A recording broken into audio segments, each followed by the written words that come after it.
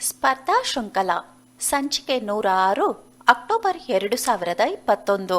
ಪ್ರಿಯ ಸ್ನೇಹಿತರೆ, ಸ್ಪರ್ಧಾ ಶೃಂಖಲದ ಅಕ್ಟೋಬರ್ 2021ರ 106ನೇ ಸಂಚಿಕೆಗೆ ನಿಮಗೆಲ್ಲ ಸ್ವಾಗತ. ಜೀವನದಲ್ಲಿ ಏನನ್ನಾದರೂ ಸಾಧಿಸಲೇಬೇಕು ಅಂತ ಹೊರಟ್ರೆ ಯಾವುದೂ ಲೆಕ್ಕಕ್ಕೆ ಬರೋದಿಲ್ಲ. ಸಾಧಿಸುವವರೆಗೂ ವಿಶ್ರಾಂತಿ ಇಲ್ಲ, ಕುಂಟು ನೆಪವಂತೂ ಇಲ್ಲವೇ ಇಲ್ಲ. ಸಾಧಕನು ಸೋಲಿಗೂ ಅಂಜೋದಿಲ್ಲ. ಸೋಲಿಗೆ ಹೆದರಿದ ವ್ಯಕ್ತಿ ಗೆದ್ದ ಉದಾಹರಣೆ ಇಲ್ಲ. ಸಮುದ್ರ ದಾಟಲು ಸಮುದ್ರದ ಬಳಿ ನಿಂತು ನೀರನ್ನು ದಿಟ್ಟಿಸಿ ನೋಡಿದ್ರೆ ಆಗಲ್ಲ, ಬದಲಿಗೆ ಈಜಲು ಪ್ರಯತ್ನಿಸಬೇಕು. ಯಾವುದೇ ವ್ಯಕ್ತಿ ಹುಟ್ಟಿನಿಂದಲೇ ಸಾಧಕನಾಗೋದಿಲ್ಲ. ಸಾಧನೆಯು ಒಂದೇ ದಿನಕ್ಕೆ ಪಡೆಯುವಂಥದ್ದಲ್ಲ, ಅದು ಅನೇಕ ವರ್ಷಗಳ ಪರಿಶ್ರಮದ ಫಲ. ಎಲ್ಲರಲ್ಲೂ ಒಬ್ಬ ಸಾಧಕನಿದ್ದಾನೆ, ಅವನನ್ನ ಎಚ್ಚರಿಸಿ ಜಾಗೃತಗೊಳಿಸಬೇಕು. ನಿನ್ನೆಯ ಸೋಲಿನ ಬಗ್ಗೆ ಚಿಂತಿಸದೆ ಮುಂದಿನ ಭವಿಷ್ಯದ ಬಗ್ಗೆ ಚಿಂತಿಸಿ, ಕತ್ತಲೆಯ ಬಗ್ಗೆಯೇ ಕೊರಗದೆ ಬೆಳಕಿನತ್ತ ಸಾಗುವುದೇ ಜೀವನ. ಮುಂಬರುತ್ತಿರುವ ಬೆಳಕಿನ ಹಬ್ಬ ದೀಪಾವಳಿಯು ನಿಮ್ಮೆಲ್ಲರ ಜೀವನವನ್ನು ಬೆಳಕಿನತ್ತ ಸಾಗಿಸ್ಲಿ ಅಂತ ಹಾರೈಸ್ತಾ ಈ ಸಂಚಿಕೆಯನ್ನು ಪ್ರಾರಂಭಿಸ್ತಿದ್ದೀನಿ. ಎಲ್ಲರಿಗೂ ಕನ್ನಡ ರಾಜ್ಯೋತ್ಸವ ಹಾಗೂ ದೀಪಾವಳಿ ಹಬ್ಬದ ಶುಭಾಶಯಗಳು. ಬನ್ನಿ ಈಗ ಕೇಳೋಣ ಸ್ಪರ್ಧಾ ಶೃಂಖಲದ ಅಕ್ಟೋಬರ್ 2021ರ 106ನೇ ಸಂಚಿಕೆಯನ್ನು. ಪ್ರಕಟಣೆ: ಗ್ರಂಥಕಾರರ ಹಕ್ಕಿನ ಬಗ್ಗೆ ಎಚ್ಚರಿಕೆ. ಈ ಪುಸ್ತಕವನ್ನು ಡೈಸಿ ವ್ಯವಸ್ಥೆಯಲ್ಲಿನ ಪುಸ್ತಕದ ಆಕಾರದಲ್ಲಿ ಮಿತ್ರಜ್ಯೋತಿ ತಯಾರಿಸಿದೆ. ಮಿತ್ರಜ್ಯೋತಿಯ ವಿಳಾಸ ಹೀಗಿದೆ: ಸಿಎ ಸೈಟ್ ನಂಬರ್ P22, 18ನೇ ಅಡ್ಡ ರಸ್ತೆ, 31ನೇ ಮುಖ್ಯ ರಸ್ತೆ, sector 1, HSR layout, Bengaluru 560102. Email ವಿಳಾಸ mj.tblibrary@gmail.com. Website www.mitrajyoti.org. ದೂರವಾಣಿ ಸಂಖ್ಯೆ 22587623 ಮತ್ತು 22587625. Country code +91, city code 080. ಈ ಪುಸ್ತಕವನ್ನು ಡೈಸಿ ಅಂಕಿಗಳ ಅಂದರೆ ಡಿಜಿಟಲ್ ಧ್ವನಿ ಮುದ್ರಣ ಪುಸ್ತಕದ ಮಾದರಿಯಲ್ಲಿ ಡೈಸಿ ಮೂಲಪಾಠದಂತೆ ಮಿತ್ರಜ್ಯೋತಿ ತಯಾರಿಸಿದೆ. ಇವುಗಳನ್ನು ಮುದ್ರಣ ಓದಲು ನಂಬಲರ್ಹವಾದ ದೌರ್ಬಲ್ಯ ಇರುವವರಿಗೆ ಅಂದರೆ ದೃಷ್ಟಿಮಾಂದ್ಯರಿಗೆ ವಿಶೇಷವಾಗಿ ಹಂಚಿಕೆ ಮಾಡುವುದಕ್ಕೋಸ್ಕರ ಗ್ರಂಥಕರ್ತೃರ ಹಕ್ಕಿನ ಬಗ್ಗೆ ಹೊರಡಿಸಿರುವ ಭಾರತದ ಅಧಿನಿಯಮದಲ್ಲಿ ಪರಿಚ್ಛೇದ 52, ಉಪವಿಧಿ 1, ZB 1957 ಇದರ ಅನುಸಾರವಾಗಿ ತಯಾರು ಮಾಡಲಾಗಿದೆ. ಈ ಅಧಿನಿಯಮವನ್ನು 2012ರಲ್ಲಿ ತಿದ್ದುಪಡಿ ಮಾಡಲಾಗಿದೆ. ಇದನ್ನು ಮುದ್ರಣ ಓದಲು ನಂಬಲರ್ಹವಾದ ದೌರ್ಬಲ್ಯವಿರುವವರು ಅಂದರೆ ಓದಲು ಅಶಕ್ಯರಾದವರು ಅಥವಾ ದೃಷ್ಟಿಮಾಂದ್ಯರು ಮಾತ್ರ ಉಪಯೋಗಿಸಬೇಕು. ಬೇರೆಯವರಿಗೆ ಇದನ್ನು ಮುದ್ರಿಸಿ ಹಂಚಿಕೆ ಮಾಡುವುದನ್ನು ಹಾಗೂ ವ್ಯಾಪಾರದ ದೃಷ್ಟಿಯಿಂದ ಮುದ್ರಿಸಿ ವಿತರಣೆ ಮಾಡುವುದನ್ನು ಖಂಡಿತ ನಿಷೇಧಿಸಲಾಗಿದೆ ಮತ್ತು ಹಾಗೆ ಮಾಡಿದವರಿಗೆ ಕಾನೂನು ಕ್ರಮ ಕೈಗೊಳ್ಳಲಾಗುವುದು. ಮಿತ್ರಜ್ಯೋತಿಯ ಕಾರ್ಯಚಟುವಟಿಕೆಗಳು. ಪ್ರಿಯ ಸ್ನೇಹಿತರೆ, 1990ರಲ್ಲಿ ಡಾ. ಮಧು ಸಿಂಗಾಲ್ ಅವರಿಂದ ಸ್ಥಾಪಿತವಾದ ಪ್ರಸ್ತುತ ಬೆಂಗಳೂರಿನ HSR ಲೇಔಟ್ನಲ್ಲಿರುವ ಮಿತ್ರಜ್ಯೋತಿ ಸಂಸ್ಥೆಯ ಪ್ರಮುಖ ಧ್ಯೇಯ ದೃಷ್ಟಿವಿಕಲಚೇತನರಿಗೆ ಶಿಕ್ಷಣ, ತರಬೇತಿ, ಮಾರ್ಗದರ್ಶನ, ಮಾಹಿತಿ ಮತ್ತು ತಂತ್ರಜ್ಞಾನದ ಮೂಲಕ ಸ್ವತಂತ್ರ, ಸ್ವಾವಲಂಬಿ ಹಾಗೂ ಗೌರವಾನ್ವಿತ ಜೀವನ ನಡೆಸಲು ನೆರವು ನೀಡಿ ಅವರನ್ನು ಸಮಾಜದ ಮುಖ್ಯವಾಹಿನಿಗೆ ಸೇರಿಸುವುದೇ ಆಗಿದೆ. ಇದಕ್ಕಾಗಿ ಸಂಸ್ಥೆಯು ಅನೇಕ ಕಾರ್ಯಚಟುವಟಿಕೆಗಳನ್ನು ನಡೆಸುತ್ತಿದ್ದು, ಅವುಗಳ ಕಿರು ಪರಿಚಯವನ್ನು ನಾವೀಗ ಮಾಡಿಕೊಳ್ಳೋಣ.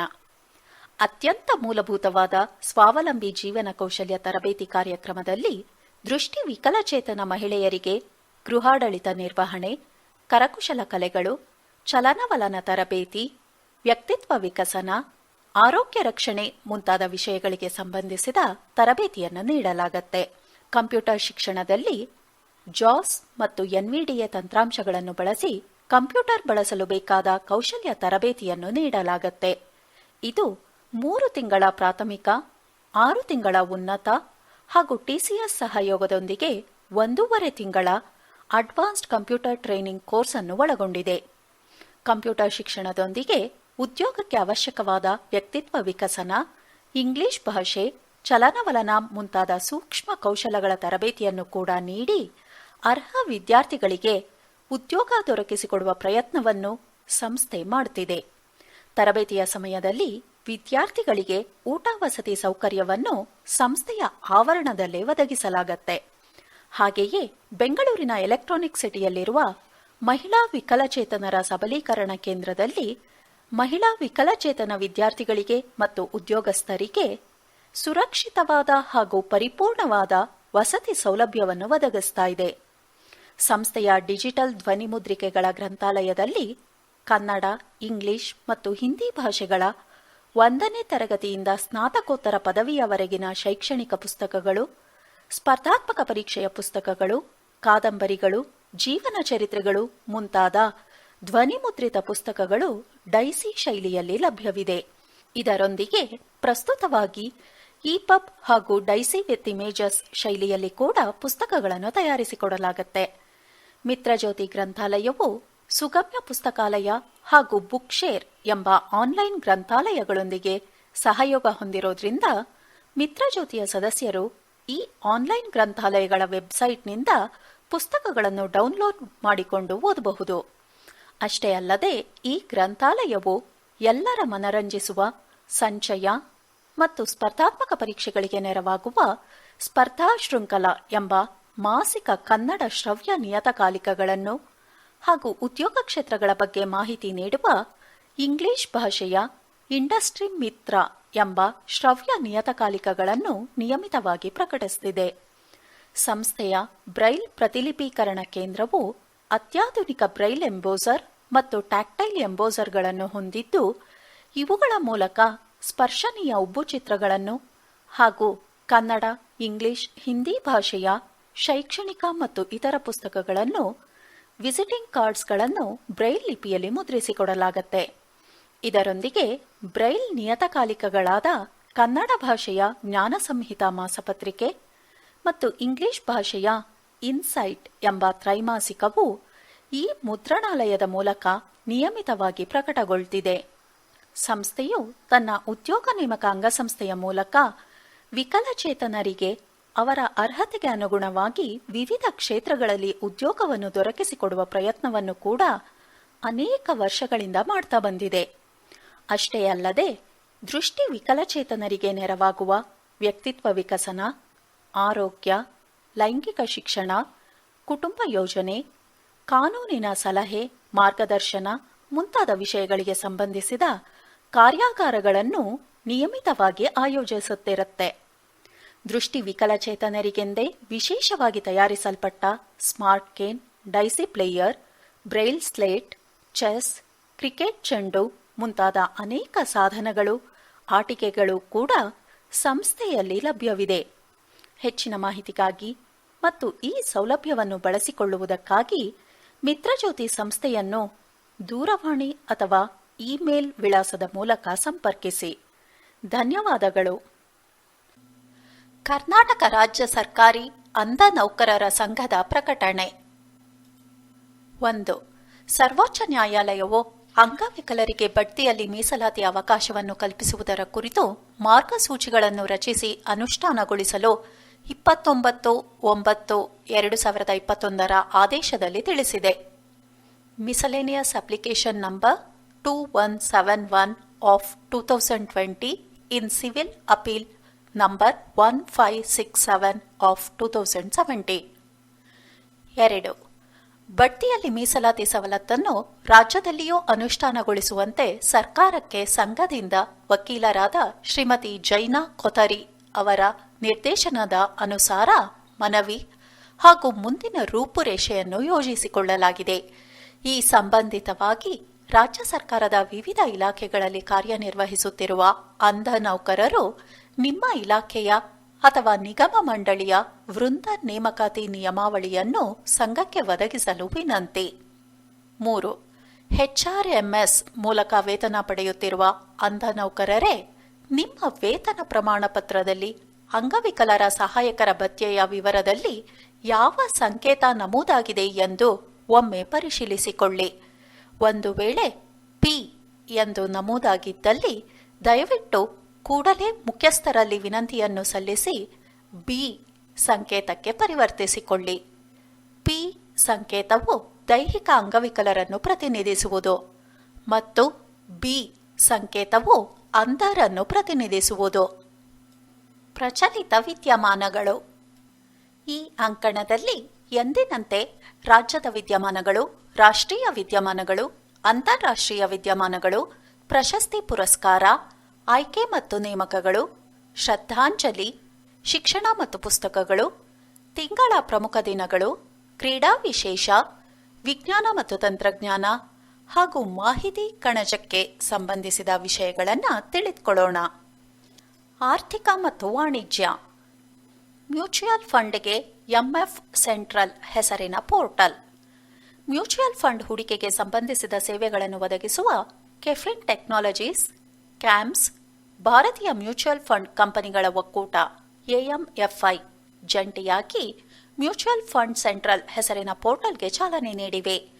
ಭಾರತದಲ್ಲಿ ಸುಮಾರು 40ಕ್ಕೂ ಹೆಚ್ಚು ಕಂಪನಿಗಳು ಮ್ಯೂಚುಯಲ್ ಫಂಡ್ ಹೂಡಿಕೆ ಸೇವೆಗಳನ್ನು ಒದಗಿಸುತ್ತಿದ್ದು, ಬೇರೆ ಬೇರೆ ಕಂಪನಿಗಳ ಮೂಲಕ ಹೂಡಿಕೆ ಮಾಡಿದವರು ತಮ್ಮ ಎಲ್ಲಾ ಹೂಡಿಕೆಗಳ ವಿವರಗಳನ್ನು ಈ ಪೋರ್ಟಲ್ನಲ್ಲಿ ಪಡೆಯಲು ತೆರವಾಗಲಿವೆ. ಹೂಡಿಕೆ ಜೊತೆ ನೀಡಿದ ಬ್ಯಾಂಕ್ ವಿವರಗಳ ಬದಲಾವಣೆ, ಇಮೇಲ್ ವಿಳಾಸ, ದೂರವಾಣಿ ಸಂಖ್ಯೆ ಬದಲಾವಣೆ, ಬ್ಯಾಂಕ್ ಖಾತೆಯ ವಿವರ ಅಪ್ಡೇಟ್ ಹೀಗೆ 9 ಸೇವೆಗಳನ್ನು ಪೋರ್ಟಲ್ನಲ್ಲಿ ಪಡೆಯಬಹುದು. ಈ ಪೋರ್ಟಲ್ನಲ್ಲಿ 3 ಹಂತಗಳಲ್ಲಿ ಸೇವೆಗಳನ್ನು ನೀಡಲಿದ್ದು, ಮೊದಲ ಹಂತವು 2021 ಸೆಪ್ಟೆಂಬರ್ 23ರಂದು ಸೇವೆ ಆರಂಭಿಸಿದ್ದು, ಉಳಿದ 2 ಹಂತಗಳು 2021 ಡಿಸೆಂಬರ್ ಅಂತ್ಯಕ್ಕೆ ಕಾರ್ಯಾರಂಭ ಮಾಡಲಿವೆ. ಆನ್ಲೈನ್ ಪಾವತಿಗೆ ಆರ್ಬಿಐ ಹೊಸ ನಿಯಮ. ಕಾರ್ಡ್ ತಯಾರಕರು ಹಾಗೂ ಬ್ಯಾಂಕುಗಳು ಮಾತ್ರ ಗ್ರಾಹಕರ ಕ್ರೆಡಿಟ್ ಹಾಗೂ ಡೆಬಿಟ್ ಕಾರ್ಡ್ಗಳ ಮಾಹಿತಿಯನ್ನು ಸಂಗ್ರಹ ಮಾಡಿಟ್ಟುಕೊಳ್ಳಬಹುದು.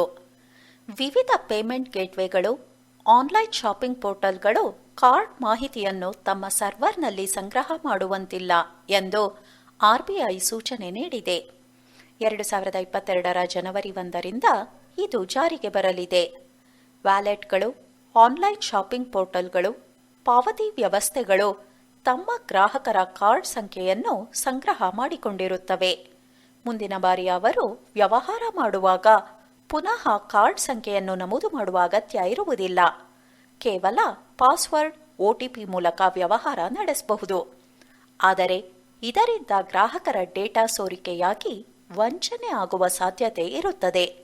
ಈ ಹಿನ್ನೆಲೆಯಲ್ಲಿ ಆರ್ಬಿಐ ಹೊಸ ನಿಯಮ ಜಾರಿಗೆ ಮುಂದಾಗಿದೆ. ಸೋಷಿಯಲ್ ಸ್ಟಾಕ್ ಎಕ್ಸ್ಚೇಂಜ್ ಆರಂಭಕ್ಕೆ ಸೆಬಿ ಒಪ್ಪಿಗೆ.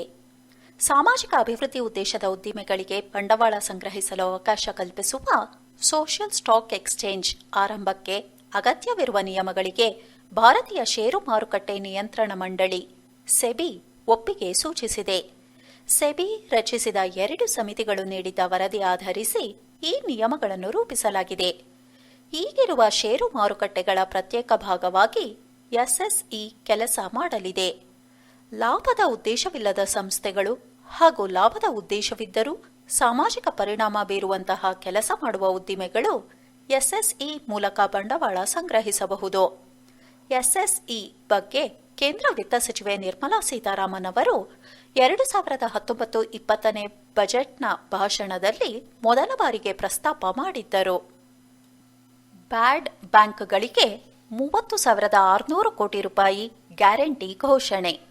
ಆರ್ಥಿಕ ಸಂಕಷ್ಟಕ್ಕೆ ತುತ್ತಾಗಿರುವ ಬ್ಯಾಂಕ್ಗಳಿಗೆ, ಅಂದರೆ ಬ್ಯಾಡ್ ಬ್ಯಾಂಕ್ಗಳಿಗೆ ಅಥವಾ national asset reconstruction company limited ಎನ್ಎಆರ್ಸಿಎಲ್ಗೆ 30,600 ಕೋಟಿ ರೂಪಾಯಿ ಗ್ಯಾರಂಟಿ ನೀಡುವ ಪ್ರಸ್ತಾವನೆಗೆ ಕೇಂದ್ರ ಸಂಪುಟ ಒಪ್ಪಿಗೆ ನೀಡಿದೆ.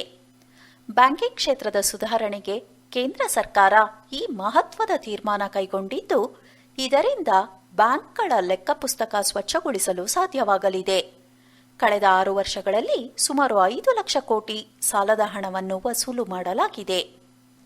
ಮರಳಿ ಟಾಟಾ ಸಮೂಹಕ್ಕೆ ಸೇರಿದ ಏರ್ ಇಂಡಿಯಾ. ಭಾರತೀಯ ಹಾಗೂ ಏಷ್ಯಾದ ವಿಮಾನಯಾನ ಕ್ಷೇತ್ರದ ಮಹಾರಾಜ ಎನಿಸಿಕೊಂಡಿದ್ದ ದೇಶದ ಹೆಮ್ಮೆಯ ಪ್ರಯಾಣಿಕ ವಾಯುಯಾನ ಸಂಸ್ಥೆಯಾದ ಏರ್ ಇಂಡಿಯಾ ಅನ್ನೋ ಟಾಟಾ ಸನ್ಸ್ ಸಂಸ್ಥೆ 18,000 ಕೋಟಿ ರೂಪಾಯಿಗಳ ಬಿಡ್ ಸಲ್ಲಿಸಿ ಖರೀದಿಸಿದೆ. ಇದರೊಂದಿಗೆ ಏರ್ ಇಂಡಿಯಾ 68 ವರ್ಷಗಳ ಬಳಿಕ ತಮ್ಮ ಮಾತೃ ಸಂಸ್ಥೆಗೆ ಮರಳಿ ಸೇರಿದಂತಾಗಿದೆ. 1932ರಲ್ಲಿ ಜೆಆರ್ಡಿ ಟಾಟಾ ಅವರಿಂದ ಟಾಟಾ ಏರ್ಲೈನ್ಸ್ ಸಂಸ್ಥೆ 1932ರ ಅಕ್ಟೋಬರ್ 15ರಂದು ಆರಂಭವಾಯಿತು. ಸ್ವತಃ ಪೈಲಟ್ ಆಗಿದ್ದ ಜೆಆರ್ಡಿ ಟಾಟಾ ಮೊದಲ ನಿಗದಿತ ಸೇವೆಯನ್ನು ತಾವೇ ಚಾಲನೆ ಮಾಡುವ ಮೂಲಕ ಉದ್ಘಾಟಿಸಿದ್ರು. ದೂರ ಸಂಪರ್ಕ ವಲಯದಲ್ಲಿ 100% ಎಫ್ಡಿಐ. ಕೇಂದ್ರ ಸರ್ಕಾರವು ಪೂರ್ವಾನುಮತಿ ಇಲ್ಲದೆ ದೂರ ಸಂಪರ್ಕ ವಲಯದಲ್ಲಿ 100% ವಿದೇಶಿ ನೇರ ಬಂಡವಾಳ ಹೂಡಲು ಅವಕಾಶ ಕಲ್ಪಿಸಿದೆ. ಇದಕ್ಕೂ ಮೊದಲು 49% ಹೂಡಿಕೆ ಅವಕಾಶವಿತ್ತು. ಆರ್ಥಿಕ ಸಂಕಷ್ಟದ ಸಂಕೋಲೆಯಲ್ಲಿ ಸಿಲುಕಿ ಐಸಿಯು ಸೇರಿದ್ದ ಟೆಲಿಕಾಂ ಕಂಪನಿಗಳಿಗೆ ಕೇಂದ್ರ ಸರ್ಕಾರ ಮಾರಟೋರಿಯಂನ ಪ್ರೋತ್ಸಾಹ ನೀಡಿದೆ. ದೂರಸಂಪರ್ಕ ಕಂಪನಿಗಳು ಬಹುಕಾಲದಿಂದ ಬಾಕಿ ಉಳಿಸಿಕೊಂಡಿರುವ ತರಂಗಾಂತರ ಹಂಚಿಕೆ ಮತ್ತು ಪರವಾನಗಿಯ ಕೋಟ್ಯಂತರ ರೂಪಾಯಿ ಶುಲ್ಕದ ಪಾವತಿಗೆ 4 ವರ್ಷಗಳ ಕಾಲಾವಕಾಶ ನೀಡಿದೆ. ಇದರಲ್ಲಿ ಮುಂದಿನ ವರ್ಷ ಏಪ್ರಿಲ್ಗೆ ಕಟ್ಟಬೇಕಿರುವ ಕಂತು ಸೇರಿದೆ. ಜೊತೆಗೆ ಈ ವಲಯದಲ್ಲಿ 100% ವಿದೇಶಿ ನೇರ ಹೂಡಿಕೆಗೂ ಕೇಂದ್ರ ಸಂಪುಟ ಅನುಮೋದನೆ ನೀಡಿರುವುದು ಮತ್ತೊಂದು ಮಹತ್ವದ ಬೆಳವಣಿಗೆ. ಬಾಕಿ ಮೇಲಿನ ಬಡ್ಡಿಯ 4 ವರ್ಷದ ಮಾರಟೋರಿಯಂ ಅಂದರೆ ಕಂತು ಪಾವತಿ ಮುಂದೂಡಿಕೆ ಮೊತ್ತವನ್ನು ಸರ್ಕಾರಿ ಈಕ್ವಿಟಿಯಾಗಿ ಪರಿವರ್ತಿಸುವ ಅವಕಾಶವನ್ನು ನೀಡಲಾಗಿದೆ. ಸರಿಹೊಂದಿಸಿದ ಒಟ್ಟು ಆದಾಯವನ್ನು ಟೆಲಿಕಾಂ ಕಂಪನಿಗಳು ಮರುಹೊಂದಾಣಿಕೆ ಮಾಡಿ ತರಂಗಾಂತರ ಬಳಕೆಯ ಶುಲ್ಕವನ್ನು ಕಡಿಮೆ ಮಾಡಿಕೊಳ್ಳಬಹುದಾಗಿದೆ. ಎಲ್ಐಸಿಯಿಂದ ಪ್ರಗತಿ ಎಂಬ ಅಪ್ಲಿಕೇಶನ್ ಬಿಡುಗಡೆ. ಭಾರತೀಯ ಜೀವ ವಿಮಾ ನಿಗಮವು ತನ್ನ ಅಭಿವೃದ್ಧಿ ಅಧಿಕಾರಿಗಳಿಗೆ ನೆರವಾಗಲು ಪ್ರಗತಿ ಅಂದರೆ performance review application growth and trend indicator ಎಂಬ ಹೆಸರಿನ ಅಪ್ಲಿಕೇಶನ್ ಅನ್ನು ಬಿಡುಗಡೆ ಮಾಡಿದೆ.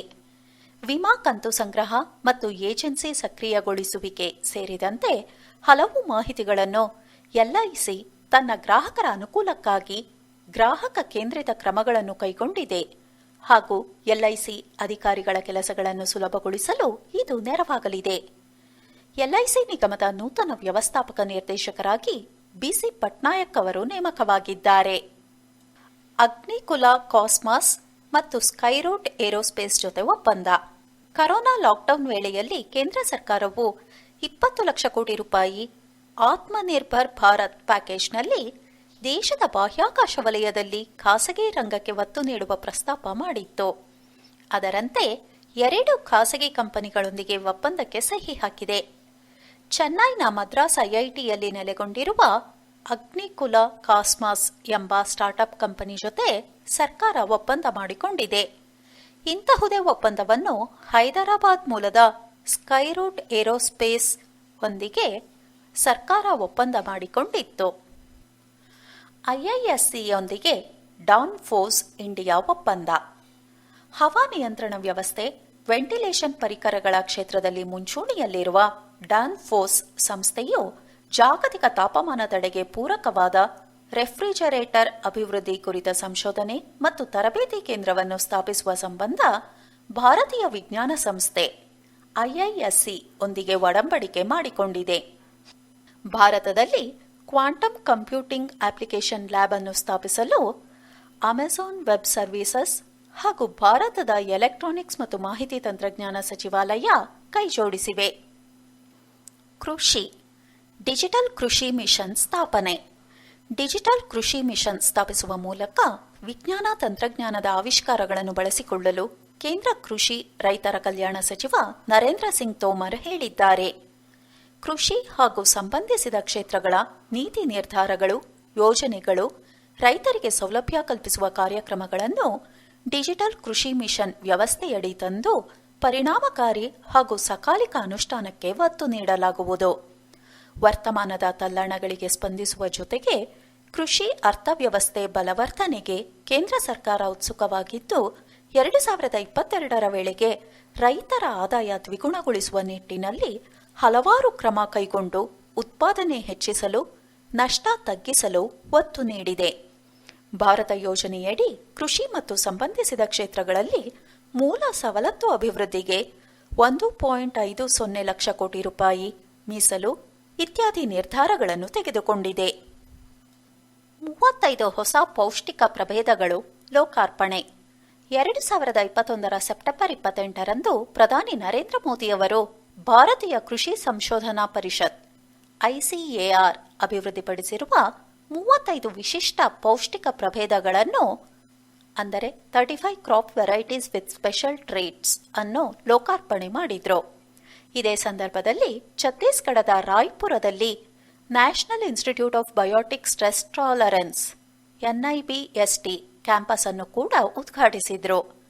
ಭಾರತದಲ್ಲಿ ಇದುವರೆಗೆ 1300 ಬೀಜ ತಳಿಗಳನ್ನು ಅಭಿವೃದ್ಧಿಪಡಿಸಲಾಗಿದ್ದು 35 ಹೊಸ ತಳಿಗಳು ಈ ಪಟ್ಟಿಗೆ ಸೇರ್ಪಡೆಯಾಗಿವೆ. ಇದೇ ಸಂದರ್ಭದಲ್ಲಿ ಪ್ರಧಾನಿ ಮೋದಿ ಅವರು ಭಾರತದ 4 ಕೃಷಿ ವಿಶ್ವವಿದ್ಯಾಲಯಗಳಿಗೆ ಗ್ರೀನ್ ಕ್ಯಾಂಪಸ್ ಪ್ರಶಸ್ತಿಗಳನ್ನು ಪ್ರದಾನ ಮಾಡಿದ್ದು, ನಾವೀನ್ಯತೆ ಕೃಷಿ ವಿಧಾನಗಳನ್ನು ಅಳವಡಿಸಿಕೊಂಡ ಪ್ರಗತಿಪರ ರೈತರ ನಡುವೆ ಸಂವಾದ ನಡೆಸಿದ್ರು.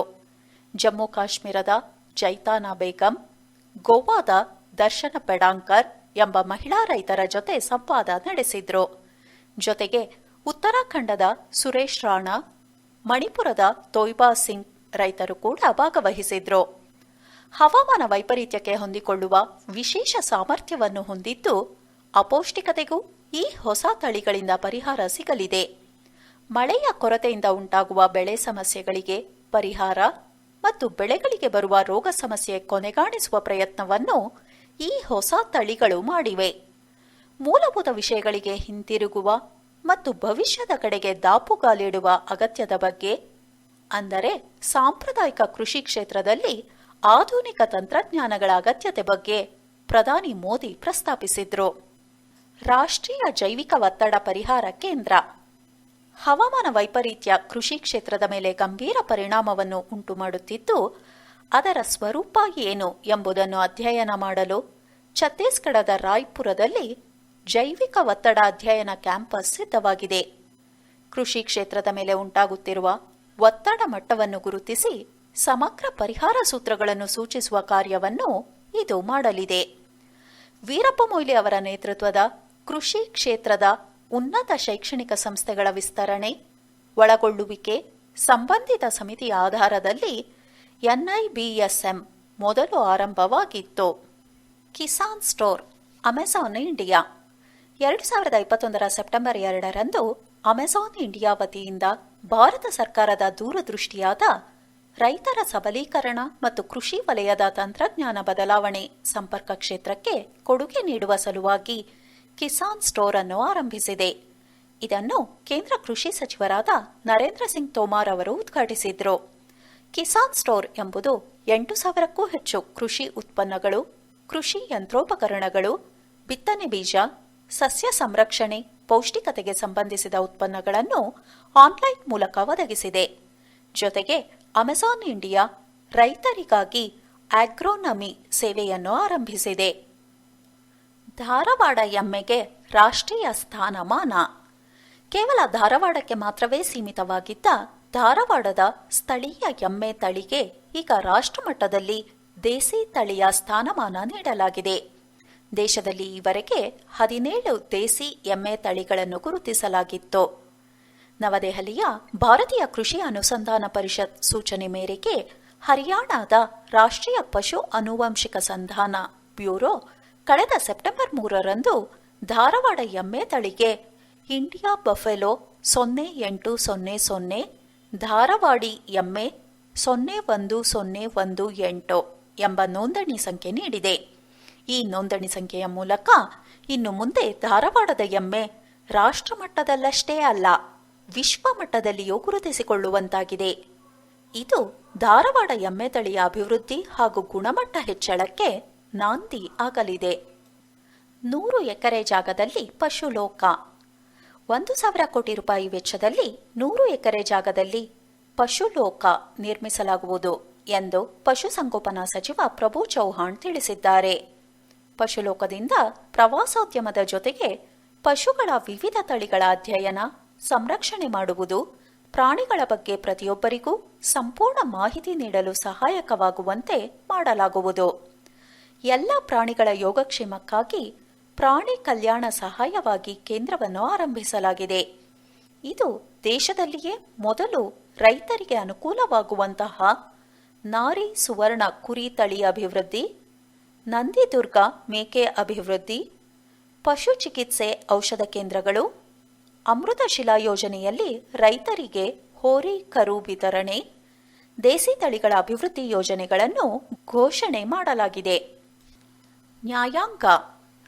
ಹೈಕೋರ್ಟ್ ನ್ಯಾಯಮೂರ್ತಿಗಳ ಪಟ್ಟಿಗೆ ಕೊಲೀಜಿಯಂ ಒಪ್ಪಿಗೆ. ದೇಶದ 12 ಹೈಕೋರ್ಟ್ಗಳಿಗೆ 68 ಮಂದಿಯನ್ನು ನೇಮಕ ಮಾಡುವ ಸಂಬಂಧದ ಪ್ರಸ್ತಾವವನ್ನು ಭಾರತದ ಮುಖ್ಯ ನ್ಯಾಯಮೂರ್ತಿ ಎನ್.ವಿ. ರಮಣ ನೇತೃತ್ವದ 3 ಸದಸ್ಯರ ಸುಪ್ರೀಂ ಕೋರ್ಟ್ ಕೊಲೀಜಿಯಂ ಒಪ್ಪಿಗೆ ನೀಡಿದೆ.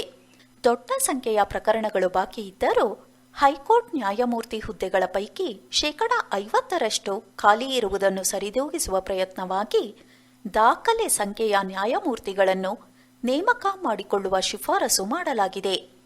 ಸಿಜೆಐ ರಮಣ ಅವರ ಜೊತೆ ನ್ಯಾಯಮೂರ್ತಿಗಳಾದ ಯು ಲಲಿತ್ ಮತ್ತು ಎಂ ಖನ್ವಿಲ್ಕರ್ ಇರುವ ಕೊಲಿಜಿಯಂ ಹಲವು ದಿನಗಳ ಕಾಲ ಚರ್ಚೆ ನಡೆಸಿ 113 ಹೆಸರುಗಳ ಪೈಕಿ 68 ಮಂದಿಯ ಹೆಸರನ್ನು ಅಂತಿಮಗೊಳಿಸಿದೆ.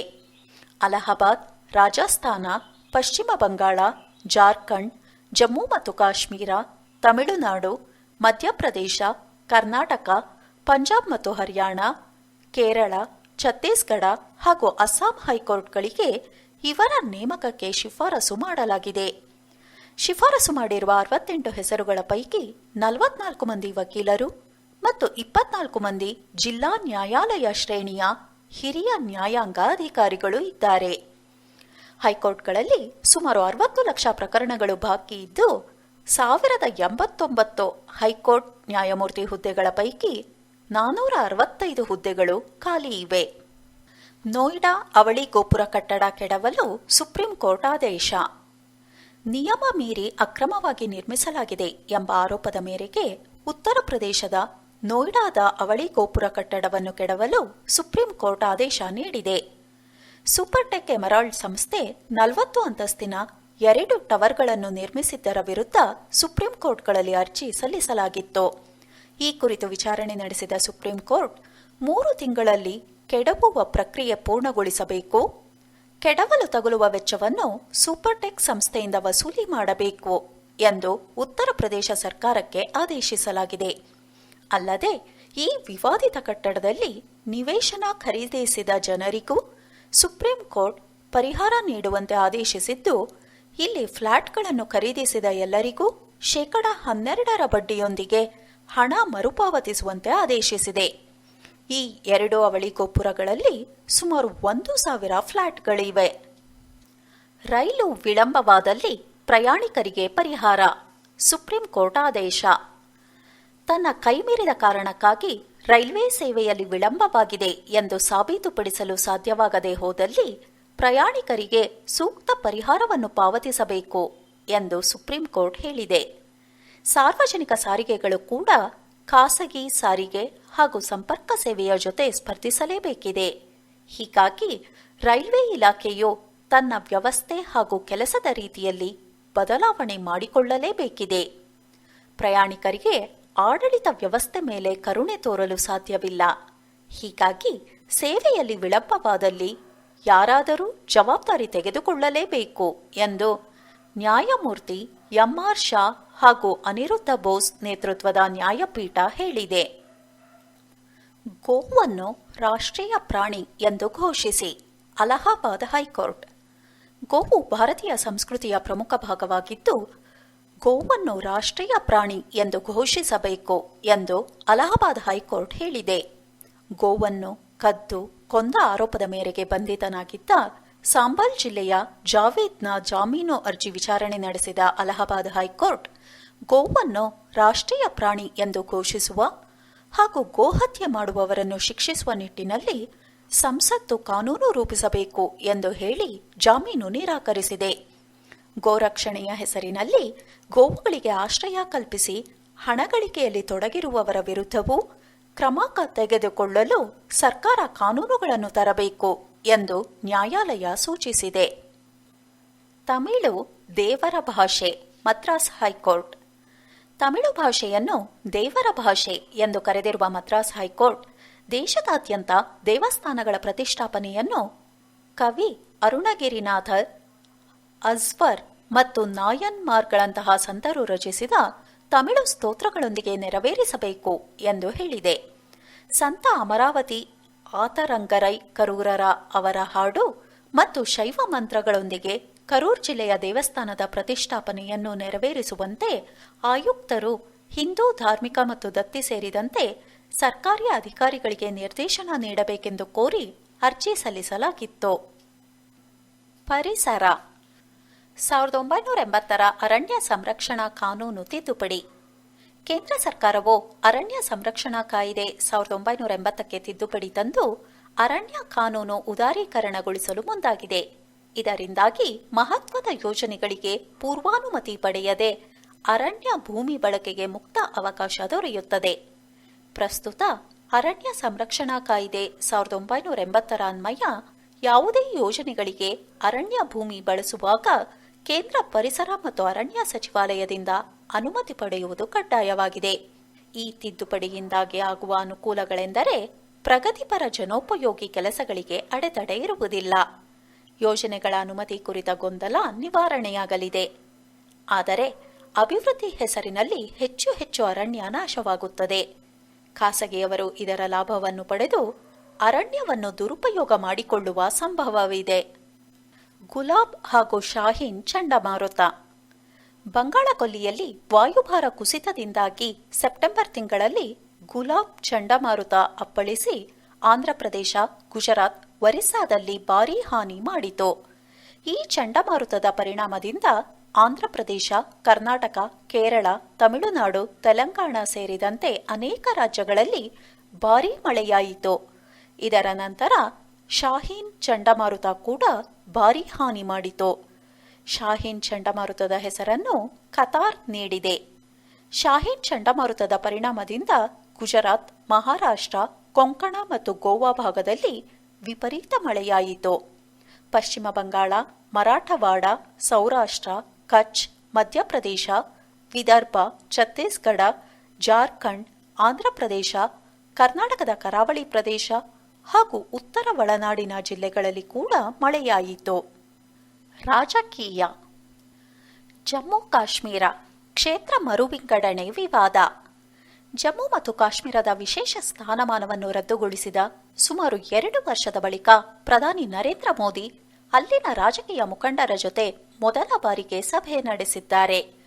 ಜಮ್ಮು ಮತ್ತು ಕಾಶ್ಮೀರ ವಿಧಾನಸಭೆ ಚುನಾವಣೆಯನ್ನು ನಡೆಸುವ ಹಾಗೂ ಅದಕ್ಕೆ ರಾಜ್ಯದ ಸ್ಥಾನಮಾನವನ್ನು ಮರಳಿ ನೀಡುವ ಬಗ್ಗೆ ಕೂಡ ಪ್ರಧಾನಿ ಮೋದಿ ಈ ಸಭೆಯಲ್ಲಿ ಭರವಸೆ ನೀಡಿದ್ದಾರೆ.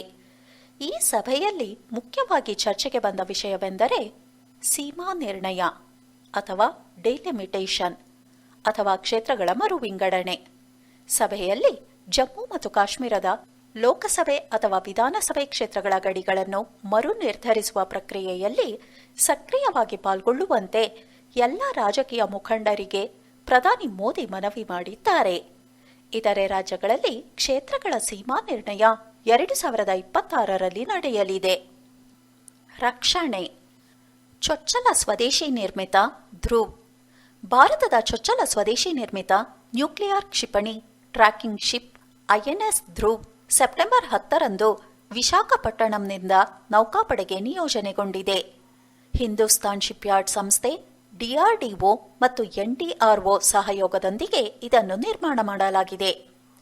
ನ್ಯೂಕ್ಲಿಯರ್ ಕ್ಷಿಪಣಿ ಟ್ರ್ಯಾಕಿಂಗ್ ಸಾಮರ್ಥ್ಯದ ನೌಕೆ ಪ್ರಸ್ತುತ ಫ್ರಾನ್ಸ್, ಅಮೆರಿಕ, ಇಂಗ್ಲೆಂಡ್, ರಷ್ಯಾ ಮತ್ತು ಚೀನಾಗಳಲ್ಲಿ ಮಾತ್ರವೇ ಇದೆ. ಭಾರತ 6ನೇ ರಾಷ್ಟ್ರವಾಗಿ ಇಂಥ ನೌಕೆಯನ್ನು ನಿಯೋಜಿಸುತ್ತಿದೆ. ಧ್ರುವ್ 10,000 ಟನ್ ತೂಕದ ಶಿಪ್ ಖಂಡಾಂತರ ಕ್ಷಿಪಣಿ ನಿರೋಧಕ ಸಾಮರ್ಥ್ಯವನ್ನು ಹೊಂದಿದೆ. ಶತ್ರು ಕ್ಷಿಪಣಿ ದಾಳಿ ಕುರಿತ ಮುನ್ಸೂಚಕ ವ್ಯವಸ್ಥೆ, ಶತ್ರು ರಾಡಾರ್ ಸಿಗ್ನಲ್ಗಳ ಮೇಲೆ ನಿಗಾ, ಪತ್ತೆದಾರಿ ಉಪಗ್ರಹಗಳ ಕಳ್ಳಗಣ್ಣನ್ನು ಛೇದಿಸುವ ಸಾಮರ್ಥ್ಯ ಮತ್ತು ಜಲಾಂತರ್ಗಾಮಿ ಡ್ರೋನ್ ದಾಳಿ ತಡೆ ಸಾಮರ್ಥ್ಯವನ್ನು ಇದು ಹೊಂದಿದೆ. ನಮ್ಮ ಸಾಗರ ಗಡಿಯಲ್ಲಿ ಪಾಕಿಸ್ತಾನ ಮತ್ತು ಚೀನಾ ಖಂಡಾಂತರ ಕ್ಷಿಪಣಿ ಪರೀಕ್ಷೆ ಅಥವಾ ದೇಶದ ಮೇಲೆ ಪ್ರಯೋಗಿಸಿದರೆ ಧ್ರುವ್ ತಕ್ಷಣವೇ ಮುನ್ಸೂಚನೆ ನೀಡುತ್ತದೆ. ಮಿರಾಜ್ ಖರೀದಿಗೆ ಫ್ರಾನ್ಸ್ ಜೊತೆಗೆ ಒಪ್ಪಂದ. ರಫೇಲ್ ಯುದ್ಧ ವಿಮಾನ ಖರೀದಿ ನಂತರ ಈಗ ಮತ್ತೊಂದು ಒಪ್ಪಂದ ಮಾಡಿಕೊಳ್ಳಲಾಗಿದ್ದು, ಒಟ್ಟು 50 ಬಳಕೆಯಾದ ಮಿರಾಜ್ 2000 ಯುದ್ಧ ವಿಮಾನಗಳನ್ನು ಖರೀದಿಸಿ ಪ್ರತ್ಯೇಕ ಸ್ಕ್ವಾಡ್ರನ್ ರಚಿಸುವ ಉದ್ದೇಶದಿಂದ ಭಾರತೀಯ ವಾಯುಪಡೆಯು ಫ್ರಾನ್ಸ್ ಸರ್ಕಾರದೊಂದಿಗೆ ಮಹತ್ವದ ಒಪ್ಪಂದವೊಂದಕ್ಕೆ ಸಹಿ ಹಾಕಿದೆ. ಫ್ರಾನ್ಸ್ ವಾಯುಪಡೆಯಿಂದ ಹಳೆಯ ವಿಮಾನಗಳನ್ನು ಖರೀದಿಸಿ ಅವುಗಳಿಗೆ ಅಗತ್ಯವಾದ ಸರ್ವಿಸ್ ಮತ್ತು ಬಿಡಿ ಭಾಗಗಳ ಬದಲಾವಣೆ ಮೂಲಕ ಉನ್ನತೀಕರಿಸಲಾಗುವುದು. ಈ ಮೂಲಕ ಹಾರಾಟ ಸಾಮರ್ಥ್ಯವನ್ನು ಹೆಚ್ಚಿಸಿ ವಾಯುಪಡೆಯ ಯುದ್ಧ ವಿಮಾನಗಳ ಸಂಖ್ಯೆಯನ್ನೂ ಕೂಡ ಹೆಚ್ಚಿಸುವ ಉದ್ದೇಶ ಹೊಂದಲಾಗಿದೆ. ಪ್ರಾಜೆಕ್ಟ್ ಚೀತಾ, ಕೇಂದ್ರ ರಕ್ಷಣಾ ಸಚಿವಾಲಯ. ಭಾರತದ ಗಡಿಗಳಲ್ಲಿ ಶತ್ರುಗಳ ಚಲನವಲನಗಳ ಮೇಲೆ ನಿಗಾ ಇರಿಸಲು ಮತ್ತು ಸೇನಾ ಕಾರ್ಯಾಚರಣೆಯಲ್ಲಿ ಬಳಕೆಗಾಗಿ ಇಸ್ರೇಲ್ ದೇಶದಿಂದ 4 ಹೊಸ ಹೆರಾನ್ ಡ್ರೋನ್ಗಳ ಖರೀದಿಗೆ ಕೇಂದ್ರ ರಕ್ಷಣಾ ಸಚಿವಾಲಯವು ಒಪ್ಪಂದ ಮಾಡಿಕೊಂಡಿದೆ. ಪ್ರಾಜೆಕ್ಟ್ ಚೀತಾ ಅಡಿಯಲ್ಲಿ ಈ ಡ್ರೋನ್ಗಳಿಗೆ ಕ್ಷಿಪಣಿಯನ್ನು ಅಳವಡಿಸಿ ನಿಖರ ಗುರಿಗಳ ಮೇಲೆ ದಾಳಿ ನಡೆಸಲು ಸಜ್ಜುಗೊಳಿಸಲಾಗುವುದು. ಈ ಕ್ಷಿಪಣಿ ದಾಳಿ ಸಾಮರ್ಥ್ಯದ ಡ್ರೋನ್ಗಳನ್ನು ಭಾರತೀಯ ಮಿಲಿಟರಿ ಪಡೆಯ 3 ಪಡೆಗಳಿಗೂ ಪೂರೈಸಲಾಗುವುದು. ಸುಮಾರು 24 ಗಂಟೆಗಳ ಕಾಲ ಆಕಾಶದಲ್ಲಿ ಹಾರಾಟ ನಡೆಸಿ 1000 ಕಿಲೋಮೀಟರ್ವರೆಗೂ ನಿಯಂತ್ರಕರೊಂದಿಗೆ ಸಂವಹನ ಕಾಯ್ದುಕೊಳ್ಳುವ ಸಾಮರ್ಥ್ಯವನ್ನು ಹೆರಾನ್ ಟಿಪಿ ಡ್ರೋನ್ ಹೊಂದಿದೆ. ಅತಿ ಎತ್ತರದ ಪ್ರದೇಶಗಳಲ್ಲಿ ಹಾರಾಟ ನಡೆಸಬಲ್ಲ ಡ್ರೋನ್ಗಳನ್ನು ಅಮೆರಿಕದಿಂದ ಕ್ಷಿಪಣಿ ಅಳವಡಿಕೆ ಸಹಿತವಾಗಿ ಖರೀದಿಸಲು ಭಾರತ ಸಿದ್ಧತೆ ನಡೆಸಿದೆ. MQ-9B high altitude long endurance ಹೆಸರಿನ ಸುಮಾರು 30 ಆಧುನಿಕ ಡ್ರೋನ್ಗಳ ಖರೀದಿಗೆ 22,000 ಕೋಟಿ ರೂಪಾಯಿ ಅಂದಾಜು ವೆಚ್ಚವಾಗಲಿದೆ. ಇದಕ್ಕೆ ಸಂಬಂಧಿಸಿದಂತೆ 2021 ಸೆಪ್ಟೆಂಬರ್ನಲ್ಲಿ ಅಮೆರಿಕದ ಜನರಲ್ ಅಟಾಮಿಕ್ಸ್ನ ಸಿಇಒ ವಿವೇಕ್ ಲಾಲ್ ಮತ್ತು ಪ್ರಧಾನಿ ನರೇಂದ್ರ ಮೋದಿಯವರ ಭೇಟಿಯ ನಡುವೆ ಚರ್ಚೆ ನಡೆದಿದೆ. ಈಗಾಗಲೇ ಭಾರತೀಯ ನೌಕಾಪಡೆಗೆ MQ-9B ಸಮುದ್ರ ಗಾರ್ಡಿಯನ್ ಡ್ರೋನ್ಗಳನ್ನು ಜನರಲ್ ಅಟಾಮಿಕ್ಸ್ ಫಾರ್ ಸರ್ಫೈಲೆನ್ಸ್ನಿಂದ ಪಡೆದಿದ್ದು, ಇಂಡಿಯನ್ ಓಷನ್ನಲ್ಲಿ ನಿಯೋಜಿಸಲಾಗಿದೆ. ಭಾರತದ ಮಿಲಿಟರಿ ತರಬೇತಿಯ ಭಾಗವಾಗಲಿರುವ ಕೌಟಿಲ್ಯನ Arthashastra, Bhagavadgita. College of defence management CDM ನಡೆಸಿದ ಇತ್ತೀಚಿನ ಆಂತರಿಕ ಅಧ್ಯಯನವು ಪ್ರಾಚೀನ ಭಾರತೀಯ ಪಠ್ಯಗಳಾದ ಕೌಟಿಲ್ಯನ ಅರ್ಥಶಾಸ್ತ್ರ ಮತ್ತು ಭಗವದ್ಗೀತೆಗಳಿಂದ ಸಂಬಂಧಿತ ಬೋಧನೆಗಳನ್ನು ಪ್ರಸ್ತುತ ಮಿಲಿಟರಿ ತರಬೇತಿ ಪಠ್ಯಕ್ರಮದಲ್ಲಿ ಸೇರಿಸುವ ಮಾರ್ಗಗಳನ್ನು ಅನ್ವೇಷಿಸಲು ಶಿಫಾರಸು ಮಾಡಿದೆ. ಈ ಸಾಧ್ಯತೆಯ ಬಗ್ಗೆ ಸಂಶೋಧನೆ ನಡೆಸಲು ಭಾರತೀಯ ಸಂಸ್ಕೃತಿ ಅಧ್ಯಯನ ವೇದಿಕೆ, ಇಂಡಿಯನ್ ಕಲ್ಚರ್ ಸ್ಟಡಿ ಫೋರಂ ಮತ್ತು ಮೀಸಲಾದ ಬೋಧಕ ವರ್ಗವನ್ನು ಸ್ಥಾಪಿಸಲು ಅಧ್ಯಯನವು ಸೂಚಿಸಿದೆ. ಭಾರತೀಯ ಸಶಸ್ತ್ರ ಪಡೆಗಳಲ್ಲಿ ವ್ಯೂಹಾತ್ಮಕ ಚಿಂತನೆ ಮತ್ತು ನಾಯಕತ್ವದ ಹಿನ್ನೆಲೆಯಲ್ಲಿ ಆಯ್ದ ಪ್ರಾಚೀನ ಭಾರತೀಯ ಪಠ್ಯಗಳನ್ನು ಅನ್ವೇಷಿಸುವ ಮತ್ತು ಅವರಿಂದ ಉತ್ತಮ ಅಭ್ಯಾಸಗಳು ಮತ್ತು ಆಲೋಚನೆಗಳನ್ನು ಅಳವಡಿಸಿಕೊಳ್ಳಲು ಮಾರ್ಗಸೂಚಿಯನ್ನು ಸ್ಥಾಪಿಸುವ ಗುರಿಯನ್ನು ಈ ಯೋಜನೆ ಹೊಂದಿದೆ. ಭೂಸೇನೆಗೆ 118 ಯುದ್ಧ ಟ್ಯಾಂಕ್ ಖರೀದಿ. ಭೂಸೇನೆಗೆ 7,523 ಕೋಟಿ ರೂಪಾಯಿ ವೆಚ್ಚದಲ್ಲಿ 118 ಯುದ್ಧ ಟ್ಯಾಂಕ್ಗಳನ್ನು ಖರೀದಿಸಲು ರಕ್ಷಣಾ ಸಚಿವಾಲಯ ಒಪ್ಪಿಗೆ ನೀಡಿದೆ. ಇದರಿಂದಾಗಿ ಭೂಸೇನೆಯ ಶಕ್ತಿ ಮತ್ತಷ್ಟು ವೃದ್ಧಿಯಾಗಲಿದೆ. ಚೆನ್ನೈನ ಆವಡಿಯಲ್ಲಿರುವ ಹೆವಿ ವೆಹಿಕಲ್ ಫ್ಯಾಕ್ಟರಿ HVFನಲ್ಲಿ ಅರ್ಜುನ MK-1A ಯುದ್ಧ ಟ್ಯಾಂಕ್ಗಳನ್ನು ಉತ್ಪಾದಿಸಲಾಗುತ್ತದೆ. ಹೊಸ ಮಾದರಿಯ ಟ್ಯಾಂಕ್ ಸದ್ಯ ಸೇನೆಯಲ್ಲಿ ಕಾರ್ಯವೆಸಗುತ್ತಿರುವ ಅರ್ಜುನ ಟ್ಯಾಂಕ್ನ ಸುಧಾರಿತ ಆವೃತ್ತಿಯಾಗಿದೆ. ಅದರ ಗುಂಡು ಹಾರಿಸುವ ಸಾಮರ್ಥ್ಯವನ್ನು ಹೆಚ್ಚಿಸಲಾಗಿದೆ. ಜೊತೆಗೆ ಬಾಳಿಕೆ, ಚಲನಾ ಸಾಮರ್ಥ್ಯ ಸೇರಿದಂತೆ 72 ಹೊಸ ಅಂಶಗಳನ್ನು ಅದರಲ್ಲಿ ಸೇರ್ಪಡೆ ಮಾಡಲಾಗಿದೆ.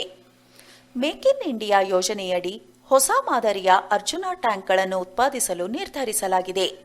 ಈ ಮೂಲಕ ಆತ್ಮನಿರ್ಭರ ಭಾರತ ಕಲ್ಪನೆ ಸಾಕಾರಗೊಳಿಸುವತ್ತ ಹೆಜ್ಜೆ ಇರಿಸಲಾಗಿದೆ ಎಂದು ಕೇಂದ್ರ ರಕ್ಷಣಾ ಸಚಿವಾಲಯ ಹೇಳಿದೆ.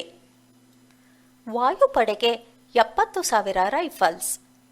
ತುರ್ತು ಶಸ್ತ್ರಾಸ್ತ್ರ ಸ್ವಾಧೀನ ಯೋಜನೆಯಡಿ 70,000 AK-103 ರೈಫಲ್ಗಳನ್ನು ರಷ್ಯಾದಿಂದ ಖರೀದಿಸಲು ಭಾರತೀಯ ವಾಯುಪಡೆ ನಿರ್ಧರಿಸಿದೆ. ವಾಯುಪಡೆಗೆ 1.50 ಲಕ್ಷ ರೂಪಾಯಿ ಬಂದೂಕುಗಳ ಅವಶ್ಯಕತೆ ಇದ್ದು, ಸದ್ಯ 70,000 ರೈಫಲ್ಗಳನ್ನು 300 ಕೋಟಿ ರೂಪಾಯಿ ವೆಚ್ಚದಲ್ಲಿ ಖರೀದಿಸುತ್ತಿದೆ. ನಂತರದಲ್ಲಿ ಅತ್ಯಾಧುನಿಕವಾದ AK-203 ರೈಫಲ್ಗಳನ್ನು ಖರೀದಿಸಲಿದೆ. ವಾಯುಪಡೆಗೆ 56 ಹೊಸ ವಿಮಾನ. ಸುಮಾರು 60 ವರ್ಷಗಳ ಮುನ್ನ ಭಾರತೀಯ ವಾಯುಪಡೆ ಸೇರಿದ್ದ ಏಪ್ರೋಸ್ ಸಾರಿಗೆ ವಿಮಾನಗಳ ಬದಲಿಗೆ ನೂತನ ಅತ್ಯಾಧುನಿಕ C-295 MW ಮಾದರಿಯ 56 ಯುದ್ಧ ವಿಮಾನಗಳನ್ನು ಖರೀದಿ ಮಾಡಲು ಕೇಂದ್ರ ಸರ್ಕಾರ ಒಪ್ಪಿಗೆ ನೀಡಿದೆ. ಈ ಕುರಿತಂತೆ ಸ್ಪೇನ್ನ ಏರ್ಬಸ್ ಡಿಫೆನ್ಸ್ ಅಂಡ್ ಸ್ಪೇಸ್ ಎಂಬ ಸಂಸ್ಥೆಯ ಜೊತೆಗೆ 20,000 ಕೋಟಿ ರೂಪಾಯಿಗಳ ಒಪ್ಪಂದ ಮಾಡಿಕೊಳ್ಳಲಾಗಿದೆ. ಇದರ ಭಾಗವಾಗಿ ದೇಶದಲ್ಲಿ ಮೊದಲ ಬಾರಿ ವಿದೇಶಿ ಖಾಸಗಿ ಕಂಪನಿಯೊಂದು ಮಿಲಿಟರಿ ಬಳಕೆಯ ವಿಮಾನವನ್ನು ನಿರ್ಮಿಸಲಿದೆ. ವಿಕ್ರಮಾದಿತ್ಯ ನೌಕೆಯಲ್ಲಿ SBI ನಾವ್ ಇ-ಕ್ಯಾಶ್ ಕಾರ್ಡ್. ಭಾರತೀಯ ನೌಕಾಪಡೆಯ ವಿಮಾನ ಹೊತ್ತೊಯ್ಯುವ INS ವಿಕ್ರಮಾದಿತ್ಯ ನೌಕೆಯಲ್ಲಿ SBI ನಾವ್ ಇ-ಕ್ಯಾಶ್ ಕಾರ್ಡ್ ಸೇವೆಗೆ ಚಾಲನೆ ನೀಡಲಾಗಿದೆ. ಪ್ರಧಾನಿ ಮೋದಿ ನೇತೃತ್ವದ ಮಹತ್ವಾಕಾಂಕ್ಷೆ ಯೋಜನೆಯಾದ ಡಿಜಿಟಲ್ ಇಂಡಿಯಾಕ್ಕೆ ಇದು ಮತ್ತಷ್ಟು ಬಲ ತುಂಬಿದೆ. ಕುಗ್ರಾಮಗಳಲ್ಲಿರುವ ಸೇನಾಪಡೆಗಳ ಕೇಂದ್ರ, ಅರೆ ಸೇನಾಪಡೆ ಮತ್ತು ಸರ್ಕಾರದ ಇನ್ನಿತರ ಸಂಸ್ಥೆಗಳು ಹಾಗೂ ಸಮುದ್ರದ ಹಡಗುಗಳಲ್ಲಿ ಕಾರ್ಯನಿರ್ವಹಿಸುವ ಭದ್ರತಾ ಸಿಬ್ಬಂದಿ ನಾವ್ ಇ-ಕ್ಯಾಶ್ ಮುಖಾಂತರ ಬ್ಯಾಂಕಿಂಗ್ ಚಟುವಟಿಕೆ ನಡೆಸಬಹುದು. ನಾವ್ ಇ-ಕ್ಯಾಶ್ ಡ್ಯುಯಲ್ ಚಿಪ್ ಕಾರ್ಡ್ ಅನ್ನು ಡೆಬಿಟ್ ಕಾರ್ಡ್ ಮಾದರಿಯಾಗಿಯೂ ಬಳಸಬಹುದು. ವಿಕ್ರಮಾದಿತ್ಯ ನೌಕೆಯಲ್ಲಿ ಕಾರ್ಯನಿರ್ವಹಿಸುವ ಭದ್ರತಾ ಸಿಬ್ಬಂದಿಗೆ ಆನ್ಲೈನ್ ಮತ್ತು ಆಫ್ಲೈನ್ನಲ್ಲಿ ಸುರಕ್ಷಿತ ನಗದು ವ್ಯವಹಾರಕ್ಕೆ ಅವಕಾಶ ಕಲ್ಪಿಸುವ ಈ ಯೋಜನೆಗೆ ಭಾರತದ ಸಾರ್ವಜನಿಕ ವಲಯದ ಅತಿದೊಡ್ಡ ಬ್ಯಾಂಕ್ ಆದ ಭಾರತೀಯ ಸ್ಟೇಟ್ ಬ್ಯಾಂಕ್ SBI ಜೀವ ತುಂಬಿದೆ. ಮಹಿಳೆಯರಿಗೂ ಸೇನೆಯಲ್ಲಿ ಕಾಯಂ ಹುದ್ದೆ. ದೇಶದ 3 ಸಶಸ್ತ್ರ ಪಡೆಗಳಲ್ಲಿ ಮಹಿಳೆಯರ ಕಾಯಂ ನೇಮಕಾತಿಗೆ ಅನುಕೂಲವಾಗುವ ನಿಟ್ಟಿನಲ್ಲಿ ಕೇಂದ್ರ ಸರ್ಕಾರ ಐತಿಹಾಸಿಕ ನಿರ್ಣಯ ಕೈಗೊಂಡಿದೆ. ಮಹಿಳೆಯರಿಗೂ ರಾಷ್ಟ್ರೀಯ ರಕ್ಷಣಾ ಅಕಾಡೆಮಿಗೆ, ನ್ಯಾಷನಲ್ ಡಿಫೆನ್ಸ್ ಅಕಾಡೆಮಿಗೆ ಪ್ರವೇಶ ನೀಡಲಾಗುವುದೆಂದು ಸುಪ್ರೀಂ ಕೋರ್ಟ್ಗೆ ಸರ್ಕಾರ ತಿಳಿಸಿದೆ. ಆದರೆ ಮಹಿಳೆಯರು NDA ಕೋರ್ಸ್ಗಳಿಗೆ ಸೇರಲು ಅಗತ್ಯವಾದ ಮಾರ್ಗಸೂಚಿ ರೂಪಿಸಲು ಸಮಯ ಬೇಕಾಗುತ್ತದೆ ಎಂದಿದೆ. ಮಹಿಳೆಯರಿಗೂ NDA ಪರೀಕ್ಷೆಗೆ ಹಾಜರಾಗಲು ಅವಕಾಶ ನೀಡಲಾಗುವುದೆಂಬ ಉದ್ದೇಶದಿಂದ ಜೂನ್ 24ರ ಪರೀಕ್ಷೆಯನ್ನು ನವೆಂಬರ್ 14ಕ್ಕೆ ನಿಗದಿಪಡಿಸಲಾಗಿದೆ. ಸಭೆ ಸಮಾವೇಶ. ನಿರ್ಭಯ ನಿಧಿ ಚೌಕಟ್ಟಿನ ಸಬಲೀಕರಣ ಸಮಿತಿ 2021 ಸೆಪ್ಟೆಂಬರ್ 30ರಂದು ನಿರ್ಭಯ ನಿಧಿ ಚೌಕಟ್ಟಿನ ಅಡಿಯಲ್ಲಿ ರಚಿಸಲಾದ ಅಧಿಕಾರ ಸಬಲೀಕರಣ ಸಮಿತಿಯ ಸಭೆಯು ಕೇಂದ್ರ ಮಹಿಳಾ ಮತ್ತು ಮಕ್ಕಳ ಅಭಿವೃದ್ಧಿ ಸಚಿವಾಲಯದ ಕಾರ್ಯದರ್ಶಿಗಳ ಅಧ್ಯಕ್ಷತೆಯಲ್ಲಿ ಜರುಗಿದೆ. ದೇಶದ ಪ್ರಮುಖ 24 ರಾಜ್ಯಗಳು, ಕೇಂದ್ರಾಡಳಿತ ಪ್ರದೇಶಗಳ ವಿಧಿ ವಿಜ್ಞಾನ ಪ್ರಯೋಗಾಲಯಗಳಿಗೆ ನಿರ್ಭಯ ಕಾರ್ಪಸ್ ನಿಧಿಯಿಂದ DNA ವಿಶ್ಲೇಷಣೆಯ ವ್ಯವಸ್ಥೆಯನ್ನು ಪೂರೈಸಲಾಗುವುದು. ಮಹಿಳೆಯರ ಸುರಕ್ಷತೆ ಮತ್ತು ಭದ್ರತೆಯನ್ನು ಹೆಚ್ಚಿಸುವುದರಿಂದ ಉಪಕ್ರಮಗಳ ಅನುಷ್ಠಾನಕ್ಕಾಗಿ ಭಾರತ ಸರ್ಕಾರವು ನಿರ್ಭಯ ನಿಧಿ ಎಂಬ ಮೀಸಲಾದ ಅವಧಿ ಮುಗಿಯದ ಶಾಶ್ವತ ನಿಧಿಯನ್ನು ಹೊಂದಿದೆ. ಆಜಾದಿ ಅಟ್ 75 ನ್ಯೂ ಅರ್ಬನ್ ಇಂಡಿಯಾ. ಪ್ರಧಾನಿ ನರೇಂದ್ರ ಮೋದಿಯವರು ಆಜಾದಿ ಅಟ್ 75 ನ್ಯೂ ಅರ್ಬನ್ ಇಂಡಿಯಾ ವಸ್ತು ಪ್ರದರ್ಶನಕ್ಕೆ ಲಕ್ನೋದಲ್ಲಿ ಚಾಲನೆ ನೀಡಿದರು. ಭಾರತೀಯ ಭೂ ಸರ್ವೇಕ್ಷಣಾ ಇಲಾಖೆ ಜಿಯೋಲಾಜಿಕಲ್ ಸರ್ವೆ ಆಫ್ ಇಂಡಿಯಾ ಅಥವಾ GSIನ ಅಧಿವೇಶನ 2021 ಅಕ್ಟೋಬರ್ 2ರಂದು ಭಾರತೀಯ ಭೂ ಸರ್ವೇಕ್ಷಣಾ ಇಲಾಖೆಯು ಗಾಂಧಿ ಜಯಂತಿಯ ಅಂಗವಾಗಿ GSIನ ಮಹಿಳಾ ಭೂ ವಿಜ್ಞಾನಿಗಳು ಲಿಂಗ ಸಮಾನತೆಯ ಗಾಥೆ ಕುರಿತು ಫೇಸ್ಬುಕ್ ಲೈವ್ ಅಧಿವೇಶನವನ್ನು ಆಯೋಜಿಸಿತ್ತು. ಸುದ್ದಿಯಲ್ಲಿರುವ ಸ್ಥಳಗಳು: ಕೋವಲಂ ಮತ್ತು ಈಡನ್ ಬೀಚ್ಗಳಿಗೆ ಬ್ಲೂ ಫ್ಲಾಗ್ ಮಾನ್ಯತೆ. 2021 ಸೆಪ್ಟೆಂಬರ್ನಲ್ಲಿ ಡೆನ್ಮಾರ್ಕ್ ದೇಶದ ಪರಿಸರ ಶಿಕ್ಷಣ ಫೌಂಡೇಶನ್ ಫಾರ್ ಎನ್ವಿರಾನ್ಮೆಂಟಲ್ ಎಜುಕೇಷನ್ ಅಥವಾ FEE ವತಿಯಿಂದ ತಮಿಳುನಾಡು ರಾಜ್ಯದ ಕೋವಲಂ ಮತ್ತು ಪುದುಚೇರಿಯ ಈಡನ್ ಬೀಚ್ಗಳು ಬ್ಲೂ ಫ್ಲಾಗ್ ಮಾನ್ಯತೆ ಪಡೆದಿವೆ. ಇದೇ ಸಂದರ್ಭದಲ್ಲಿ 2020ರಲ್ಲಿ ಬ್ಲೂ ಫ್ಲಾಗ್ ಮಾನ್ಯತೆ ಪಡೆದ ಭಾರತದ 8 ಬೀಚ್ಗಳಿಗೆ ಮರು ಪ್ರಮಾಣ ಪತ್ರವನ್ನು ವಿತರಿಸಲಾಯಿತು. ತಮಿಳುನಾಡು ರಾಜ್ಯದಲ್ಲಿನ ಕೋವಲಂ ಬೀಚ್ ಅನ್ನು ಮೊದಲು ಕೋಲಾಂಗ್ ಬೀಚ್ ಎನ್ನುತ್ತಿದ್ದರು. ಇದು ಚೆನ್ನೈನಿಂದ ಸುಮಾರು 40 ಕಿಲೋಮೀಟರ್ ದೂರದಲ್ಲಿನ ಚಂಗಲಪಟ್ಟು ಜಿಲ್ಲೆಯ ಸಣ್ಣ ಮೀನುಗಾರಿಕಾ ಹಳ್ಳಿಯಾಗಿತ್ತು. ಇದು ಪೂರ್ವ ಕರಾವಳಿಯ ಸರ್ಫಿಂಗ್ಗೆ ಪ್ರಸಿದ್ಧಿಯಾಗಿದೆ. ಕೋವ್ಲಾಂಗ್ ಎಂಬುದು ಭಾರತದ ಮೊದಲ ಸರ್ಫಿಂಗ್ ಹಳ್ಳಿ. ಮತ್ತೊಂದು ಕೋವಲಂ ಬೀಚ್ ಕೇರಳ ರಾಜ್ಯದ ರಾಜಧಾನಿ ತಿರುವನಂತಪುರಂನಲ್ಲಿದೆ. ಪುದುಚೇರಿ ಕೇಂದ್ರಾಡಳಿತ ಪ್ರದೇಶದ ಪುದುಚೇರಿ ಸಮೀಪದ ಚಿನ್ನ ವೀರಪಟ್ಟಣಂನಲ್ಲಿ ಈಡನ್ ಬೀಚ್ ಇದೆ. ಕೇಂದ್ರ ಪರಿಸರ ಸಚಿವಾಲಯವು ಈಡನ್ ಬೀಚ್ ಅನ್ನು ಪ್ಲಾಸ್ಟಿಕ್ ರಹಿತ ವಲಯವನ್ನಾಗಿ ಸೃಷ್ಟಿಸಲು 2019ರಲ್ಲಿ ಆದೇಶವನ್ನು ನೀಡಿತ್ತು. ಏಷ್ಯಾದ ಅತಿ ದೊಡ್ಡ ಸುರಂಗ ಮಾರ್ಗ ಝೋಜಿಲಾ. ಭಾರತದ ಲಡಾಖ್ನ ಕಾರ್ಗಿಲ್ ಜಿಲ್ಲೆಯ ಗಡಿಯಲ್ಲಿ ನಿರ್ಮಾಣವಾಗಿರುವ ಏಷ್ಯಾದ ಅತಿ ಉದ್ದದ ಸುರಂಗ ಮಾರ್ಗ ಝೋಜಿಲಾ. ಚೀನಾ ಮತ್ತು ಪಾಕಿಸ್ತಾನ ಗಡಿಯ ಸನಿಹದಲ್ಲಿರುವ ಈ ಸುರಂಗ ಮಾರ್ಗಕ್ಕೆ ಕೇಂದ್ರ ಹೆದ್ದಾರಿ ಮತ್ತು ಭೂ ಸಾರಿಗೆ ಸಚಿವ ನಿತಿನ್ ಗಡ್ಕರಿ ಭೇಟಿ ನೀಡಿ ಪರಿಶೀಲಿಸಿದ್ರು. ಶೀಘ್ರದಲ್ಲೇ ಇದು ಲೋಕಾರ್ಪಣೆಯಾಗಲಿದೆ. ಈ ಸುರಂಗ ಮಾರ್ಗ ಸಂಪೂರ್ಣಗೊಂಡರೆ 30 ವರ್ಷಗಳಿಂದ ಲಡಾಖ್ ಜನರು ನಿರೀಕ್ಷಿಸಿದ್ದ ಕನಸು ನನಸಾಗಲಿದೆ. ಸ್ವತಂತ್ರ ಭಾರತದ ಇತಿಹಾಸದಲ್ಲಿಯೇ ಅತ್ಯಂತ ಮಹತ್ವದ ನಿರ್ಮಾಣ ಎನಿಸಿಕೊಂಡಿದೆ. 14.15 ಕಿಲೋಮೀಟರ್ ಸುರಂಗ ಮಾರ್ಗ ಇದಾಗಿದ್ದು, ಹೈದರಾಬಾದ್ ಮೂಲದ ಮೇಘಾ ಇಂಜಿನಿಯರಿಂಗ್ ಕಂಪನಿ ಇದರ ನಿರ್ವಹಣೆ ಹೊತ್ತುಕೊಂಡಿದೆ. ಸುರಂಗದಲ್ಲಿ ಅತ್ಯಾಧುನಿಕ ಸಿಸಿಟಿವಿ ಕ್ಯಾಮೆರಾ, ಭಾರದ ವಾಹನಗಳನ್ನು ಗುರುತಿಸುವ ವ್ಯವಸ್ಥೆ, ಸ್ವಯಂಚಾಲಿತ ಬೆಂಕಿ ಗುರುತಿಸುವ ವ್ಯವಸ್ಥೆ, ಬೆಂಕಿ ಅಲಾರಾಂ ಸೇರಿದಂತೆ ಹಲವು ಸೌಕರ್ಯಗಳಿವೆ. ಗಡಿ ಪ್ರದೇಶದಲ್ಲಿರುವ ಈ ಸುರಂಗ ಮಾರ್ಗವು ತುರ್ತು ಪರಿಸ್ಥಿತಿಯಲ್ಲಿ ಸೇನಾಪಡೆ, ಯುದ್ಧೋಪಕರಣಗಳು ಮತ್ತು ಯುದ್ಧ ಟ್ಯಾಂಕ್ಗಳನ್ನು ಗಡಿಯಲ್ಲಿ ನಿಯೋಜಿಸಲು ಅನುಕೂಲ ಕಲ್ಪಿಸಲಿದೆ.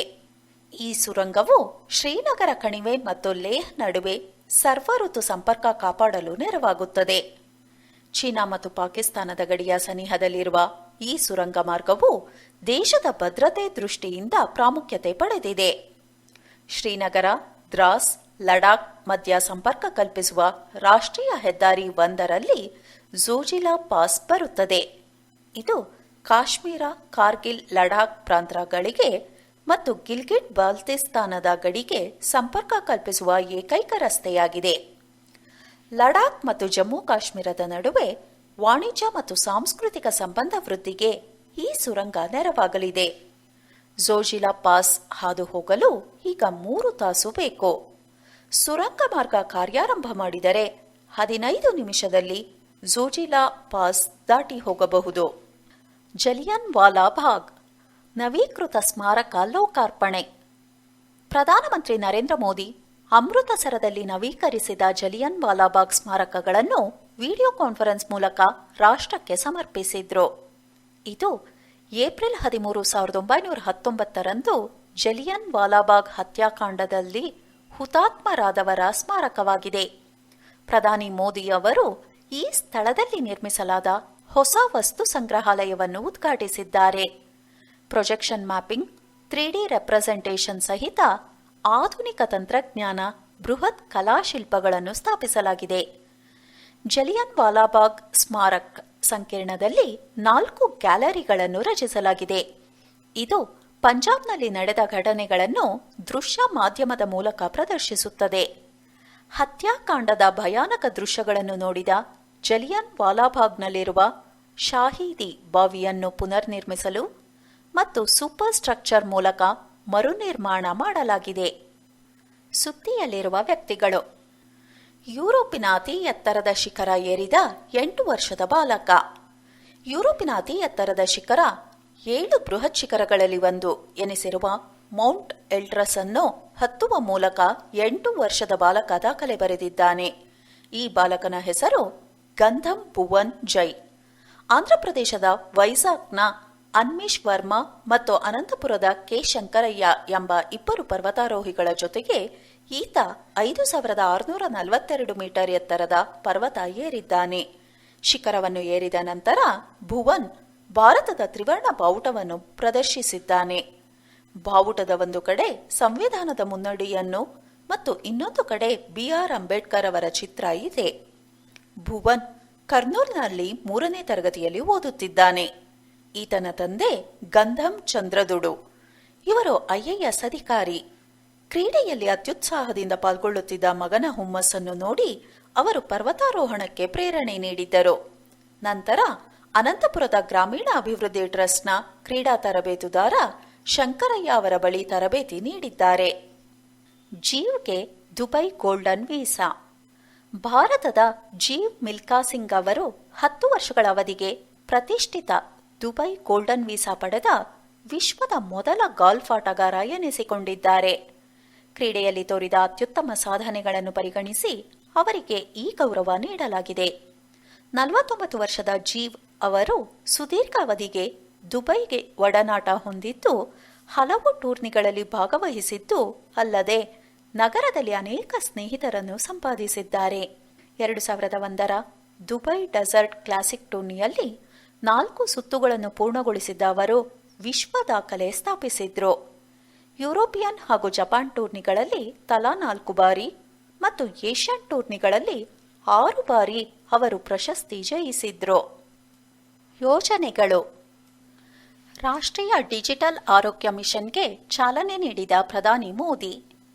ದೇಶದ ಆರೋಗ್ಯ ಕ್ಷೇತ್ರದಲ್ಲೂ ಡಿಜಿಟಲೀಕರಣ ತರುವ, ಪ್ರತಿಯೊಬ್ಬ ನಾಗರಿಕರಿಗೂ ಆರೋಗ್ಯದ ಕುರಿತ ಡಿಜಿಟಲ್ ಕಾರ್ಡ್ ವಿತರಿಸುವ ಪ್ರಧಾನಮಂತ್ರಿ ರಾಷ್ಟ್ರೀಯ ಡಿಜಿಟಲ್ ಆರೋಗ್ಯ ಮಿಷನ್ ಪಿಎಂಡಿಎಚ್ಎಂ ಯೋಜನೆಗೆ ವಿಡಿಯೋ ಕಾನ್ಫರೆನ್ಸ್ ಮೂಲಕ ಪ್ರಧಾನಿ ನರೇಂದ್ರ ಮೋದಿ ಸೆಪ್ಟೆಂಬರ್ 27ರಂದು ಚಾಲನೆ ನೀಡಿದ್ರು.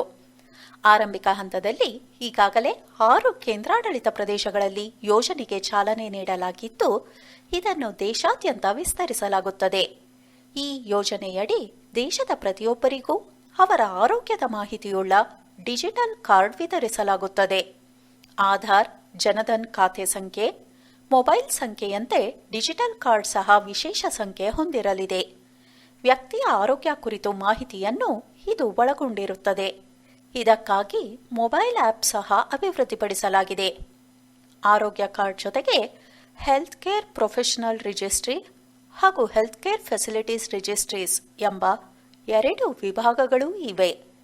ಜನಸಾಮಾನ್ಯರ ಎಲ್ಲ ಆರೋಗ್ಯ ಸಂಬಂಧಿ ಅಗತ್ಯಗಳಿಗೆ ಡಿಜಿಟಲ್ ಹೆಲ್ತ್ ಮಿಷನ್ ಕಾರ್ಡ್ ಏಕ ಹಂತದ ಪರಿಹಾರವಾಗಿ ಕಾರ್ಯನಿರ್ವಹಿಸುತ್ತದೆ. ಪ್ರಧಾನಮಂತ್ರಿ ಗತಿಶಕ್ತಿ ಯೋಜನೆ 16 ಇಲಾಖೆಗಳ ಮೂಲಭೂತ ಸೌಕರ್ಯಗಳ ಡಿಜಿಟಲ್ ವೇದಿಕೆ. ಕೇಂದ್ರ ಸರ್ಕಾರದ 16 ಇಲಾಖೆಗಳ ಸುಗಮ ಆಡಳಿತ ನಿರ್ವಹಣೆಗಾಗಿ ಒಂದೇ ಡಿಜಿಟಲ್ ವೇದಿಕೆ ವ್ಯಾಪ್ತಿಗೆ ತರುವ ಬೃಹತ್ ಯೋಜನೆಯಾದ ಪ್ರಧಾನಮಂತ್ರಿ ಗತಿಶಕ್ತಿ ಯೋಜನೆಗೆ ಪ್ರಧಾನಿ ನರೇಂದ್ರ ಮೋದಿ ಅವರು 2021ರ ಅಕ್ಟೋಬರ್ 13ರಂದು ಚಾಲನೆ ನೀಡಿದ್ರು. ಈ ಯೋಜನೆಯು ಸುಮಾರು 500 ಕೋಟಿ ರೂಪಾಯಿ ಅಂದಾಜು ವೆಚ್ಚದಲ್ಲಿ ಆಧುನಿಕ ಮೂಲಸೌಕರ್ಯದ ಜೊತೆಗೆ ಸಮಗ್ರ ಮತ್ತು ಅಂತರ್ಗತ ವಿಭಾಗವನ್ನು ಅಳವಡಿಸಿಕೊಳ್ಳುವ ಪ್ರಧಾನಮಂತ್ರಿ ಗತಿಶಕ್ತಿ ರಾಷ್ಟ್ರೀಯ ಮಾಸ್ಟರ್ ಪ್ಲಾನ್ ಆಗಿದೆ. 2021ರ ಆಗಸ್ಟ್ 15ರಂದು ಪ್ರಧಾನಿ ನರೇಂದ್ರ ಮೋದಿ ಅವರು ಸ್ವಾತಂತ್ರ್ಯೋತ್ಸವದ ಭಾಷಣದಲ್ಲಿ ಗತಿಶಕ್ತಿ ಯೋಜನೆಯ ಬಗ್ಗೆ ಪ್ರಸ್ತಾಪಿಸಿದ್ರು. 2025ರವರೆಗಿನ ಮೂಲ ಸೌಕರ್ಯ ಸಂಪರ್ಕಿಸುವ ಯೋಜನೆಗಳನ್ನು ಗತಿಶಕ್ತಿ ನಿರ್ವಹಣೆ ಮಾಡಲಿದೆ. ಇದರಲ್ಲಿ ಪ್ರಗತಿಯಲ್ಲಿರುವ ದೇಶದ ಎಲ್ಲಾ ಮೂಲಸೌಕರ್ಯಗಳ ಯೋಜನೆಗಳ ಮಾಹಿತಿ ಇರುತ್ತದೆ. ಎಲ್ಲಾ ರಾಜ್ಯಗಳು ಹಾಗೂ ಕೇಂದ್ರದ ವಿವಿಧ ಇಲಾಖೆಗಳಿಗೆ ಆ ಕ್ಷಣದ ಯೋಜನೆಯ ಮಾಹಿತಿ ಇದರಲ್ಲಿ ಲಭ್ಯವಿದೆ. ಇದರಿಂದ ರಾಜ್ಯ ಕೇಂದ್ರದ ನಡುವೆ ಸಮನ್ವಯತೆ ಉತ್ತಮಗೊಳ್ಳುತ್ತದೆ ಹಾಗೂ ಮೂಲ ಯೋಜನೆಗಳು ತ್ವರಿತವಾಗಿ ಪೂರ್ಣಗೊಳ್ಳಲು ಸಹಕಾರಿಯಾಗಲಿದೆ.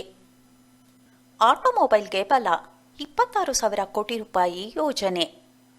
ಎಲೆಕ್ಟ್ರಿಕಲ್ ಮತ್ತು ಜಲಜನಕ ಆಧಾರಿತ ವಾಹನಗಳ ತಯಾರಿಕೆಯನ್ನು ಉತ್ತೇಜಿಸಲು ಆಟೋಮೊಬೈಲ್ ವಲಯಕ್ಕೆ ಸುಮಾರು 26,000 ಕೋಟಿ ರೂಪಾಯಿ ಉತ್ಪಾದನಾ ಆಧಾರಿತ ಪ್ರೋತ್ಸಾಹ ಅಂದರೆ ಪ್ರೊಡಕ್ಷನ್ ಲಿಂಕ್ಡ್ ಇನ್ಸೆಂಟಿವ್ PLI ಯೋಜನೆಗೆ ಸಂಪುಟ ಒಪ್ಪಿಗೆ ನೀಡಿದೆ. ಯೋಜನೆಯು ವಾಹನಗಳ ಬಿಡಿಭಾಗ ತಯಾರಿಕಾ ವಲಯವನ್ನು ಒಳಗೊಂಡಿದೆ. ಈ ಯೋಜನೆಯಿಂದ 7.50 ಲಕ್ಷ ಉದ್ಯೋಗ ಸೃಷ್ಟಿಯ ಗುರಿ ಹೊಂದಲಾಗಿದೆ. PLI ಯೋಜನೆಯನ್ನು ಭಾರತೀಯ ವಾಹನ ತಯಾರಕರ society of Indian automobile manufacturers ಅಥವಾ SIAM ಸ್ವಾಗತಿಸಿದ್ದು, ಇದರಿಂದ ಆಟೋಮೊಬೈಲ್ ವಲಯ ಬಲಗೊಳ್ಳುತ್ತದೆ ಮತ್ತು ಸ್ಪರ್ಧಾತ್ಮಕತೆ ಹೆಚ್ಚುತ್ತದೆ ಎಂದು ಹೇಳಿದೆ. ಪಿಎಂ ಪೋಷಣ್ ಶಕ್ತಿ ನಿರ್ಮಾಣ್ ಯೋಜನೆ.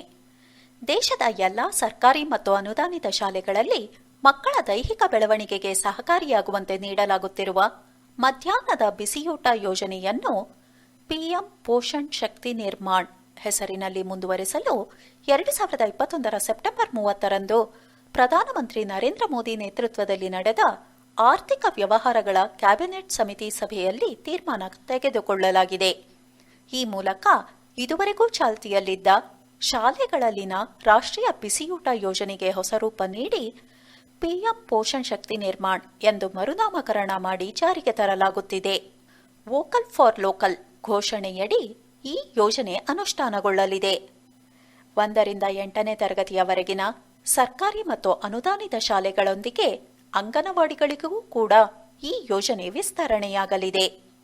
ದೇಶದ 11.80 ಕೋಟಿ ಶಾಲಾ ಮಕ್ಕಳು ಮತ್ತು 11.20 ಲಕ್ಷ ಶಾಲೆಗಳು ಇದರ ವ್ಯಾಪ್ತಿಗೆ ಬರಲಿವೆ. ರಸ್ತೆ ಜಾಲ ಮೇಲ್ದರ್ಜೆಗೆ ಲಡಾಖ್ ಸರ್ಕಾರ ಬಿಆರ್ಒ ಒಪ್ಪಂದ. ಲಡಾಖ್ ಕೇಂದ್ರಾಡಳಿತ ಪ್ರದೇಶ ವ್ಯಾಪ್ತಿಯಲ್ಲಿ ರಸ್ತೆ ಸಂಪರ್ಕ ಜಾಲದ ಸುಧಾರಣೆ ಮತ್ತು ಮೇಲ್ದರ್ಜೆಗೇರಿಸುವ ಸಂಬಂಧ ಲಡಾಖ್ ಆಡಳಿತ ಮತ್ತು ಗಡಿ ರಸ್ತೆ ಪ್ರಾಧಿಕಾರ ಐತಿಹಾಸಿಕ ಒಡಂಬಡಿಕೆಯೊಂದಕ್ಕೆ ಸಹಿ ಹಾಕಿವೆ. ಈ ಯೋಜನೆ ಜೊತೆಗೆ ಗುಡ್ಡಗಾಡು ಪ್ರದೇಶಗಳಲ್ಲಿ ಸುರಂಗಗಳು ಮತ್ತು ರಸ್ತೆಗಳನ್ನು ನಿರ್ಮಿಸುವಲ್ಲಿ ಬಿಆರ್ಒ ಸಂಸ್ಥೆಯು ಪರಿಣತಿ ಹೊಂದಿದೆ. ಇದನ್ನು ಪರಿಗಣಿಸಿ ಒಟ್ಟು 7 ಯೋಜನೆಗಳ ಅನುಷ್ಠಾನದ ಜವಾಬ್ದಾರಿಯನ್ನು ಬಿಆರ್ಒಗೆ ವಹಿಸಲಾಗಿದೆ. ಈ ಉಪಕ್ರಮದಿಂದ ದೀರ್ಘಾವಧಿಯಲ್ಲಿ ಲಡಾಖ್ ಕೇಂದ್ರಾಡಳಿತ ಪ್ರದೇಶ ಪೂರ್ಣ ಪ್ರಮಾಣದಲ್ಲಿ ಅಭಿವೃದ್ಧಿಯಾಗಲು ಸಾಧ್ಯವಾಗಲಿದೆ. ಲಡಾಖ್ನಲ್ಲಿ ರಸ್ತೆ ಹಾಗೂ ಸೇತುವೆಗಳು ಸೇರಿದಂತೆ ಸಂಪರ್ಕ ಮೂಲಸೌಕರ್ಯಗಳ ಅಭಿವೃದ್ಧಿಗಾಗಿ ಬಿಆರ್ಒ ಪ್ರಾಜೆಕ್ಟ್ ಹಿಮಂಕ್ ಹಾಗೂ ಪ್ರಾಜೆಕ್ಟ್ ವಿಜಯಕ್ ಹೆಸರಿನ ಯೋಜನೆಗಳನ್ನು ರೂಪಿಸಿದೆ. ಡ್ರೋನ್ ತಯಾರಿಕೆಯಲ್ಲಿ 5,000 ಕೋಟಿ ರೂಪಾಯಿ ಪಿಎಲ್ಐ. ಡ್ರೋನ್ ತಯಾರಿಕಾ ವಲಯದಲ್ಲಿ 3 ವರ್ಷದವರೆಗೆ 5,000 ಕೋಟಿ ರೂಪಾಯಿ ಪಿಎಲ್ಐ ಯೋಜನೆ ಘೋಷಿಸುವ ಮೂಲಕ 1,500 ಕೋಟಿ ರೂಪಾಯಿ ಮೌಲ್ಯದ ಮಾರಾಟ ಹೆಚ್ಚಳಕ್ಕೆ ಅವಕಾಶ ಕಲ್ಪಿಸುವ ಯೋಜನೆಗೆ ಕೇಂದ್ರ ಸಂಪುಟ ಸಮ್ಮತಿಸಿದೆ. ಇದರಿಂದ ಈ ಕ್ಷೇತ್ರದಲ್ಲಿ 10,000 ಉದ್ಯೋಗ ಸೃಷ್ಟಿಯ ನಿರೀಕ್ಷೆ ಇದೆ. ಈ ಯೋಜನೆಯಿಂದ ಡ್ರೋನ್ ತುರ್ತು ಉದ್ಯಮ ಬೆಳವಣಿಗೆ ಕಾಣಲಿದೆ ಎಂದು ತಜ್ಞರು ಅಭಿಪ್ರಾಯಪಟ್ಟಿದ್ದಾರೆ. ಆತ್ಮನಿರ್ಭರ್ ಸ್ವಸ್ಥ ಭಾರತ್ ಯೋಜನೆಗೆ ಸಚಿವ ಸಂಪುಟ ಅನುಮೋದನೆ. ಕೇಂದ್ರ ಸಚಿವ ಸಂಪುಟವು ಆತ್ಮನಿರ್ಭರ್ ಸ್ವಸ್ಥ ಭಾರತ್ ಯೋಜನೆ ಪಿಎಂಎಎಸ್ಬಿವೈಗೆ ಅನುಮೋದನೆ ನೀಡಿದ್ದು 64,000 ಕೋಟಿ ರೂಪಾಯಿಗಳನ್ನು ಮೀಸಲಿರಿಸಲಾಗಿದೆ. ಈ ಯೋಜನೆಯಡಿ ಎಲ್ಲಾ ಜಿಲ್ಲೆಗಳು ಮತ್ತು 3,382 ಬ್ಲಾಕ್ಗಳಲ್ಲಿ ಸಮಗ್ರ ಸಾರ್ವಜನಿಕ ಆರೋಗ್ಯ ಪ್ರಯೋಗಾಲಯಗಳನ್ನು ಸ್ಥಾಪಿಸಲಾಗುವುದು. ಆರೋಗ್ಯ ಮತ್ತು ಕುಟುಂಬ ಕಲ್ಯಾಣ ಸಚಿವಾಲಯವು ನೀಡಿದ ಮಾಹಿತಿಯ ಪ್ರಕಾರ 6 ವರ್ಷಗಳಲ್ಲಿ ಅಂದರೆ ಹಣಕಾಸು ವರ್ಷ 25-26ರವರೆಗೆ ಸುಮಾರು 64,180 ಕೋಟಿ ರೂಪಾಯಿಗಳ ವೆಚ್ಚಕ್ಕಾಗಿ 21-22ನೇ ಹಣಕಾಸು ವರ್ಷದ ಬಜೆಟ್ ಭಾಷಣದಲ್ಲಿ ಈ ಯೋಜನೆಯನ್ನು ಘೋಷಿಸಲಾಗಿದೆ. ದೇಶದಲ್ಲಿ 7 ಮೆಗಾ ಜವಳಿ ಪಾರ್ಕ್ಗಳ ಸ್ಥಾಪನೆಗೆ ಸಮ್ಮತಿ. ಮುಂದಿನ 5 ವರ್ಷಗಳ ಅವಧಿಯಲ್ಲಿ 4,445 ಕೋಟಿ ರೂಪಾಯಿ ವೆಚ್ಚದಲ್ಲಿ 7 ಬೃಹತ್ ಜವಳಿ ಪಾರ್ಕ್ಗಳನ್ನು ಆರಂಭಿಸುವ ಯೋಜನೆಗೆ ಕೇಂದ್ರ ಸರ್ಕಾರ ಒಪ್ಪಿಗೆ ನೀಡಿದೆ. ಕರ್ನಾಟಕದಲ್ಲೂ ಈ ಪಾರ್ಕ್ಗಳು ಸ್ಥಾಪನೆಯಾಗುವ ಸಾಧ್ಯತೆ ಇದೆ. ಈ ಯೋಜನೆಗೆ ಪ್ರಧಾನಿ ನೇತೃತ್ವದ ಕೇಂದ್ರ ಸಚಿವ ಸಂಪುಟ ಸಭೆ ಅನುಮೋದನೆ ನೀಡಿದೆ. ಕರ್ನಾಟಕ, ತಮಿಳುನಾಡು, ಆಂಧ್ರಪ್ರದೇಶ, ತೆಲಂಗಾಣ ಸೇರಿದಂತೆ 10 ರಾಜ್ಯಗಳು ಈಗಾಗಲೇ ಯೋಜನೆಗೆ ಆಸಕ್ತಿ ತೋರಿಸಿವೆ. 4,445 ಕೋಟಿ ರೂಪಾಯಿ ವೆಚ್ಚದಲ್ಲಿ ರಾಜ್ಯಗಳ ಸಹಕಾರದಿಂದ ಪಾರ್ಕ್ಗಳನ್ನು ಅಭಿವೃದ್ಧಿಪಡಿಸಲಾಗುತ್ತದೆ. ಈ ಯೋಜನೆ ಜಾರಿಯಿಂದ 7 ಲಕ್ಷ ನೇರ ಮತ್ತು 14 ಲಕ್ಷ ಪರೋಕ್ಷ ಉದ್ಯೋಗ ಸೃಷ್ಟಿಯಾಗಲಿದೆ. Farm, fibre, factory, fashion, foreign ಅಂದರೆ farm to fibre, fibre to factory, factory to fashion, fashion to foreign ಎಂಬ ಪ್ರಧಾನಿ ನರೇಂದ್ರ ಮೋದಿಯವರ 5F ಸೂತ್ರಗಳನ್ನು ಪಾಲಿಸಿ ಈ ಯೋಜನೆಯನ್ನು ಜಾರಿಗೊಳಿಸಲಾಗುತ್ತಿದೆ. ಒಂದೇ ಸ್ಥಳದಲ್ಲಿ ನೇಯ್ಗೆ ಮಾಡಿ ಉಡುಪು ಸಿದ್ಧಪಡಿಸುವ ಉದ್ದೇಶ ಹೊಂದಲಾಗಿದೆ. ಅಮೃತ ಗ್ರಾಮ ಪಂಚಾಯಿತಿ ಯೋಜನೆಗೆ ಚಾಲನೆ.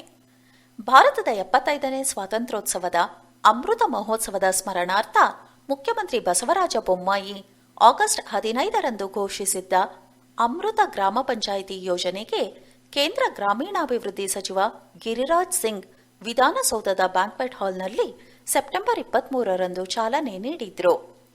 ಅಮೃತ ಗ್ರಾಮ ಪಂಚಾಯಿತಿ ಯೋಜನೆಯ ಮೂಲಕ ಗ್ರಾಮ ಪಂಚಾಯಿತಿಗಳ ಸಶಕ್ತೀಕರಣ ಮಹಾತ್ಮ ಗಾಂಧಿಯವರ ಆಶಯ. ಈ ಆಶಯವನ್ನು ಈಡೇರಿಸುವ ಉದ್ದೇಶದಿಂದ ರಾಜ್ಯ ಸರ್ಕಾರ ಹೆಜ್ಜೆ ಇಟ್ಟಿದೆ. ಈ ಯೋಜನೆಯಲ್ಲಿ ಈ ಗ್ರಂಥಾಲಯ ಪರಿಕಲ್ಪನೆ ಉತ್ತಮವಾಗಿದೆ ಎಂದು ಶ್ಲಾಘಿಸಿದ್ರು. ಈ ಯೋಜನೆಯಡಿ 750 ಗ್ರಾಮ ಪಂಚಾಯಿತಿಗಳನ್ನು ಮುಂದಿನ ಬಜೆಟ್ ಒಳಗೆ ಸಮಗ್ರವಾಗಿ ಅಭಿವೃದ್ಧಿಪಡಿಸಲು ರಾಜ್ಯ ಸರ್ಕಾರ ಮುಂದಾಗಿದೆ. ಪ್ರತಿ ಗ್ರಾಮ ಪಂಚಾಯಿತಿಗೂ ಹೆಚ್ಚುವರಿಯಾಗಿ 25 ಲಕ್ಷ ರೂಪಾಯಿ ಮಂಜೂರು ಮಾಡಲಾಗುತ್ತದೆ. ಈ ಯೋಜನೆಗೆ ಆಯ್ಕೆಯಾದ ಪ್ರತಿ ಗ್ರಾಮ ಪಂಚಾಯಿತಿಗಳಲ್ಲಿ ಬೀದಿ ದೀಪಗಳ ಅಳವಡಿಕೆ, ಪ್ರತಿ ಮನೆಗೆ ಕುಡಿಯುವ ನೀರಿನ ನಳ ಸಂಪರ್ಕ ಕಲ್ಪಿಸುವುದು, 100% ಘನ ತ್ಯಾಜ್ಯ ವಿಂಗಡಣೆ ಹಾಗೂ ವಿಲೇವಾರಿ, ತ್ಯಾಜ್ಯ ನೀರು ವೈಜ್ಞಾನಿಕವಾಗಿ ವಿಸರ್ಜಿಸುವುದು, ಗ್ರಾಮ ಪಂಚಾಯಿತಿ ಕಟ್ಟಡಗಳಿಗೆ ಸೌರ ವಿದ್ಯುತ್ ಅಳವಡಿಕೆ, ಅಮೃತ್ ಉದ್ಯಾನವನಗಳ ನಿರ್ಮಾಣ, ಗ್ರಂಥಾಲಯಗಳ ಡಿಜಿಟಲೀಕರಣ, ಶಾಲೆಗಳು ಅಂಗನವಾಡಿಗಳಿಗೆ ಕುಡಿಯುವ ನೀರು, ಶೌಚಾಲಯಗಳಿಗೆ ಸೌಲಭ್ಯ ಕಲ್ಪಿಸುವುದು, ಆಟದ ಮೈದಾನ ಹಾಗೂ ಆವರಣ ಗೋಡೆಗಳನ್ನು ನಿರ್ಮಿಸುವುದು, ರೈತರ ಉಪಯೋಗಕ್ಕಾಗಿ ಗ್ರಾಮೀಣ ಗೋದಾಮುಗಳ ನಿರ್ಮಾಣ, ಕೆರೆಗಳ ಕಲ್ಯಾಣಿಗಳ ಪುನಶ್ಚೇತನಗೊಳಿಸಲು ಉದ್ದೇಶಿಸಲಾಗಿದೆ. ನಿವೃತ್ತಿ ದಿನವೇ ಪಿಂಚಣಿ ಪ್ರಕ್ರಿಯೆಗೆ ಪ್ರಯಾಸ್ ಯೋಜನೆ. ನೌಕರರು ಅಥವಾ ಕಾರ್ಮಿಕರು ನಿವೃತ್ತಿ ಹೊಂದಿದ ದಿನದಂದೇ ಪಿಂಚಣಿ ಬಿಡುಗಡೆ ಪ್ರಕ್ರಿಯೆ ಆರಂಭಕ್ಕೆ ಇಪಿಎಫ್ಒ ವತಿಯಿಂದ ಪ್ರಯಾಸ್ ಯೋಜನೆ ಆರಂಭವಾಗಿದೆ. ನೌಕರನ ನಿವೃತ್ತಿಗೆ ತಿಂಗಳ ಮೊದಲೇ ಉದ್ಯೋಗದಾತ ಭವಿಷ್ಯ ನಿಧಿಯ ಪಿಂಚಣಿ ಪಾಲಿನ ಪೂರ್ಣ ಪಾವತಿಯ ದಾಖಲೆಯನ್ನು ಒದಗಿಸಬೇಕು. ಹಾಗೆ ಮಾಡಿದರೆ ನಿವೃತ್ತಿ ಹೊಂದಿದ ದಿನದಂದೇ ಪಿಂಚಣಿ ಬಿಡುಗಡೆ ಪ್ರಕ್ರಿಯೆ ಸುಲಭವಾಗುತ್ತದೆ. ರಾಜ್ಯದ ವಿದ್ಯಮಾನಗಳು. 411ನೇ ಮೈಸೂರು ದಸರಾ 2021 ಉದ್ಘಾಟಿಸಿದ ಮಾಜಿ ಮುಖ್ಯಮಂತ್ರಿ ಎಸ್.ಎಂ. ಕೃಷ್ಣ. 2021 ಅಕ್ಟೋಬರ್ 7ರಿಂದ ಆರಂಭವಾದ ನಾಡಹಬ್ಬ ಮೈಸೂರು ದಸರಾವನ್ನು ಕರ್ನಾಟಕದ ಮಾಜಿ ಮುಖ್ಯಮಂತ್ರಿ ಬಿಜೆಪಿಯ ನಾಯಕ ಎಸ್.ಎಂ. ಕೃಷ್ಣ ಅವರು ಉದ್ಘಾಟಿಸಿದ್ರು. ಇದೇ ಮೊದಲ ಬಾರಿಗೆ ರಾಜಕಾರಣಿಯೊಬ್ಬರು ಉದ್ಘಾಟಿಸಿದಂತಾಗಿದೆ.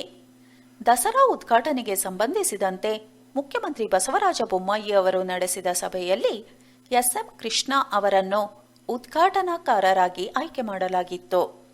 ಸಾಹಿತ್ಯ, ಕಲೆ, ಸಾಂಸ್ಕೃತಿಕ ಕ್ಷೇತ್ರದಲ್ಲಿ ದುಡಿದವರನ್ನು ಇದುವರೆಗೆ ಉದ್ಘಾಟಕರಾಗಿ ಆಯ್ಕೆ ಮಾಡಲಾಗುತ್ತಿತ್ತು. 2020ರ ಮೈಸೂರು ದಸರಾ ಉದ್ಘಾಟನೆಯನ್ನು ಕೋವಿಡ್-19 ವಾರಿಯರ್ಸ್ ಪರವಾಗಿ ಡಾ. ಸಿ.ಎನ್. ಮಂಜುನಾಥ್ ಉದ್ಘಾಟಿಸಿದ್ರು. ಕರ್ನಾಟಕದ 31ನೇ ಜಿಲ್ಲೆ ವಿಜಯನಗರ ಉದ್ಘಾಟನೆ. 2021 ಅಕ್ಟೋಬರ್ 2ರಂದು ರಾಜ್ಯದ 31ನೇ ಜಿಲ್ಲೆಯಾಗಿ ವಿಜಯನಗರ ಜಿಲ್ಲೆ ಉದ್ಘಾಟನೆಗೊಂಡಿದ್ದು, ಹೊಸಪೇಟೆಯ ಜಿಲ್ಲಾ ಕ್ರೀಡಾಂಗಣದಲ್ಲಿ ಮುಖ್ಯಮಂತ್ರಿ ಬಸವರಾಜ ಬೊಮ್ಮಾಯಿ ಅವರು ವಿದ್ಯುಕ್ತ ಚಾಲನೆ ನೀಡಿದ್ರು. 6 ತಾಲೂಕುಗಳನ್ನು ಒಳಗೊಂಡ ಈ ಜಿಲ್ಲೆಯು ಬಳ್ಳಾರಿ ಜಿಲ್ಲೆಯಿಂದ ಪ್ರತ್ಯೇಕಗೊಂಡಿದೆ. ಅಖಂಡ ಬಳ್ಳಾರಿ ಜಿಲ್ಲೆಯ ಪಶ್ಚಿಮ ತಾಲೂಕುಗಳ ದಶಕದ ಹೋರಾಟದ ಫಲವಾಗಿ ಹೊಸ ಜಿಲ್ಲೆಯಾಗಿ ಅಸ್ತಿತ್ವಕ್ಕೆ ಬಂದಿತು.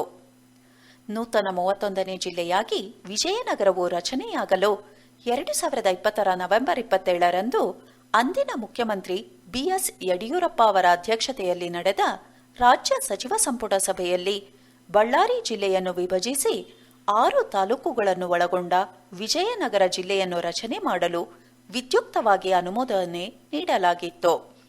ವಿಜಯನಗರ ಜಿಲ್ಲೆಗೆ ಹೊಸಪೇಟೆಯನ್ನು ಜಿಲ್ಲಾ ಕೇಂದ್ರವನ್ನಾಗಿ ಮಾಡುವ ಬಗ್ಗೆ ತೀರ್ಮಾನ ಕೈಗೊಳ್ಳಲಾಗಿತ್ತು.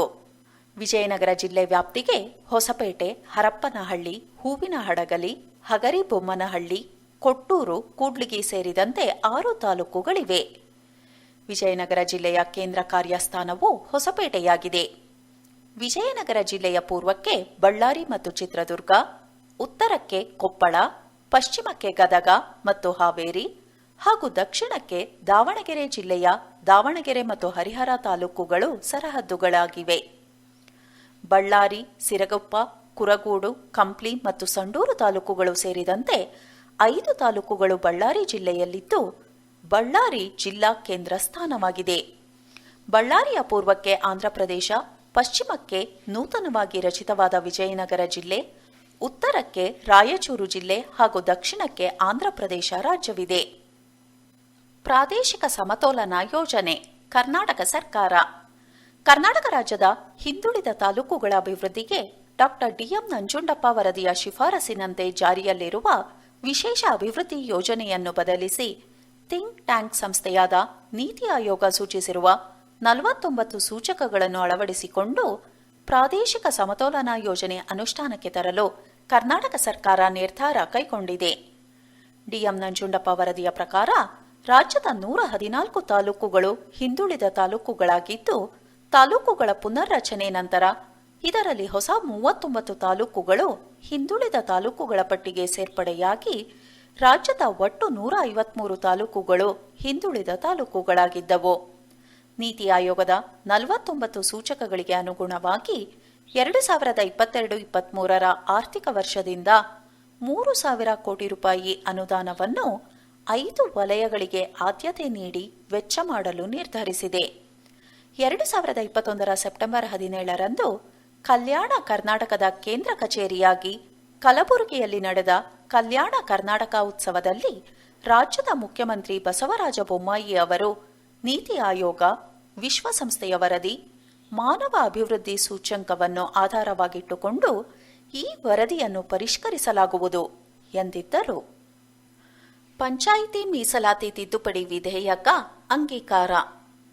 ಗ್ರಾಮ, ತಾಲೂಕು, ಜಿಲ್ಲಾ ಪಂಚಾಯತ್ ಕ್ಷೇತ್ರಗಳ ಮೀಸಲಾತಿ ನಿಗದಿ ಹಾಗೂ ಕ್ಷೇತ್ರ ವಿಂಗಡಣೆ ಅಧಿಕಾರವನ್ನು ರಾಜ್ಯ ಚುನಾವಣೆ ಆಯೋಗದಿಂದ ಹಿಂಪಡೆದು ರಾಜ್ಯ ಸರ್ಕಾರ ತನ್ನಲ್ಲೇ ಉಳಿಸಿಕೊಳ್ಳುವ ಕರ್ನಾಟಕ ಗ್ರಾಮ ಸ್ವರಾಜ್ಯ ಮತ್ತು ಪಂಚಾಯತ್ ರಾಜ್ ತಿದ್ದುಪಡಿ ವಿಧೇಯಕಕ್ಕೆ ಜೆಡಿಎಸ್ ಹಾಗೂ ಕಾಂಗ್ರೆಸ್ ಸದಸ್ಯರ ಸಭಾತ್ಯಾಗದ ನಡುವೆ ಅಂಗೀಕಾರ ದೊರೆಯಿತು. ವಿಧಾನಸಭೆಯಲ್ಲಿ ಅಂಗೀಕಾರಗೊಂಡಿದ್ದ ವಿಧೇಯಕವನ್ನು ಯಥಾವತ್ತಾಗಿ ವಿಧಾನ ಪರಿಷತ್ನಲ್ಲಿ ಮಂಡಿಸಿದ ಗ್ರಾಮೀಣಾಭಿವೃದ್ಧಿ ಹಾಗೂ ಪಂಚಾಯತ್ ರಾಜ್ ಸಚಿವ ಕೆಎಸ್ ಈಶ್ವರಪ್ಪ ಪರ್ಯಾವಲೋಚನೆ ಹಾಗೂ ಅಂಗೀಕಾರಕ್ಕೆ ಮನವಿ ಮಾಡಿದರು. ಸಿಎಂ ಡ್ಯಾಶ್ಬೋರ್ಡ್ಗೆ ಕರ್ನಾಟಕ ಮುಖ್ಯಮಂತ್ರಿ ಬೊಮ್ಮಾಯಿ ಚಾಲನೆ. ಪ್ರಧಾನಿ ಕಚೇರಿಯ ಮಾದರಿಯಲ್ಲೇ ಮುಖ್ಯಮಂತ್ರಿಗಳಿಗೆ ವಿವಿಧ ಇಲಾಖೆಗಳ ಪ್ರಗತಿ ಮಾಹಿತಿ ನೀಡುವ ಸಿಎಂ ಡ್ಯಾಶ್ಬೋರ್ಡ್ ಯೋಜನೆಗೆ ಮುಖ್ಯಮಂತ್ರಿ ಎಸ್ಆರ್ ಬೊಮ್ಮಾಯಿ ಅವರು ಚಾಲನೆ ನೀಡಿದ್ರು. ಆಧುನಿಕ ತಂತ್ರಜ್ಞಾನ ಬಳಸಿ ಸೃಜಿಸಿದ ಡಿಜಿಟಲ್ ವೇದಿಕೆ ಡ್ಯಾಶ್ಬೋರ್ಡ್ ಅನ್ನು ಕಂದಾಯ, ಬಿಬಿಎಂಪಿ, ಇಂಧನ, ಶಿಕ್ಷಣ, ವಸತಿ, ಗ್ರಾಮೀಣಾಭಿವೃದ್ಧಿ ಸೇರಿದಂತೆ 6 ಇಲಾಖೆಗಳ ಪ್ರಗತಿ ಪರಿಶೀಲನೆಯನ್ನು ಕುಳಿತಲ್ಲೇ ಮಾಡುವ ಮೂಲಕ ಮುಖ್ಯಮಂತ್ರಿ ಬೊಮ್ಮಾಯಿ ಅವರು ಚಾಲನೆಯನ್ನು ನೀಡಿದರು. ಭಾರತದಲ್ಲಿ ಮೊದಲ ಬಾರಿ ಉದ್ಯೋಗ ಸೃಜನೆ ಆಧಾರದ ಮೇಲೆ ಉದ್ಯೋಗ ನೀತಿಯನ್ನು ರೂಪಿಸಲು ಕರ್ನಾಟಕ ಸರ್ಕಾರ ನಿರ್ಧರಿಸಿದ್ದು, ಉದ್ಯಮಿಯಾಗೂ ಉದ್ಯೋಗ ನೀಡು ಮತ್ತು ಕೈಗಾರಿಕಾ ಅದಾಲತ್ ಕಾರ್ಯಕ್ರಮವನ್ನು 2021 ಅಕ್ಟೋಬರ್ 11ರಂದು ಬೆಂಗಳೂರಿನಲ್ಲಿ ಕರ್ನಾಟಕ ಬೃಹತ್ ಮತ್ತು ಮಧ್ಯಮ ಕೈಗಾರಿಕಾ ಇಲಾಖೆ ಆಯೋಜಿಸಿತ್ತು. ಕಲ್ಯಾಣ ಕರ್ನಾಟಕ ಉತ್ಸವ ಸೆಪ್ಟೆಂಬರ್ 17. 2021 ಸೆಪ್ಟೆಂಬರ್ 17ರಂದು ಕಲ್ಯಾಣ ಕರ್ನಾಟಕ ಕೇಂದ್ರ ಕಚೇರಿ ಕಲಬುರಗಿಯಲ್ಲಿ ಮುಖ್ಯಮಂತ್ರಿ ಬಸವರಾಜ ಬೊಮ್ಮಾಯಿ ಅವರು ಕಲ್ಯಾಣ ಕರ್ನಾಟಕ ಉತ್ಸವದಲ್ಲಿ ಭಾಗವಹಿಸಿದ್ದು, ಕಲಬುರಗಿಯ ಡಿಎಆರ್ ಪೊಲೀಸ್ ಪರೇಡ್ ಮೈದಾನದಲ್ಲಿ ಧ್ವಜಾರೋಹಣ ಮಾಡಿ ಚಾಲನೆ ನೀಡಿದ್ರು. ಈ ಸಂದರ್ಭದಲ್ಲಿ ಬೃಹತ್ ಕೋವಿಡ್ ಲಸಿಕಾ ಕಾರ್ಯಕ್ರಮ ಹಾಗೂ 9,624.11 ಕೋಟಿ ರೂಪಾಯಿ ವೆಚ್ಚದ ಅಭಿವೃದ್ಧಿ ಕಾಮಗಾರಿಗಳ ಶಂಕುಸ್ಥಾಪನೆಗೆ ಚಾಲನೆ ನೀಡಿದ್ರು. ಈ ಹಿಂದೆ ಸೆಪ್ಟೆಂಬರ್ 17 ಹೈದರಾಬಾದ್ ಕರ್ನಾಟಕ ವಿಮೋಚನಾ ದಿನವನ್ನಾಗಿ ಆಚರಿಸಲಾಗುತ್ತಿತ್ತು. ಧಾರ್ಮಿಕ ಕಟ್ಟಡಗಳ ಸಂರಕ್ಷಣಾ ಮಸೂದೆಗೆ ವಿಧಾನಸಭೆಯಲ್ಲಿ ಅಂಗೀಕಾರ. ರಾಜ್ಯದ ಸಾರ್ವಜನಿಕ ಸ್ಥಳಗಳಲ್ಲಿರುವ ಎಲ್ಲ ಅನಧಿಕೃತ ಧಾರ್ಮಿಕ ಕಟ್ಟಡಗಳನ್ನು ರಕ್ಷಿಸುವ ಉದ್ದೇಶದಿಂದ ರೂಪಿಸಿರುವ ಕರ್ನಾಟಕ ಧಾರ್ಮಿಕ ಕಟ್ಟಡಗಳ ಸಂರಕ್ಷಣಾ ಮಸೂದೆ 2021ಕ್ಕೆ ವಿಧಾನಸಭೆ ಅಂಗೀಕಾರ ನೀಡಿದೆ. ನಂಜನಗೂಡು ತಾಲೂಕಿನ ದೇವಸ್ಥಾನವೊಂದನ್ನು ತೆರವುಗೊಳಿಸಿದ ಘಟನೆಗೆ ತೀವ್ರ ವಿರೋಧ ವ್ಯಕ್ತವಾಗಿತ್ತು. ಉಳಿದಿರುವ 2,000ಕ್ಕೂ ಹೆಚ್ಚು ಅನಧಿಕೃತ ಧಾರ್ಮಿಕ ಕಟ್ಟಡಗಳಿಗೆ ರಕ್ಷಣೆ ನೀಡುವ ಉದ್ದೇಶದಿಂದ ಮಸೂದೆ ರೂಪಿಸಿದ್ದ ರಾಜ್ಯ ಸರ್ಕಾರ ಅದನ್ನು ವಿಧಾನಸಭೆಯಲ್ಲಿ ಮಂಡಿಸಿತ್ತು. ಚರ್ಚೆಯ ಬಳಿಕ ಮಸೂದೆಗೆ ಸದನದ ಒಪ್ಪಿಗೆ ದೊರಕಿತು. ಧಾರ್ಮಿಕ ಕಟ್ಟಡಗಳ ರಕ್ಷಣೆಗೆ ಪ್ರತಿ ವಿಧಾನಸಭಾ ಕ್ಷೇತ್ರದಲ್ಲೂ ಚುನಾಯಿತ ಪ್ರತಿನಿಧಿಗಳು ಮತ್ತು ಅಧಿಕಾರಿಗಳನ್ನು ಒಳಗೊಂಡ ಸಕ್ಷಮ ಪ್ರಾಧಿಕಾರ ರಚಿಸಬೇಕು ಎಂಬ ಪ್ರಸ್ತಾವವುಳ್ಳ ಖಾಸಗಿ ಮಸೂದೆಯನ್ನು ಬಿಜೆಪಿಯ ಎಸ್.ಎ. ರಾಮದಾಸ್ ಇದೇ ಸಂದರ್ಭದಲ್ಲಿ ಮಂಡಿಸಿದ್ರು. ಎಲ್ಲ ಸಲಹೆ ಮತ್ತು ಬೇಡಿಕೆಗಳನ್ನು ನಿಯಮ ರಚನೆ ಸಂದರ್ಭದಲ್ಲಿ ಪರಿಗಣಿಸುವುದಾಗಿ ಮುಖ್ಯಮಂತ್ರಿ ಭರವಸೆ ನೀಡಿದ್ರು. ಹಾವೇರಿ ಜಿಲ್ಲಾ ಪಂಚಾಯಿತಿ ವಿನೂತನ ಕಾರ್ಯ. ಹಾವೇರಿ ಜಿಲ್ಲಾ ಪಂಚಾಯಿತಿಯಿಂದ ರಾಜ್ಯದಲ್ಲೇ ಪ್ರಥಮ ಎನ್ನುವಂತೆ ವಿನೂತನ ಕಾರ್ಯಕ್ಕೆ ಕೈ ಹಾಕಿದ್ದು ಕಸ ವಿಲೇವಾರಿಯಲ್ಲಿ ಮಹಿಳೆಯರನ್ನು ಬಳಸಿಕೊಳ್ಳಲಾಗಿದೆ. ಹಾವೇರಿ ಜಿಲ್ಲಾ ಪಂಚಾಯಿತಿಯಿಂದ ಗ್ರಾಮ ಪಂಚಾಯಿತಿ ಮಟ್ಟದಲ್ಲಿ ಕಸ ವಿಲೇವಾರಿಗೆ ಬಳಸುವ ಸ್ವಚ್ಛ ವಾಹಿನಿ ವಾಹನ ಚಾಲನೆಗೆ 32 ಮಹಿಳೆಯರನ್ನು ಆಯ್ಕೆ ಮಾಡಿಕೊಳ್ಳಲಾಗಿದೆ. ಇಂತಹ ಮಹಿಳೆಯರಿಗೆ ಜಿಲ್ಲಾ ಪಂಚಾಯಿತಿಯಿಂದ ತರಬೇತಿ ಕೂಡ ನೀಡಲಾಗಿದ್ದು, ಹಾವೇರಿ ಜಿಲ್ಲೆಯ ಆಯ್ದ ಗ್ರಾಮ ಪಂಚಾಯಿತಿಗಳಲ್ಲಿ ಮಹಿಳೆಯರು ಕೂಡ ಕಸ ವಿಲೇವಾರಿ ನಡೆಸಲಿದ್ದಾರೆ. ಗ್ರಾಮ ಪಂಚಾಯಿತಿ ಮಹಿಳಾ ಒಕ್ಕೂಟಗಳ ಗುಂಪಿನ ಸದಸ್ಯರಿಗೆ ಸ್ವಚ್ಛ ಭಾರತ ಮಿಷನ್ ಯೋಜನೆಯಡಿ ಘನ ತ್ಯಾಜ್ಯ ನಿರ್ವಹಣೆ ಅನುಷ್ಠಾನ ತರಬೇತಿ ನೀಡುತ್ತಿದೆ. ಈ ತರಬೇತಿಯನ್ನು 32 ಮಹಿಳಾ ಸದಸ್ಯರು ಪೂರ್ಣಗೊಳಿಸಿದ್ದು, ಇದೀಗ ಹಾವೇರಿ ಜಿಲ್ಲೆಯ ಆಯ್ದ ಗ್ರಾಮ ಪಂಚಾಯಿತಿಗಳ ಮಟ್ಟದಲ್ಲಿ ಕಸ ವಿಲೇವಾರಿಯಲ್ಲಿ ತೊಡಗಿದ್ದಾರೆ. ಬೆಂಗಳೂರಿನಿಂದ ಬಂದ ನುರಿತ ವಾಹನ ಚಾಲಕರಿಂದ 32 ಮಹಿಳೆಯರಿಗೆ ವಾಹನ ತರಬೇತಿ ನೀಡಲಾಗಿದೆ. ಹಾವೇರಿ ಸಮೀಪದ ದೇವಗಿರಿಯಲ್ಲಿ ರೂಟ್ ಸೆಟ್ ಸಂಸ್ಥೆಯಿಂದ ತರಬೇತಿ ನೀಡಲಾಗಿದೆ. ಉದ್ಯೋಗಿಯಾಗೋ ಉದ್ಯೋಗ ನೀಡು ಕಾರ್ಯಾಗಾರ. ಬೆಂಗಳೂರಿನ ಅರಮನೆ ಮೈದಾನದಲ್ಲಿ ಕೈಗಾರಿಕೆ ಇಲಾಖೆಯು ಆಯೋಜಿಸಿದ್ದ ಉದ್ಯೋಗಿಯಾಗೋ ಉದ್ಯೋಗ ನೀಡು ಕಾರ್ಯಾಗಾರ ಮತ್ತು ಕೈಗಾರಿಕಾ ಆಂದೋಲನಕ್ಕೆ ಮುಖ್ಯಮಂತ್ರಿ ಬಸವರಾಜ ಬೊಮ್ಮಾಯಿ ಅವರು ಚಾಲನೆ ನೀಡಿದ್ರು. ಈ ಸಂದರ್ಭದಲ್ಲಿ ಶೀಘ್ರದಲ್ಲೇ ನೂತನ ಉದ್ಯೋಗ ನೀತಿ ಜಾರಿಗೆ ತರುವುದಾಗಿ ಘೋಷಿಸಿದ್ರು. ಜನವರಿ 21 ದಾಸೋಹ ದಿನ ಆಚರಿಸಲು ಆದೇಶ. ತ್ರಿವಿಧ ದಾಸೋಹಿ ಸಿದ್ಧಗಂಗಾ ಮಠದ ಶಿವಕುಮಾರ ಮಹಾಸ್ವಾಮಿಗಳ ಪುಣ್ಯ ಸ್ಮರಣೆಯ ದಿನ ಜನವರಿ 21 ದಾಸೋಹ ದಿನವೆಂದು ಘೋಷಣೆ ಮಾಡಿ ಕರ್ನಾಟಕ ಸರ್ಕಾರ ಆದೇಶ ಹೊರಡಿಸಿದೆ. ಶಿವಕುಮಾರ ಮಹಾಸ್ವಾಮಿಗಳು ಕಾಯಕವೇ ಕೈಲಾಸ ಎಂಬ ತತ್ವದಡಿ 1930ರಲ್ಲಿ ಸಿದ್ಧಗಂಗಾ ಮಠದ ಜವಾಬ್ದಾರಿಯನ್ನು ಹೊತ್ತು ಅಂದಿನಿಂದಲೂ ನಿರಂತರವಾಗಿ ಮಠಕ್ಕೆ ಬರುವ ಲಕ್ಷಾಂತರ ಬಡಮಕ್ಕಳಿಗೆ ಜಾತಿ ಧರ್ಮ ಭೇದವಿಲ್ಲದೆ ವಿದ್ಯೆ ವಸತಿ ಹಾಗೂ ಅನ್ನದಾಸೋಹ ನೀಡಿ ತ್ರಿವಿಧ ದಾಸೋಹಿಗಳಾಗಿದ್ರು. ಶ್ರೀಗಳ ಪರಂಪರೆಯಂತೆ ಇಂದಿಗೂ ಸಾವಿರಾರು ಬಡಮಕ್ಕಳಿಗೆ ಹಾಗೂ ಭಕ್ತರಿಗೆ ನಿತ್ಯ ದಾಸೋಹ ಮಾಡಲಾಗ್ತಿದೆ. ಶಿವಕುಮಾರ ಶ್ರೀಗಳು 9 ದಶಕಗಳಿಗೂ ಮೀರಿ ನಿತ್ಯ ದಾಸೋಹಗೈದು ನಾಡಿನ ಇತರೆ ಎಲ್ಲರಿಗೂ ಮಾದರಿಯಾಗಿದ್ದು ದಾಸೋಹ ಶ್ರೇಷ್ಠರಾಗಿದ್ರು. ನವಮಂಗಳೂರು ಬಂದರಿನಲ್ಲಿ 3 ಯೋಜನೆಗಳ ಉದ್ಘಾಟನೆ. ಕೇಂದ್ರ ಬಂದರು, ಹಡಗು ಮತ್ತು ಜಲಮಾರ್ಗ ಸಚಿವ ಸರ್ಬಾನಂದ ಸೋನೋವಾಲ್ ಅವರು ಸೆಪ್ಟೆಂಬರ್ 24ರಂದು ನವಮಂಗಳೂರು ಬಂದರಿನಲ್ಲಿ 3 ಯೋಜನೆಗಳ ಉದ್ಘಾಟನೆ ಮತ್ತು ಶಂಕುಸ್ಥಾಪನೆ ನೆರವೇರಿಸಿದ್ರು. ಸೋನೋವಾಲ್ ಅವರು ಟ್ರಕ್ ಪಾರ್ಕಿಂಗ್ ಟರ್ಮಿನಲ್ಗೆ ಶಿಲಾನ್ಯಾಸ ಮತ್ತು ಯುಎಸ್ ಮಲ್ಯ ಗೇಟ್ನ ಮಾರ್ಪಾಡು ಮತ್ತು ಹೊಸದಾಗಿ ನಿರ್ಮಿಸಲಾದ ವ್ಯಾಪಾರ ಅಭಿವೃದ್ಧಿ ಕೇಂದ್ರವನ್ನು ದೇಶಕ್ಕೆ ಸಮರ್ಪಣೆ ಮಾಡಲಿದ್ದಾರೆ. ನವಮಂಗಳೂರು ಬಂದರಿನಿಂದ ದಕ್ಷಿಣ ಕನ್ನಡ ಜಿಲ್ಲೆ ಮತ್ತು ಕರ್ನಾಟಕ ರಾಜ್ಯದ ಹೊರಗಿನ ದೂರದ ಸ್ಥಳಗಳಿಗೆ ಸರಕುಗಳನ್ನು ಸ್ಥಳಾಂತರಿಸಲು ಪ್ರತಿದಿನ ಸುಮಾರು 500 ಟ್ರಕ್ಗಳು ಚಲಿಸುತ್ತಿವೆ. ಬಂದರು ಸುಮಾರು 160 ಟ್ರಕ್ಗಳಿಗೆ ಪಾರ್ಕಿಂಗ್ ಸೌಲಭ್ಯವನ್ನು ಒದಗಿಸಿದ್ದರೂ ಈಗಿರುವ ಪ್ರದೇಶವು ಸಾಕಷ್ಟಿಲ್ಲ ಎಂದು ಕಂಡುಬಂದಿದೆ.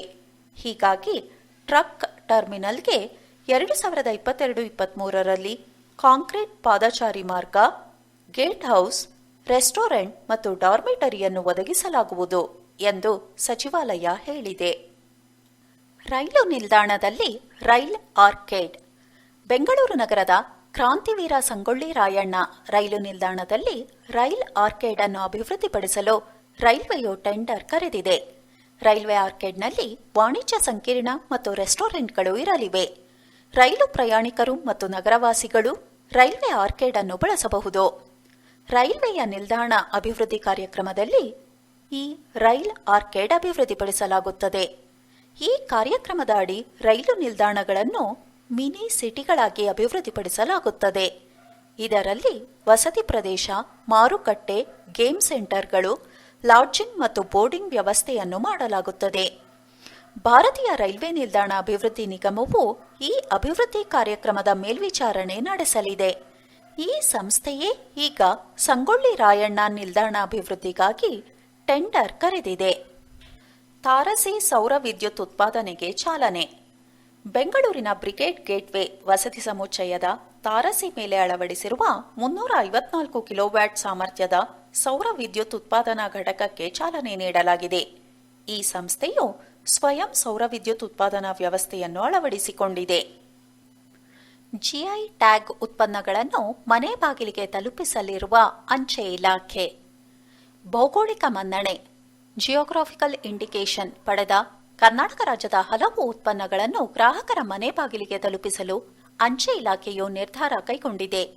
ಇತ್ತೀಚೆಗೆ ಅಂಚೆ ಇಲಾಖೆಯು ಜಿಐ ಟ್ಯಾಗ್ ಪಡೆದ 10 ಉತ್ಪನ್ನಗಳ ಅಂಚೆ ಲಕೋಟೆಗಳನ್ನು ಬಿಡುಗಡೆ ಮಾಡಿದ್ದು, ಇದರಿಂದ ಗ್ರಾಹಕರಿಂದ ಹೆಚ್ಚು ಬೇಡಿಕೆ ಬಂದಿರುವ ಹಿನ್ನೆಲೆಯಲ್ಲಿ ಅಮೆಜಾನ್, ಅಂಚೆ ಇಲಾಖೆ ಹಾಗೂ ಇನ್ನಿತರ ಸಂಸ್ಥೆಗಳ ಮೂಲಕ ಗ್ರಾಹಕರ ಮನೆ ಬಾಗಿಲಿಗೆ ಆನ್ಲೈನ್ ಇ-ಶಾಪ್ನಲ್ಲಿ ನೋಂದಣಿ ಮಾಡಿ ಜಿಐ ಟ್ಯಾಗ್ ಉತ್ಪನ್ನಗಳನ್ನು ತಲುಪಿಸಲು ಚಿಂತನೆ ನಡೆಸಲಾಗಿದೆ. ಅಂಚೆ ಇಲಾಖೆ ಲಕೋಟೆ ಬಿಡುಗಡೆ ಮಾಡಿದ ಕರ್ನಾಟಕದ ಜಿಐ ಟ್ಯಾಗ್ ಪ್ರಮುಖ ಉತ್ಪನ್ನಗಳು Coorg arabica coffee, Chikkamagaluru arabica coffee, Baba Budangiri coffee, Mysuru ರೇಷ್ಮೆ, ದೇವನಹಳ್ಳಿ ಚಕೋತ ಹಣ್ಣು, ಬೆಂಗಳೂರು ನೀಲಿ ದ್ರಾಕ್ಷಿ, Bengaluru rose onion, Mysuru sandal soap, Kolhapuri ಚಪ್ಪಲಿ ಮತ್ತು ಮೈಸೂರು ಅಗರಬತ್ತಿ. ಆನ್ಲೈನ್ ಜೂಜು ಆಪ್ ಡ್ರೀಮ್11 ನಿಷೇಧ.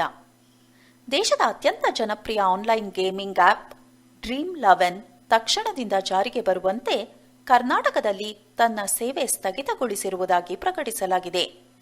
ಕಂಪನಿಯ ಸಂಸ್ಥಾಪಕರ ಮೇಲೆ 2 ದಿನದ ಹಿಂದೆ ಬೆಂಗಳೂರಿನಲ್ಲಿ ಪ್ರಕರಣ ದಾಖಲಾದ ಬೆನ್ನಲ್ಲೇ ಡ್ರೀಮ್11 ಈ ಮಹತ್ವದ ನಿರ್ಧಾರ ಪ್ರಕಟಿಸಿದೆ. ಡ್ರೀಮ್11 ಒಂದು ಆನ್ಲೈನ್ ಗೇಮಿಂಗ್ ಆಪ್. ಇದರಲ್ಲಿ ಕ್ರಿಕೆಟ್ ಸೇರಿ ಹಲವು ಕ್ರೀಡೆಗಳ ಫ್ಯಾಂಟಸಿ ಗೇಮ್ಗಳಿಗೆ ಅವಕಾಶವಿದೆ. ಜನರು ಈ ಗೇಮಿಂಗ್ನಲ್ಲಿ ಹಣ ಬೆಟ್ ಕಟ್ಟಬಹುದು.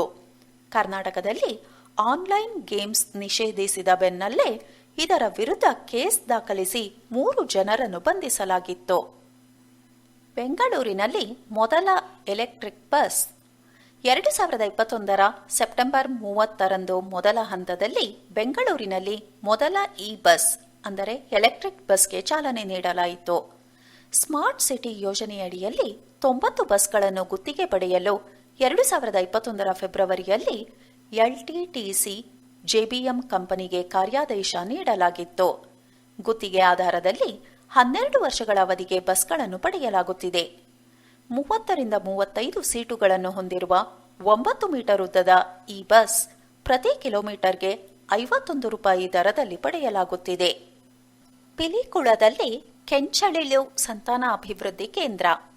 ವಿಶ್ವದ ಏಕೈಕ ಕಾಳಿಂಗ ಸರ್ಪ ಕೃತಕ ಸಂತಾನಾಭಿವೃದ್ಧಿ ಕೇಂದ್ರ ಖ್ಯಾತಿಯ ಪಿಲಿಕುಳ ನಿಸರ್ಗಧಾಮಕ್ಕೆ ಇದೀಗ ಕಾಳಿಂಗ ಸರ್ಪದ ಜೊತೆಗೆ ಅಪರೂಪದ ಕೆಂಚಳಿಲು ಸಂತಾನಾಭಿವೃದ್ಧಿ ಸಂಶೋಧನೆ ಮಾಡುವ ಯೋಜನೆಯನ್ನು ಕೇಂದ್ರ ಪ್ರಾಣಿ ಸಂಗ್ರಹಾಲಯ ಪ್ರಾಧಿಕಾರ ನೀಡಿದೆ. 5 ವರ್ಷಗಳಲ್ಲಿ ಈ ಅಪರೂಪದ ಸೂಕ್ಷ್ಮ ಜೀವಿಗಳ ಕೃತಕ ಸಂತಾನೋತ್ಪತ್ತಿ ಸಂಶೋಧನೆ ಮಾಡಬೇಕಾಗಿದ್ದು, ತಲಾ 2 ಕೋಟಿಯಂತೆ ಒಟ್ಟು 4 ಕೋಟಿಯನ್ನು ಹಂತ ಹಂತವಾಗಿ ಬಿಡುಗಡೆ ಮಾಡಲಾಗುತ್ತದೆ. ಮಂಗಳೂರು ಸಮೀಪದ ವಾಮಂಜೂರಿನ ಪಿಲಿಕುಳದ ಡಾ ಶಿವರಾಮ ಕಾರಂತ ವಾಣಿಜ್ಯ ಧಾಮದಲ್ಲಿ ಪ್ರಕ್ರಿಯೆ ಆರಂಭಗೊಳಿಸಲಾಗಿದೆ. ಇಲ್ಲಿನ ಕಾಳಿಂಗ ಸಂತಾನಾಭಿವೃದ್ಧಿ ಕೇಂದ್ರದಿಂದ 150ಕ್ಕೂ ಹೆಚ್ಚು ಕಾಳಿಂಗ ಸರ್ಪ ಮರಿಗಳನ್ನು ಕಾಡಿಗೆ ಬಿಟ್ಟ ದಾಖಲೆ ಇದೆ. ಪ್ರಸ್ತುತವಾಗಿ ಇಲ್ಲಿ 17 ಕಾಳಿಂಗ ಸರ್ಪಗಳಿವೆ. ರಾಷ್ಟ್ರೀಯ ವಿದ್ಯಮಾನಗಳು. ರಾಷ್ಟ್ರೀಯ ವಿದ್ಯಮಾನಗಳಲ್ಲಿ ಆರ್ಥಿಕ ಮತ್ತು ವಾಣಿಜ್ಯ, ಕೃಷಿ, ನ್ಯಾಯಾಂಗ, ಪರಿಸರ, ರಾಜಕೀಯ, ರಕ್ಷಣೆ, ಸಭೆ ಸಮಾವೇಶ, ಸುದ್ದಿಯಲ್ಲಿರುವ ಸ್ಥಳಗಳು, ಸುದ್ದಿಯಲ್ಲಿರುವ ವ್ಯಕ್ತಿಗಳು, ಸಮೀಕ್ಷೆ ಮತ್ತು ಯೋಜನೆಗಳಿಗೆ ಸಂಬಂಧಿಸಿದ ಮಾಹಿತಿಯನ್ನು ಮುಂದಿನ ಹಂತಗಳಲ್ಲಿ ನೀವು ಕೇಳಬಹುದು.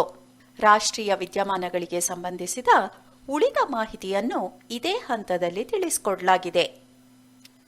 ನವೆಂಬರ್ ತಿಂಗಳಲ್ಲಿ ಭಾರತ ಅಮೆರಿಕ ಮಧ್ಯೆ 2+2 ಮಾತುಕತೆ. ಭಾರತ ಮತ್ತು ಅಮೆರಿಕ ನಡುವೆ 2+2 ಮಾತುಕತೆ ಈ ವರ್ಷ ನವೆಂಬರ್ ಅಂತ್ಯಕ್ಕೆ ನಡೆಯಲಿದೆ.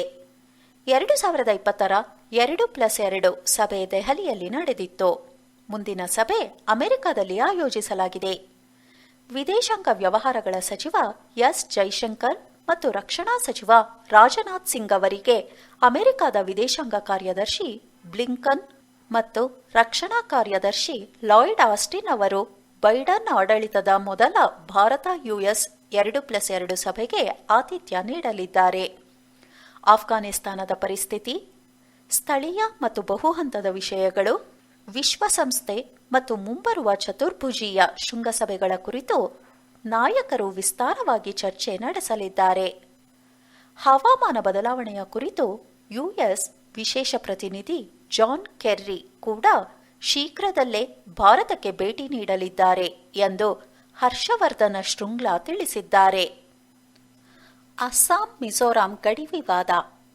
ಈಶಾನ್ಯ ರಾಜ್ಯವಾದ ಅಸ್ಸಾಂ ಮತ್ತು ಮಿಜೋರಾಂನ ಗಡಿಯಲ್ಲಿ ಎರಡೂ ರಾಜ್ಯಗಳ ಪೊಲೀಸರ ನಡುವೆ ರಕ್ತಸಿಕ್ತ ಘರ್ಷಣೆ ನಡೆದಿದ್ದು, ಇದರಲ್ಲಿ ಹಲವು ಪೊಲೀಸರು ಸಾವನ್ನಪ್ಪಿದ್ದಾರೆ ಮತ್ತು ಎರಡೂ ರಾಜ್ಯಗಳ ಅನೇಕ ಪೊಲೀಸ್ ಸಿಬ್ಬಂದಿ ಗಾಯಗೊಂಡಿದ್ದಾರೆ. ಈ ಹಿಂಸಾಚಾರವು ಉಭಯ ರಾಜ್ಯಗಳ ನಡುವಿನ ಗಡಿ ವಿವಾದದ ಹಿನ್ನೆಲೆಯಲ್ಲಿ ನಡೆದಿದೆ. ಅಸ್ಸಾಂ ಮತ್ತು ಮಿಜೋರಾಂ ಗಡಿ ಸುಮಾರು 164 ಕಿಲೋಮೀಟರ್ ವ್ಯಾಪ್ತಿಯಲ್ಲಿದೆ. ಈ ಗಡಿ ಐಜ್ವಾಲ್, ಕೋಲಾಸಿಬ್, ಮಿಜೋರಾಂನ ಮಾಮಿನ್ ಮತ್ತು ಅಸ್ಸಾಂನ ಕಚಾರ್, ಹೈಲೆಕಂಡಿ ಮತ್ತು ಕರೀಂಗಂಜ್ ಜಿಲ್ಲೆಗಳ ಮೂಲಕ ಹಾದು ಹೋಗುತ್ತದೆ. ಈ ಗಡಿಯ ಸಮೀಪವಿರುವ ಗುಡ್ಕುಟಿ ಗ್ರಾಮದ ಬಳಿ ಮಿಜೋರಾಂ ಪೊಲೀಸರು ಕೆಲವು ತಾತ್ಕಾಲಿಕ ಶಿಬಿರಗಳನ್ನು ಸ್ಥಾಪಿಸಿದಾಗ ವಿವಾದ ಪ್ರಾರಂಭವಾಗಿದೆ. ಲಿಂಗಾಧಾರಿತ ಬಜೆಟ್ ಘೋಷಣೆಗೆ ಸೀಮಿತ ಸಿಎಜಿ ವರದಿಯಲ್ಲಿ ಬಹಿರಂಗ. ಲಿಂಗ ತಾರತಮ್ಯ ನಿವಾರಣೆಗಾಗಿ ಲಿಂಗಾಧಾರಿತ ಬಜೆಟ್ ಪರಿಕಲ್ಪನೆಯ ಅಡಿಯಲ್ಲಿ ಕೆಲವು ವರ್ಷಗಳಿಂದ ಈಚೆಗೆ ಮಹಿಳಾ ಉದ್ದೇಶಿತ ಕಾರ್ಯಕ್ರಮಗಳಿಗೆ ಹೆಚ್ಚಿನ ಅನುದಾನ ಘೋಷಿಸಿದ್ದರೂ ವಾಸ್ತವಿಕ ವೆಚ್ಚದಲ್ಲಿ ಕುಸಿತವಾಗಿದೆ. ಲಿಂಗಾಧಾರಿತ ಬಜೆಟ್ ಘೋಷಣೆಗೆ ಸೀಮಿತವಾಗಿದೆ ಎಂದು ಮಹಾಲೇಖಪಾಲರ ಅಂದರೆ ಸಿಎಜಿ ವರದಿ ಹೇಳಿದೆ. ಲಿಂಗಾಧಾರಿತ ಬಜೆಟ್ ಎಂಬುದು ಮಹಿಳೆಯರ ಅಭಿವೃದ್ಧಿ ಕಾರ್ಯಕ್ರಮಗಳಿಗೆ ಅನುದಾನ ಮೀಸಲಿಡುವುದಕ್ಕೆ ಸೀಮಿತವಾಗಿದೆ. ಅವುಗಳನ್ನು ಸರಿಯಾಗಿ ಅನುಷ್ಠಾನಕ್ಕೆ ತರುವ ಉದ್ದೇಶದಿಂದ ಮೌಲ್ಯಮಾಪನ ಮತ್ತು ಸಮಗ್ರ ಮಾಹಿತಿ ಸಂಗ್ರಹಿಸುವ ಅಗತ್ಯವಿದೆ ಎಂದು ವರದಿಯಲ್ಲಿ ಶಿಫಾರಸು ಮಾಡಲಾಗಿದೆ. ಪಿಎಂ ಕೇರ್ಸ್ ಸರ್ಕಾರಿ ನಿಧಿಯಲ್ಲ. ಪಿಎಂ ಕೇರ್ಸ್ಗೆ ನೀಡುವ ದೇಣಿಗೆಗಳು ಭಾರತದ ಬೊಕ್ಕಸಕ್ಕೆ ಹೋಗುವುದಿಲ್ಲ, ಆದ್ದರಿಂದ ಅದು ಸರ್ಕಾರದ ನಿಧಿಯಲ್ಲ ಎಂದು ದೆಹಲಿ ಹೈಕೋರ್ಟ್ಗೆ ಕೇಂದ್ರ ಸರ್ಕಾರ ಮಾಹಿತಿ ನೀಡಿದೆ. ಮಾಹಿತಿ ಹಕ್ಕು ಕಾಯ್ದೆ, ರೈಟ್ ಟು ಇನ್ಫಾರ್ಮೇಷನ್ ಆಕ್ಟ್ ಅಥವಾ ಆರ್ಟಿಐ ಅಡಿಯಲ್ಲಿ ಈ ನಿಧಿಗೆ ಸಂಬಂಧಿಸಿದ ಮಾಹಿತಿ ಹಂಚಿಕೊಳ್ಳಲು ಸಾಧ್ಯವಿಲ್ಲ ಎಂದು ತಿಳಿಸಿದೆ. ಪ್ರಧಾನಿ ಕಚೇರಿಯ ಅಧೀನ ಕಾರ್ಯದರ್ಶಿ ಪ್ರದೀಪ್ ಕುಮಾರ್ ಶ್ರೀವಾಸ್ತವ ಅವರು ಕೋರ್ಟ್ಗೆ ಪ್ರಮಾಣಪತ್ರ ಸಲ್ಲಿಸಿದ್ದಾರೆ. ಪಿಎಂ ಕೇರ್ಸ್ ಟ್ರಸ್ಟ್ ಪಾರದರ್ಶಕತೆಯಿಂದ ಕಾರ್ಯನಿರ್ವಹಿಸುತ್ತಿದ್ದು, ಹಣವನ್ನು ಲೆಕ್ಕ ಪರಿಶೋಧಕರಿಂದ ಪರಿಶೋಧನೆಗೆ ಒಳಪಡಿಸಲಾಗುತ್ತಿದೆ ಎಂದು ಪ್ರಮಾಣಪತ್ರದಲ್ಲಿ ತಿಳಿಸಲಾಗಿದೆ. ಆರ್ಟಿಐ ಕಾಯ್ದೆಯಡಿ ಪಿಎಂ ಕೇರ್ಸ್ ಅನ್ನು ಸಾರ್ವಜನಿಕ ಪ್ರಾಧಿಕಾರ ಎಂದು ಘೋಷಿಸಲು ನಿರ್ದೇಶನ ನೀಡುವಂತೆ ಹಾಗೂ ಇದನ್ನು ಸರ್ಕಾರಿ ನಿಧಿ ಎಂದು ಘೋಷಿಸಲು ನಿರ್ದೇಶನ ನೀಡುವಂತೆ ಕೋರಿ ಸಲ್ಲಿಸಲಾಗಿದ್ದ ಅರ್ಜಿಗೆ ಉತ್ತರವಾಗಿ ಕೇಂದ್ರ ಸರ್ಕಾರ ಈ ಪ್ರಮಾಣಪತ್ರ ಸಲ್ಲಿಸಿದೆ. ಸಂವಿಧಾನದ 12ನೇ ಪರಿಚ್ಛೇದದ ಅರ್ಥದಲ್ಲಿ ಈ ಟ್ರಸ್ಟ್ ಸರ್ಕಾರಿ ಎಂದಾಗಲಿ ಅಥವಾ ಆರ್ಟಿಐ ಕಾಯ್ದೆಯ ನಿಬಂಧನೆಗಳ ಅರ್ಥದಲ್ಲಿ ಸಾರ್ವಜನಿಕ ಪ್ರಾಧಿಕಾರ ಎಂದಾಗಲಿ ಘೋಷಿಸಿಲ್ಲ. ಹಾಗಾಗಿ ಮೂರನೆಯವರಿಗೆ ಮಾಹಿತಿ ಬಹಿರಂಗ ಸಾಧ್ಯವಿಲ್ಲ ಎಂದು ಪ್ರಮಾಣಪತ್ರ ಉಲ್ಲೇಖಿಸಿದೆ. ಈ ಟ್ರಸ್ಟ್ನಲ್ಲಿ ಪ್ರಧಾನಿ, ರಕ್ಷಣೆ, ಗೃಹ ಮತ್ತು ಹಣಕಾಸು ಸಚಿವರು ಟ್ರಸ್ಟಿಗಳಾಗಿದ್ದಾರೆ.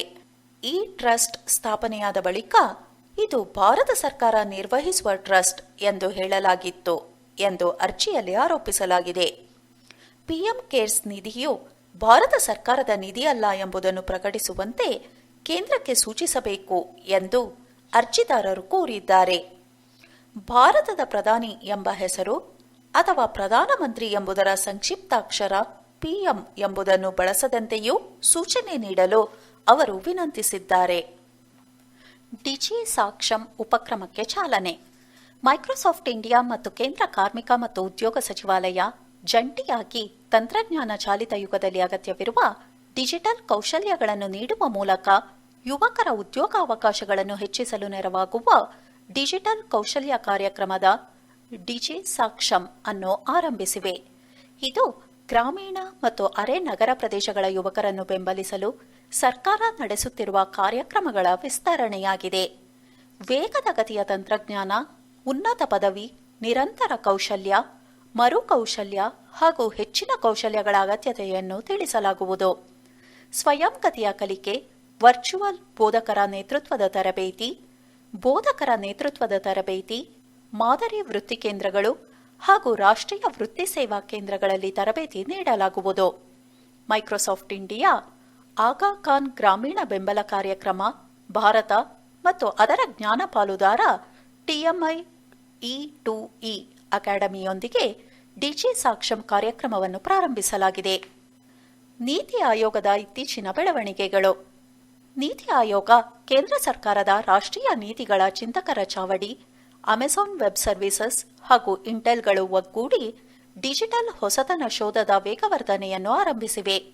ಆರಂಭದಲ್ಲಿ ಆರೋಗ್ಯ, ರಕ್ಷಣೆ, ಕೃಷಿ ಮತ್ತು ಸ್ಮಾರ್ಟ್ ಮೂಲಸೌಕರ್ಯ ವಿಷಯಗಳ ಮೇಲೆ ನೀತಿ ಆಯೋಗದ ಕ್ಲೌಡ್ ಹೊಸತನದ ಶೋಧ ಕೇಂದ್ರದಲ್ಲಿನ ಹೊಸ ಎಕ್ಸ್ಪೀರಿಯನ್ಸ್ ಸ್ಟುಡಿಯೋ ಗಮನಹರಿಸಲಿದೆ.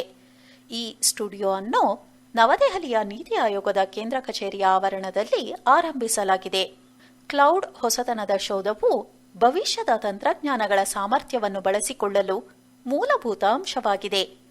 2030ರ ವೇಳೆಗೆ ಭಾರತವು ಸುಮಾರು 450 ಗಿಗಾವ್ಯಾಟ್ನ ಶೇಕಡಾ 60ರಷ್ಟು ನವೀಕರಿಸಬಹುದಾದ ಇಂಧನ ಉತ್ಪಾದನೆ ಗುರಿಯನ್ನು ಹೊಂದಿದೆ. ಇದಕ್ಕಾಗಿ ಕೃಷಿ ತ್ಯಾಜ್ಯಗಳಿಂದ ಜಲಜನಕದ ನೇರ ಉತ್ಪಾದನೆಗೆ ಪರಿಸರ ಸ್ನೇಹಿ ಜಲಜನಕ ಇಂಧನ ಸೆಲ್ ಎಲೆಕ್ಟ್ರಿಕ್ ವಾಹನಗಳನ್ನು ಅಭಿವೃದ್ಧಿಪಡಿಸಲಾಗುತ್ತಿದೆ. ಇದಕ್ಕೆ ಕೇಂದ್ರ ವಿಜ್ಞಾನ ಮತ್ತು ತಂತ್ರಜ್ಞಾನ ಇಲಾಖೆಯ ಸ್ವಾಯತ್ತ ಸಂಸ್ಥೆಯಾದ ಪುಣೆಯ ಅಗರ್ಕರ್ ಸಂಶೋಧನಾ ಸಂಸ್ಥೆಯ ಸಂಶೋಧನಾ ತಂಡ ಕೆಪಿಐಟಿ ಟೆಕ್ನಾಲಜೀಸ್ ಪ್ರಯೋಗಾಲಯದ ಸಹಯೋಗವನ್ನು ಹೊಂದಿವೆ. ಅತಿದೊಡ್ಡ ಮತಾಂತರ ದಂಧೆ ಪತ್ತೆ, ಕಲೀಂ ಸಿದ್ದಿಕಿ ಬಂಧನ. ಮತಾಂತರ ವಿಷಯ ದೇಶಾದ್ಯಂತ ದೊಡ್ಡ ಮಟ್ಟದಲ್ಲಿ ವಿವಾದ ಸೃಷ್ಟಿಸಿರುವ ಸಂದರ್ಭದಲ್ಲೇ ಉತ್ತರ ಪ್ರದೇಶದ ಅತಿದೊಡ್ಡ ಧಾರ್ಮಿಕ ಮತಾಂತರ ದಂಧೆಯೊಂದನ್ನು ಪತ್ತೆ ಹಚ್ಚಿರುವುದಾಗಿ ರಾಜ್ಯದ ಭಯೋತ್ಪಾದನಾ ನಿಗ್ರಹ ಪಡೆ ಘೋಷಿಸಿದೆ. ಅಲ್ಲದೆ ಈ ಸಂಬಂಧ ಇಸ್ಲಾಮಿಕ್ ವಿದ್ವಾಂಸ ಮೌಲಾನಾ ಕಲೀಂ ಸಿದ್ದಿಕಿ ಎಂಬಾತನನ್ನು ಮೇರಠ್ನಲ್ಲಿ ಬಂಧಿಸಿದೆ. ಬಂಧಿತ ಸಿದ್ದಿಕಿ ತನ್ನ ಟ್ರಸ್ಟ್ ಎನ್ಜಿಒಗಳಿಗೆ ವಿದೇಶಗಳಿಂದ ಭಾರೀ ಪ್ರಮಾಣದ ದೇಣಿಗೆ ಸಂಗ್ರಹಿಸುತ್ತಿದ್ದ. ಬಳಿಕ ಆ ಹಣವನ್ನು ಲಕ್ಷಾಂತರ ಜನರನ್ನು ಇಸ್ಲಾಂಗೆ ಮತಾಂತರ ಮಾಡಲು ಬಳಸುತ್ತಿದ್ದ ಎಂಬ ವಿಷಯ ಬೆಳಕಿಗೆ ಬಂದಿದೆ. ಈಗ ಮುಜಫರ್ ಜಿಲ್ಲೆಯ ನಿವಾಸಿ, ಬಿಎಸ್ಸಿ ಪದವೀಧರ, ಇಸ್ಲಾಮಿಕ್ ವಿದ್ವಾಂಸನಾಗಿರುವ ಸಿದ್ದಿಕಿ ಜಾಮಿಯಾ ಇಮಾಮ್ ವಲಿಯುಲ್ಲಾ ಟ್ರಸ್ಟ್ ಮತ್ತು ಹಲವು ಎನ್ಜಿಒಗಳನ್ನು ನಡೆಸುತ್ತಿದ್ದಾನೆ. ಪಶ್ಚಿಮ ಉತ್ತರ ಪ್ರದೇಶದಲ್ಲಿ ಅತ್ಯಂತ ಪ್ರಭಾವಿ ಇಸ್ಲಾಮಿಕ್ ಧಾರ್ಮಿಕ ನಾಯಕನಾಗಿದ್ದಾನೆ. ಉತ್ತರ ಪ್ರದೇಶ, ಮಧ್ಯಪ್ರದೇಶ, ಛತ್ತೀಸ್ಗಢ, ಪಂಜಾಬ್, ಹರಿಯಾಣ, ಒಡಿಶಾ ಸೇರಿ ಹಲವು ರಾಜ್ಯಗಳಲ್ಲಿ 5 ಲಕ್ಷಕ್ಕೂ ಹೆಚ್ಚು ಜನರನ್ನು ಈತ ಇಸ್ಲಾಂಗೆ ಮತಾಂತರ ಮಾಡಿರುವ ಶಂಕೆ ಇದೆ. 4,400 ಕೋಟಿ ರೂಪಾಯಿ ಹೂಡಿಕೆಗೆ ಸಚಿವ ಸಂಪುಟ ಅನುಮೋದನೆ. ಸರ್ಕಾರಿ ಸ್ವಾಮ್ಯದ ರಫ್ತು ಸಾಲ ಖಾತರಿ ನಿಗಮ ಇಸಿಜಿಸಿ ಅಲ್ಲಿ 4,400 ಕೋಟಿ ರೂಪಾಯಿಗಳ ಬಂಡವಾಳ ಒಳಹರಿವಿಗೆ ಕೇಂದ್ರ ಸಚಿವ ಸಂಪುಟ ಅನುಮೋದನೆ ನೀಡಿದೆ. ಇದರ ಅಡಿಯಲ್ಲಿ ರಫ್ತುದಾರರಿಗೆ ಮಾತ್ರವಲ್ಲದೆ ಬ್ಯಾಂಕುಗಳಿಗೂ ಸಹಾಯ ಮಾಡಲಾಗುವುದು. ಸರ್ಕಾರವು ಮುಂದಿನ 5 ವರ್ಷಗಳಲ್ಲಿ 4,400 ಕೋಟಿ ರೂಪಾಯಿಗಳನ್ನು ಇಸಿಜಿಸಿಯಲ್ಲಿ ಹೂಡಿಕೆ ಮಾಡಲಿದ್ದು, ಔಪಚಾರಿಕ ವಲಯದಲ್ಲಿ 2.6 ಲಕ್ಷ ಉದ್ಯೋಗಗಳು ಸೇರಿದಂತೆ 59 ಲಕ್ಷ ಉದ್ಯೋಗಗಳನ್ನು ಸೃಷ್ಟಿಸುವ ಸಾಧ್ಯತೆ ಇದೆ. ಇದಕ್ಕಾಗಿ 500 ಕೋಟಿ ರೂಪಾಯಿಗಳ ಒಳಹರಿವನ್ನು ತಕ್ಷಣವೇ ಮಾಡಲಾಗುವುದು ಎಂದು ಕೇಂದ್ರ ವಾಣಿಜ್ಯ ಸಚಿವ ಪಿಯೂಷ್ ಗೋಯಲ್ ಹೇಳಿದ್ದಾರೆ. ಗ್ರಾಮ ಪಂಚಾಯಿತಿಗಳಿಗೆ ಪಂಚತಂತ್ರ 2. ಪಂಚಾಯಿತಿಗಳನ್ನು ಸಬಲೀಕರಣ ಮಾಡುವ ಮೂಲಕ ಈ ಗ್ರಾಮ ಸ್ವರಾಜ್ ವ್ಯವಸ್ಥೆ ಜಾರಿಗೆ ತರಲು ಪಂಚತಂತ್ರ 2 ಸಾಫ್ಟ್ವೇರ್ ಸಿದ್ಧವಾಗುತ್ತಿದೆ. ಅದರ ಮೂಲಕ ಪಂಚಾಯಿತಿಗೆ ಸಮಗ್ರ ಡಿಜಿಟಲ್ ವೇದಿಕೆ ಒದಗಿಸಲಾಗುತ್ತದೆ. ಈ ಮೂಲಕವೇ ಯೋಜನೆಗಳನ್ನು ರೂಪಿಸಲು ಪೂರಕವಾದ ಜನವಸತಿ ಸಭೆ, ವಾರ್ಡ್ ಸಭೆ, ಗ್ರಾಮ ಸಭೆ ನಡೆಸಲಾಗುತ್ತದೆ. ಯೋಜನೆಗಳನ್ನು ಜಾರಿ ಮಾಡಲು ಫಲಾನುಭವಿಗಳ ಆಯ್ಕೆ, ಸೇವೆಗಳ ಅನುಷ್ಠಾನ, ಕಂದಾಯ ಸಂಗ್ರಹ ಇನ್ನಿತರ ಸವಾಲಿನ ಕೆಲಸಗಳನ್ನು ಪಾರದರ್ಶಕ ವ್ಯವಸ್ಥೆಯ ಮೂಲಕ ಸುಲಭ ಮಾಡಿಕೊಳ್ಳುವ ಉದ್ದೇಶವಿದೆ. ತೆರಿಗೆ ಸಂಗ್ರಹಣೆಗೆ ಈ ಪಾವತಿ ವ್ಯವಸ್ಥೆಗಳನ್ನು ಪಂಚಾಯಿತಿ ಮಟ್ಟದಲ್ಲಿ ಒದಗಿಸುವ ಉದ್ದೇಶ ಹೊಂದಲಾಗಿದೆ. ಜಿಪೇ, ಗೂಗಲ್ ಪೇ, ಪೇಟಿಎಂ ಮೂಲಕ ಪಾವತಿಸಬಹುದು. ಈ ಯೋಜನೆಯಿಂದ ಪಂಚಾಯಿತಿಯಲ್ಲಿ ಪಾರದರ್ಶಕತೆ ಹೆಚ್ಚಾಗಲಿದೆ. ಸಿಬಿಡಿಟಿಯಿಂದ ತೆರಿಗೆ ಕಾನೂನು ತಿದ್ದುಪಡಿ ಕಾಯ್ದೆ. 2021 ಅಕ್ಟೋಬರ್ 1ರಂದು ಕೇಂದ್ರ ನೇರ ತೆರಿಗೆ ಮಂಡಳಿಯಿಂದ 1961ರ ಆದಾಯ ತೆರಿಗೆ ಕಾಯ್ದೆಗೆ ತಿದ್ದುಪಡಿಯನ್ನು ಮಾಡಿ 2021ರ ತೆರಿಗೆ ಕಾನೂನುಗಳ ತಿದ್ದುಪಡಿ ಕಾಯ್ದೆ ಬಗ್ಗೆ ಅಧಿಸೂಚನೆಯು ಹೊರಬಂದಿದೆ. ಇದರ ಅನ್ವಯ ಆದಾಯ ತೆರಿಗೆ ಕಾಯ್ದೆ ಸೆಕ್ಷನ್ 9ರ ಅಡಿ ಮಾಡಲಾದ ತಿದ್ದುಪಡಿಯಂತೆ ಕಡಲಾಚೆಯ ಯಾವುದೇ ಭಾರತೀಯ ಸ್ವತ್ತುಗಳ ಪರೋಕ್ಷ ವರ್ಗಾವಣೆಯಾದರೆ ಭವಿಷ್ಯದಲ್ಲಿ ಅದಕ್ಕೆ ಯಾವುದೇ ತೆರಿಗೆ ಬೇಡಿಕೆಯನ್ನು ಸಲ್ಲಿಸುವಂತಿಲ್ಲ.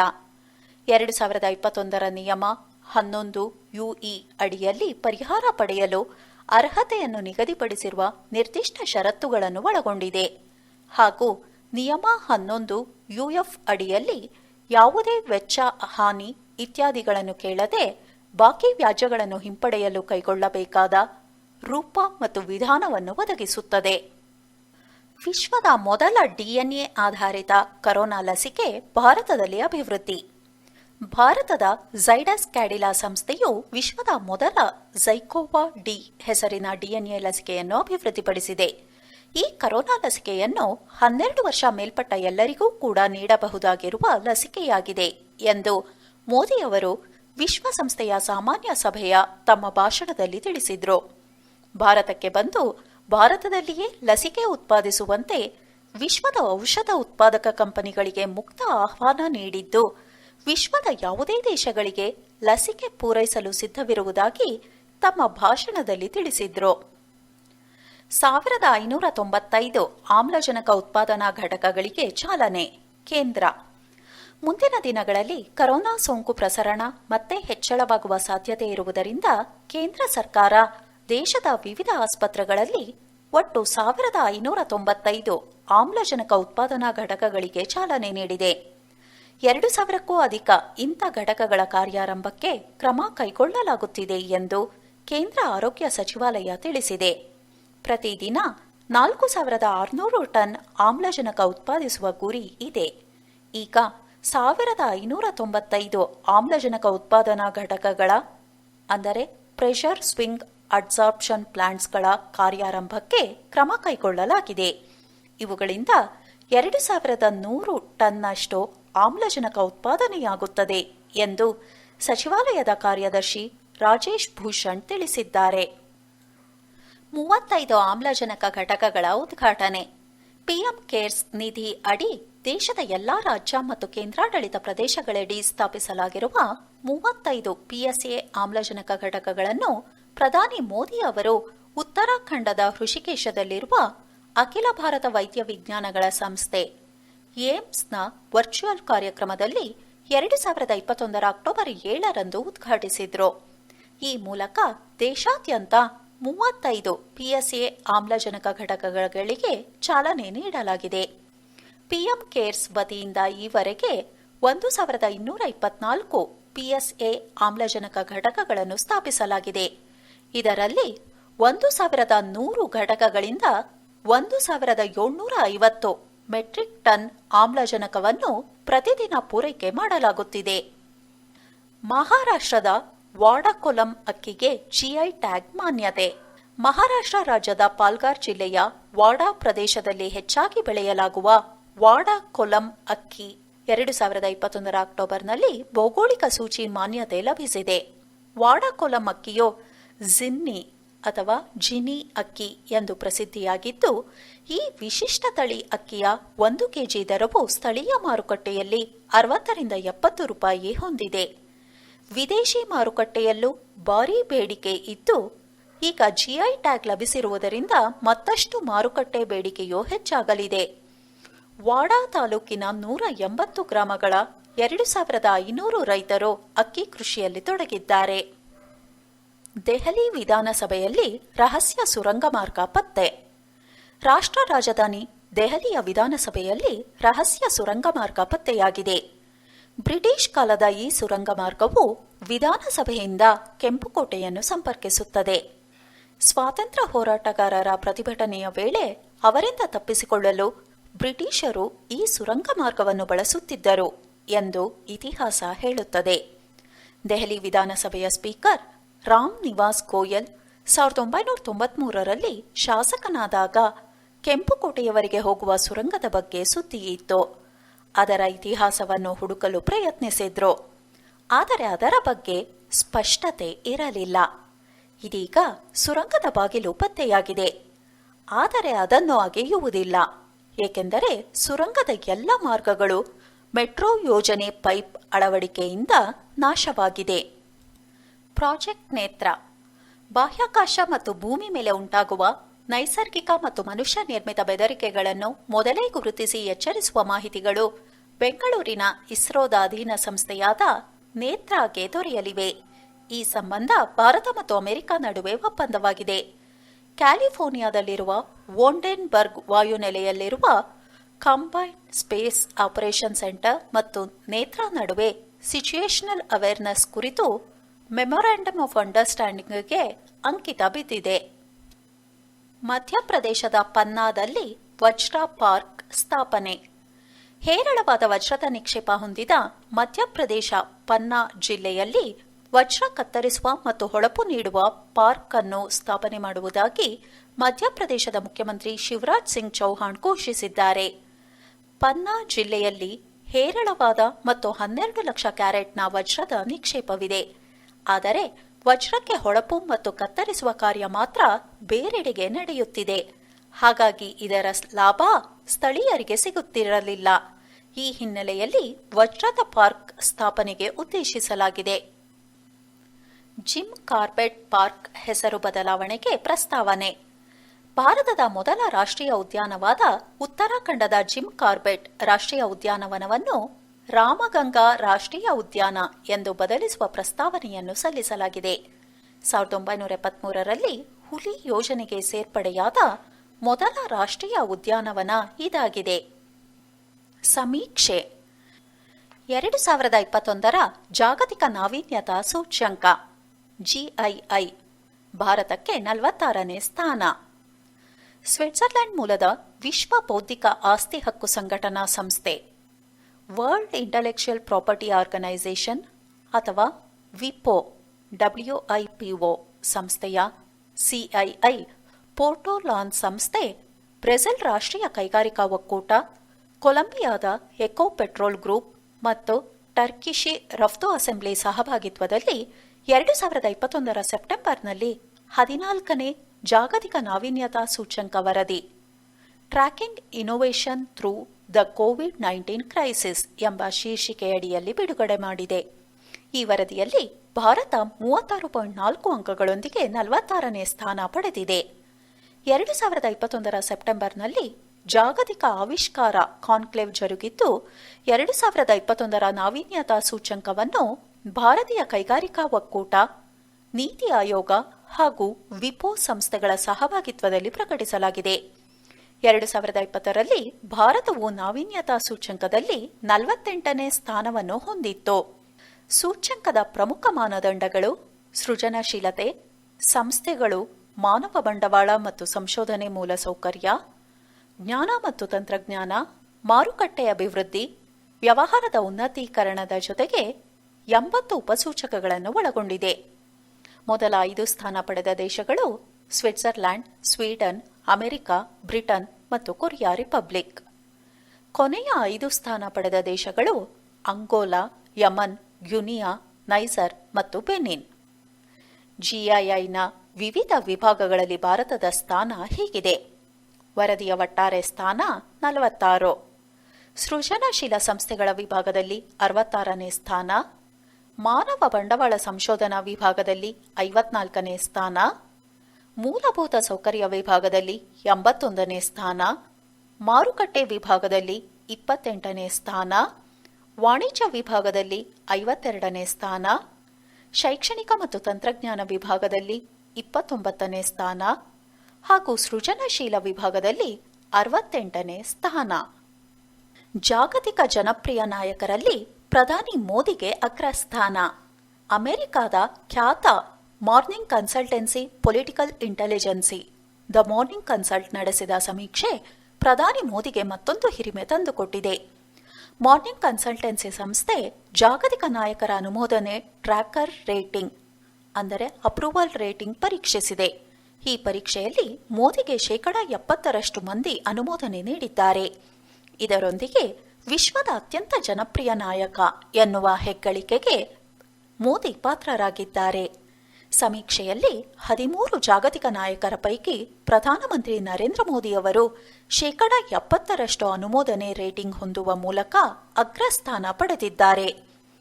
ಮೆಕ್ಸಿಕನ್ ಅಧ್ಯಕ್ಷ ಆಂಡ್ರೆಸ್ ಮ್ಯಾನ್ಯುಯಲ್ ಲೋಪೆಸ್ ಒಬ್ರಡಾರ್ ಅವರಿಗೆ 64% ಅನುಮೋದನೆಯ ರೇಟಿಂಗ್ ದೊರೆತಿದ್ದು 2ನೆಯ ಸ್ಥಾನದಲ್ಲಿದ್ದಾರೆ. ಇಟಲಿಯ ಪ್ರಧಾನಿ ಮಾರಿಯೋ ಡ್ರಾಗಿ ಅವರಿಗೆ 63% ಮತ್ತು ಜರ್ಮನ್ ಚಾನ್ಸಲರ್ ಏಂಜೆಲಾ ಮಾರ್ಕೆಲ್ ಅವರಿಗೆ 52% ಅನುಮೋದನೆಯ ರೇಟಿಂಗ್ ದೊರೆತಿದೆ. ಅಮೆರಿಕ ಅಧ್ಯಕ್ಷ ಜೋ ಬಿಡನ್ ಮತ್ತು ಆಸ್ಟ್ರೇಲಿಯಾ ಪ್ರಧಾನಿ ಸ್ಕಾಟ್ ಮಾರಿಸನ್ 48%, 52% ಕ್ರಮವಾಗಿ ಅನುಮೋದನೆಯ ರೇಟಿಂಗ್ ಪಡೆದಿದ್ದಾರೆ. ಕೆನಡಾ ಪ್ರಧಾನಿ ಜಸ್ಟಿನ್ ಟ್ರೂಡೋ 45% ಮತ್ತು ಬ್ರಿಟನ್ ಪ್ರಧಾನಿ ಬೋರಿಸ್ ಜಾನ್ಸನ್ 41% ಅನುಮೋದನೆಯ ರೇಟಿಂಗ್ ಪಡೆದಿದ್ದಾರೆ. ಬ್ರೆಜಿಲ್ ಅಧ್ಯಕ್ಷ ಜೈರ್ ಬೊಲ್ಸೊನಾರೋ ಅವರಿಗೆ 39%, ದಕ್ಷಿಣ ಕೊರಿಯಾ ಅಧ್ಯಕ್ಷ ಮೂನ್ ಜಾ ಇನ್ 38%, ಸ್ಪೇನ್ ಪ್ರಧಾನಿ ಪೆಡ್ರೋ ಸಾಂಚೆಸ್ 35%, ಫ್ರಾನ್ಸ್ ಅಧ್ಯಕ್ಷ ಎಮ್ಯಾನ್ಯುಯಲ್ ಮ್ಯಾಕ್ರನ್ 34% ಮತ್ತು ಜಪಾನ್ ಪ್ರಧಾನಿ ಯಶಿಹಿದೆ ಸುಗಾ ಅವರಿಗೆ 25% ಅನುಮೋದನೆಯ ರೇಟಿಂಗ್ ದೊರೆತಿದೆ. ಡಿಜಿಟಲ್ ಜೀವನ ಗುಣಮಟ್ಟ ಸೂಚ್ಯಂಕ ಭಾರತ 59ನೇ ಸ್ಥಾನ. 2021 ಸೆಪ್ಟೆಂಬರ್ನಲ್ಲಿ ಸೈಬರ್ ಭದ್ರತಾ ಕಂಪನಿಯಾದ ಸರ್ಫ್ ಶಾರ್ಕ್ ವತಿಯಿಂದ ಬಿಡುಗಡೆಯಾದ 2021 ಸಾಲಿನ 3ನೇ ಆವೃತ್ತಿಯ ಡಿಜಿಟಲ್ ಜೀವನ ಗುಣಮಟ್ಟ ಸೂಚ್ಯಂಕ ಡಿಜಿಟಲ್ ಕ್ವಾಲಿಟಿ ಲೈಫ್ ಇಂಡೆಕ್ಸ್ ಅಥವಾ DQL ಅಲ್ಲಿ ಭಾರತವು 110 ದೇಶಗಳ ಪೈಕಿ 59ನೇ ಸ್ಥಾನ ಪಡೆದಿದೆ. ಕಳೆದ ವರ್ಷ ಭಾರತ ಈ ಸೂಚ್ಯಂಕದಲ್ಲಿ 57ನೇ ಸ್ಥಾನ ಪಡೆದಿತ್ತು. 2021 ವರದಿಯನ್ವಯ ಭಾರತವು ದಕ್ಷಿಣ ಏಷ್ಯಾ ಪ್ರಾಂತ್ಯದಲ್ಲಿ ಮೊದಲ ಹಾಗೂ ಏಷ್ಯಾ ರಾಷ್ಟ್ರಗಳ ಪೈಕಿ 17ನೇ ಸ್ಥಾನದಲ್ಲಿದೆ. ಡಿಜಿಟಲ್ ಗುಣಮಟ್ಟಕ್ಕೆ ಸಂಬಂಧಿಸಿದ 5 ಮೂಲಭೂತ ತತ್ವಗಳ ಮಾಹಿತಿ ಆಧಾರದ ಮೇಲೆ ಸೂಚ್ಯಂಕ ಸಿದ್ಧವಾಗಿದೆ. ಮಾನದಂಡಗಳು internet affordability, internet quality, E infrastructure, E security ಮತ್ತು ಇ ಗವರ್ನೆನ್ಸ್. ಮೊಬೈಲ್ ಸ್ಪೀಡ್ನಲ್ಲಿ ಭಾರತವು 109ನೇ ಸ್ಥಾನ, ಇಂಟರ್ನೆಟ್ ಬಳಕೆದಾರರ ಸಂಖ್ಯೆಯಲ್ಲಿ 95ನೇ ಸ್ಥಾನ ಹಾಗೂ ನೆಟ್ವರ್ಕ್ ಸಿದ್ಧತಾ ಸೂಚ್ಯಂಕದಲ್ಲಿ 84ನೇ ಸ್ಥಾನ, ಬ್ರಾಡ್ಬ್ಯಾಂಡ್ ಇಂಟರ್ನೆಟ್ ಸ್ಥಿರತೆಯಲ್ಲಿ 21ನೇ ಸ್ಥಾನ, ಮೊಬೈಲ್ ಲಭ್ಯತೆಯಲ್ಲಿ 24ನೇ ಸ್ಥಾನ ಹಾಗೂ ಆನ್ಲೈನ್ ಸೇವಾ ಸೂಚ್ಯಂಕದಲ್ಲಿ 24ನೇ ಸ್ಥಾನ ಪಡೆದಿದೆ. ಸೂಚ್ಯಂಕದ ಮೊದಲ 3 ಸ್ಥಾನ ಪಡೆದ ದೇಶಗಳು ಡೆನ್ಮಾರ್ಕ್, ದಕ್ಷಿಣ ಕೊರಿಯಾ ಮತ್ತು ಫಿನ್ಲ್ಯಾಂಡ್. ಸೂಚ್ಯಂಕದ ಕೊನೆಯ 3 ಸ್ಥಾನ ಪಡೆದ ದೇಶಗಳು ಇಥಿಯೋಪಿಯಾ, ಕ್ಯಾಮರೂನ್ ಮತ್ತು Cambodia. Times World University ranking IIScಗೆ ಅಗ್ರ 350ರಲ್ಲಿ ಸ್ಥಾನ. ಟೈಮ್ಸ್ ಉನ್ನತ ಶಿಕ್ಷಣ ಟೈಮ್ಸ್ ಹೈಯರ್ ಎಜುಕೇಷನ್ ವಿಶ್ವವಿದ್ಯಾಲಯ 2022ರ ಶ್ರೇಯಾಂಕಗಳನ್ನು ಘೋಷಿಸಿದೆ. ಆಕ್ಸ್ಫರ್ಡ್ ವಿಶ್ವವಿದ್ಯಾಲಯವು ಪಟ್ಟಿಯಲ್ಲಿ ಅಗ್ರಸ್ಥಾನದಲ್ಲಿದೆ. ಕ್ಯಾಲಿಫೋರ್ನಿಯಾ ಇನ್ಸ್ಟಿಟ್ಯೂಟ್ ಆಫ್ ಟೆಕ್ನಾಲಜಿ ಮತ್ತು ಹಾರ್ವರ್ಡ್ ವಿಶ್ವವಿದ್ಯಾಲಯಗಳು ಕ್ರಮವಾಗಿ 2 ಮತ್ತು 3ನೇ ಸ್ಥಾನಗಳಲ್ಲಿವೆ. ಬೆಂಗಳೂರಿನ Indian institute of science IISc ಅನ್ನು 301ರಿಂದ 350 ಸ್ಥಾನದ ನಡುವೆ ಇರಿಸಲಾಗಿದೆ. ಇದು ಅಗ್ರ 350 ಶ್ರೇಯಾಂಕಗಳಲ್ಲಿ ಸ್ಥಾನ ಪಡೆದ ಭಾರತದ ಏಕೈಕ ವಿಶ್ವವಿದ್ಯಾಲಯವಾಗಿದೆ. ಟೈಮ್ಸ್ ಹೈಯರ್ ಎಜುಕೇಷನ್ನ ಅಧಿಕೃತ ವೆಬ್ಸೈಟ್ timeshighereducation.com ಪ್ರಕಾರ ಭಾರತದಿಂದ ಮುಂದಿನ ವಿಶ್ವವಿದ್ಯಾಲಯ IIT ರೋಪರ್ 351ರಿಂದ 400, ನಂತರ JSS academy of higher education and research 351ರಿಂದ 400 ಆಗಿದೆ. ಬನಾರಸ್ ಹಿಂದೂ ವಿಶ್ವವಿದ್ಯಾಲಯ, ಜವಾಹರ್ಲಾಲ್ ನೆಹರು ವಿಶ್ವವಿದ್ಯಾಲಯ, ದೆಹಲಿ ತಂತ್ರಜ್ಞಾನ ವಿಶ್ವವಿದ್ಯಾಲಯ, ಜಾಮಿಯಾ ಮಿಲಿಯಾ ಇಸ್ಲಾಮಿಯಾ, IIT ಗಾಂಧಿನಗರ ಮತ್ತು ಪಂಜಾಬ್ ವಿಶ್ವವಿದ್ಯಾಲಯ ಸೇರಿದಂತೆ ಭಾರತದ 10 ವಿಶ್ವವಿದ್ಯಾಲಯಗಳು 601ರಿಂದ 800ರ ನಡುವೆ ಶ್ರೇಯಾಂಕದಲ್ಲಿ ಸ್ಥಾನ ಪಡೆದಿವೆ. ಉದ್ಯೋಗಶೀಲತೆ ಶ್ರೇಣಿ ಬೆಂಗಳೂರಿನ IISc ಸ್ಥಾನ. QS ಪದವೀಧರರ ಉದ್ಯೋಗಶೀಲತೆ ಶ್ರೇಣಿ 2022 ಪಟ್ಟಿಯ ಉನ್ನತ 500 ಸಂಸ್ಥೆಗಳಲ್ಲಿ ಬೆಂಗಳೂರಿನ ಭಾರತೀಯ ವಿಜ್ಞಾನ ಸಂಸ್ಥೆ IISc 6 ಐಐಟಿಗಳು ಒಳಗೊಂಡು ದೇಶದ 12 ಸಂಸ್ಥೆಗಳು ಸ್ಥಾನ ಪಡೆದಿವೆ. ಭಾರತದ ಸಂಸ್ಥೆಗಳ ಪೈಕಿ ಐಐಟಿ ಬಾಂಬೆ ಮೊದಲ ಸ್ಥಾನದಲ್ಲಿದೆ. ದೆಹಲಿ, ಮುಂಬೈ ಮತ್ತು ಕೋಲ್ಕತಾದಲ್ಲಿನ 3 ಕೇಂದ್ರೀಯ ವಿಶ್ವವಿದ್ಯಾಲಯಗಳು ಪಟ್ಟಿಯಲ್ಲಿ ಸ್ಥಾನ ಪಡೆದಿರುವುದು ಗಮನಾರ್ಹ. ಉಳಿದಂತೆ ಖಾಸಗಿ ವಿಶ್ವವಿದ್ಯಾಲಯಗಳಾದ OP Jindal global university, Sonepat ಮತ್ತು ಬಿಟ್ಸ್ ಪಿಲಾನಿ ಕೂಡ ಮೊದಲ 500ರ ಪಟ್ಟಿಯಲ್ಲಿ ಸ್ಥಾನ ಪಡೆದಿವೆ. ಪಟ್ಟಿಯಲ್ಲಿರುವ ದೇಶದ 6 ಐಐಟಿಗಳಲ್ಲಿ ಐಐಟಿ ಬಾಂಬೆ 101ರಿಂದ 110ನೇ ಶ್ರೇಣಿ, ಐಐಟಿ ದೆಹಲಿ 131ರಿಂದ 140ನೇ ಶ್ರೇಣಿ, ಐಐಟಿ ಮದ್ರಾಸ್ 151ರಿಂದ 160ನೇ ಶ್ರೇಣಿ, ಐಐಟಿ ಖರಗ್ಪುರ 201ರಿಂದ 250ನೇ ಶ್ರೇಣಿ, ಐಐಟಿ ಕಾನ್ಪುರ 251ರಿಂದ 300ನೇ ಶ್ರೇಣಿ ಮತ್ತು ಐಐಟಿ ರೂರ್ಕಿ 500ನೇ ಶ್ರೇಣಿ ಸೇರಿವೆ. ಬೆಂಗಳೂರಿನ ಭಾರತೀಯ ವಿಜ್ಞಾನ ಸಂಸ್ಥೆ ಮತ್ತು ಒಪಿ ಜಿಂದಾಲ್ ಗ್ಲೋಬಲ್ ಯೂನಿವರ್ಸಿಟಿಯು 301ರಿಂದ 500ರ ವರ್ಗದಲ್ಲಿ ಸ್ಥಾನ ಪಡೆದಿವೆ. ಅಂತೆಯೇ ಬಿರ್ಲಾ ತಂತ್ರಜ್ಞಾನ ಮತ್ತು ವಿಜ್ಞಾನ ಸಂಸ್ಥೆ, ಬಿಐಟಿಎಸ್ ಪಿಲಾನಿ ಮತ್ತು ಮುಂಬೈ ಯೂನಿವರ್ಸಿಟಿಯು 251ರಿಂದ 300ರ ವರ್ಗದಲ್ಲಿದೆ.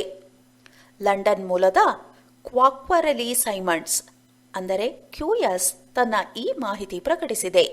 ಕ್ಯೂಎಸ್ ಸಂಸ್ಥೆಯು ಶ್ರೇಣಿ ನಿಗದಿಪಡಿಸುವ ಮೊದಲು ಉದ್ಯೋಗದಾತರ ವರ್ಚಸ್ಸು, ಸಂಸ್ಥೆಯಿಂದ ಪದವೀಧರರಾಗುವ ಸಂಖ್ಯೆ, ಉದ್ಯೋಗದಾತ ಸಂಸ್ಥೆಗಳು ಮತ್ತು ವಿವಿಧ ವಿಭಾಗಗಳ ನಡುವಣ ಸಹಭಾಗಿತ್ವ, ಉದ್ಯೋಗದಾತರು ಮತ್ತು ವಿದ್ಯಾರ್ಥಿಗಳ ನಡುವಣ ಸಂಪರ್ಕ ಹಾಗೂ ಪದವೀಧರ ಉದ್ಯೋಗಿಗಳ ಪ್ರಮಾಣ ಈ ಅಂಶಗಳನ್ನು ಆಧಾರವಾಗಿ ಪರಿಗಣಿಸಿದೆ. ಸಂಶೋಧನೆಯಲ್ಲಿ ಭಾರತಕ್ಕೆ 46ನೇ ರ್ಯಾಂಕ್. ಕಳೆದ ಕೆಲ ವರ್ಷಗಳಿಂದ ಜಾಗತಿಕ ಮಟ್ಟದ ಸಂಶೋಧನೆಯ ಸೂಚ್ಯಂಕದಲ್ಲಿ ಅಂದರೆ ಗ್ಲೋಬಲ್ ಇನೋವೇಷನ್ ಇಂಡೆಕ್ಸ್ GII ಇದರಲ್ಲಿ ಭಾರತದ ರ್ಯಾಂಕ್ ವೃದ್ಧಿಸುತ್ತಿದೆ. 2015ರಲ್ಲಿ 81ರಲ್ಲಿ ರ್ಯಾಂಕ್ ಇದ್ದಿದ್ದು 2021ರಲ್ಲಿ 46ಕ್ಕೆ ಜಿಗಿದಿದೆ. ಕೋವಿಡ್ ಬಿಕ್ಕಟ್ಟಿನ ಎದುರು ಭಾರತದ ಹೋರಾಟದಲ್ಲಿ ಸಂಶೋಧನೆ ಮಹತ್ವದ ಪಾತ್ರ ವಹಿಸಿತ್ತು. ಭಾರತವನ್ನು ಸ್ವಾವಲಂಬಿಯಾಗಿಸುವ ನಿಟ್ಟಿನಲ್ಲಿ ಕೈಗೊಂಡಿರುವ ಆತ್ಮನಿರ್ಭರ ಭಾರತ್ ಅಭಿಯಾನದಲ್ಲೂ ಸಂಶೋಧನೆಯೇ ಬುನಾದಿಯಾಗಿದೆ ಎಂದು ನೀತಿ ಆಯೋಗ ಹೇಳಿದೆ. ವಿದೇಶಿ ನೇರ ಬಂಡವಾಳ ಹೂಡಿಕೆಗೆ ಭಾರತ ನೆಚ್ಚಿನ ತಾಣ. ಸಮೀಕ್ಷೆ.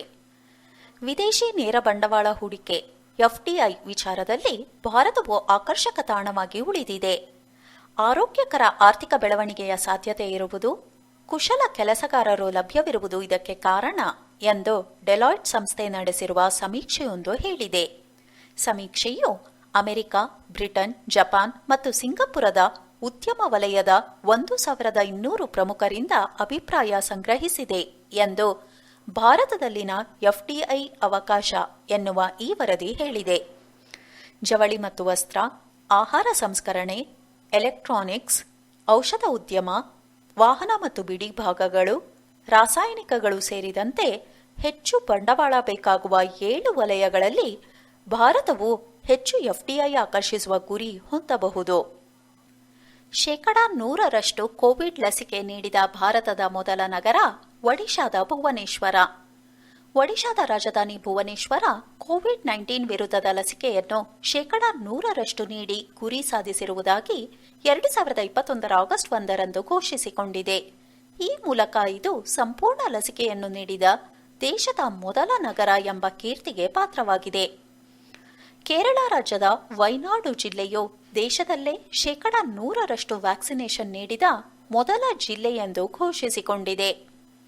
ಕೇಂದ್ರ ಆರೋಗ್ಯ ಮತ್ತು ಕುಟುಂಬ ಕಲ್ಯಾಣ ಸಚಿವರಾದ ಮನ್ಸುಖ್ ಮಾಂಡವೀಯ ಅವರು ಸೆಪ್ಟೆಂಬರ್ 12ರಂದು ಪಟ್ಟಿಯನ್ನು ಬಿಡುಗಡೆ ಮಾಡಿದ್ದಾರೆ.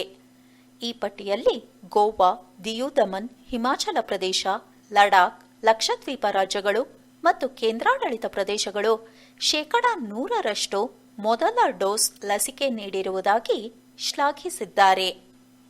ಕರೋನಾ ಲಸಿಕೆ ನೀಡಿಕೆ. ದಕ್ಷಿಣ ಭಾರತದಲ್ಲಿ ಕರ್ನಾಟಕಕ್ಕೆ ಮೊದಲ ಸ್ಥಾನ, ಭಾರತದಲ್ಲಿ 7ನೇ ಸ್ಥಾನ. ಕೋವಿಡ್ ಲಸಿಕೆ ನೀಡಿಕೆಯಲ್ಲಿ ದಕ್ಷಿಣ ಭಾರತದ ರಾಜ್ಯಗಳಲ್ಲಿ ಕರ್ನಾಟಕ ಮೊದಲ ಸ್ಥಾನದಲ್ಲಿದೆ. 2021ರ ಡಿಸೆಂಬರ್ ಅಂತ್ಯದೊಳಗೆ ರಾಜ್ಯದ ಎಲ್ಲ ಜನರಿಗೂ ಮೊದಲ ಡೋಸ್ ಹಾಗೂ 75% ಮಂದಿಗೆ 2ನೇ ಡೋಸ್ ನೀಡುವ ಭರವಸೆಯನ್ನು ಕರ್ನಾಟಕ ರಾಜ್ಯ ಹೊಂದಿದೆ. ಕಳೆದ 9 ತಿಂಗಳ ಅವಧಿಯಲ್ಲಿ ಅಂದರೆ ಜನವರಿ 16ರಿಂದ ಅಕ್ಟೋಬರ್ 11ರವರೆಗೆ ಲಸಿಕೆ ವಿತರಣೆಯಲ್ಲಿ ಕರ್ನಾಟಕವು ಶೇಕಡ 80ರಷ್ಟು ಸಾಧನೆ ಮಾಡಿದೆ. ಈ ಮೂಲಕ ಲಸಿಕಾ ಅಭಿಯಾನದಲ್ಲಿ ರಾಜ್ಯವು 5.94 ಕೋಟಿಗೂ ಅಧಿಕ ಡೋಸ್ ವಿತರಿಸಿದ್ದು ದೇಶದಲ್ಲಿ 7ನೇ ಸ್ಥಾನದಲ್ಲಿದೆ. ಉತ್ತರ ಪ್ರದೇಶವು 11.64 ಕೋಟಿ ಲಸಿಕೆ ನೀಡುವ ಮೂಲಕ ಮೊದಲ ಸ್ಥಾನದಲ್ಲಿದೆ. ಮಹಾರಾಷ್ಟ್ರ 8.84 ಕೋಟಿ ಲಸಿಕೆಯೊಂದಿಗೆ 2ನೇ ಸ್ಥಾನ, ಮಧ್ಯಪ್ರದೇಶ 6.54 ಕೋಟಿ ಲಸಿಕೆ ನೀಡುವುದರೊಂದಿಗೆ 3ನೇ ಸ್ಥಾನ ಪಡೆದಿವೆ. ಆಹಾರ ಭದ್ರತೆಯಲ್ಲಿ ಕರ್ನಾಟಕ ನಂಬರ್ 9. ರಾಷ್ಟ್ರೀಯ ಆಹಾರ ಭದ್ರತಾ ಸೂಚ್ಯಂಕವನ್ನು ಕೇಂದ್ರ ಆರೋಗ್ಯ ಸಚಿವ ಮನ್ಸುಖ್ ಮಾಂಡವೀಯ ಸೆಪ್ಟೆಂಬರ್ 23ರಂದು ಬಿಡುಗಡೆ ಮಾಡಿದ್ದಾರೆ. ದೇಶದಲ್ಲಿ ಗುಜರಾತ್ ಮೊದಲ ಸ್ಥಾನದಲ್ಲಿದ್ದು ಟಾಪ್ 10 ರಾಜ್ಯಗಳಲ್ಲಿ ಕರ್ನಾಟಕ ಸ್ಥಾನ ಪಡೆದುಕೊಂಡಿದೆ. ದೊಡ್ಡ ರಾಜ್ಯಗಳು, ಸಣ್ಣ ರಾಜ್ಯಗಳು ಹಾಗೂ ಕೇಂದ್ರಾಡಳಿತ ಪ್ರದೇಶಗಳು ಎಂಬ 3 ವಿಭಾಗದಲ್ಲಿ ಸೂಚ್ಯಂಕ ಸಿದ್ಧಪಡಿಸಲಾಗಿದೆ. ದೊಡ್ಡ ರಾಜ್ಯಗಳ ಪೈಕಿ 72 ಅಂಕ ಪಡೆಯುವ ಮೂಲಕ ಗುಜರಾತ್ ಮೊದಲ ಸ್ಥಾನದಲ್ಲಿದೆ. ಕೇರಳ 2 ಹಾಗೂ ತಮಿಳುನಾಡು 3ನೇ ಸ್ಥಾನ ಪಡೆದಿವೆ. ಕರ್ನಾಟಕ 9ನೇ ಸ್ಥಾನದಲ್ಲಿದೆ. 20 ದೊಡ್ಡ ರಾಜ್ಯಗಳ ಪೈಕಿ ಬಿಹಾರ ಕೊನೆಯ ಸ್ಥಾನದಲ್ಲಿದೆ. ಆಹಾರದಲ್ಲಿನ ಶುದ್ಧತೆ, ಸರಬರಾಜು ಸರಪಣಿ, ಜನರಿಗೆ ಆಹಾರದ ಲಭ್ಯತೆ ಇನ್ನಿತರ ಅಂಶಗಳನ್ನು ಅಧ್ಯಯನ ನಡೆಸಿ ಈ ಪಟ್ಟಿ ಸಿದ್ಧಪಡಿಸಲಾಗುತ್ತದೆ. ವಿಶ್ವದಲ್ಲಿ ಶೇಕಡ 10 ಜನರು ಕಳಪೆ ಆಹಾರ ಸೇವಿಸಿ ಅಸ್ವಸ್ಥರಾಗುತ್ತಾರೆ ಎಂದು ವಿಶ್ವಸಂಸ್ಥೆ ವರದಿ ಹೇಳಿದೆ.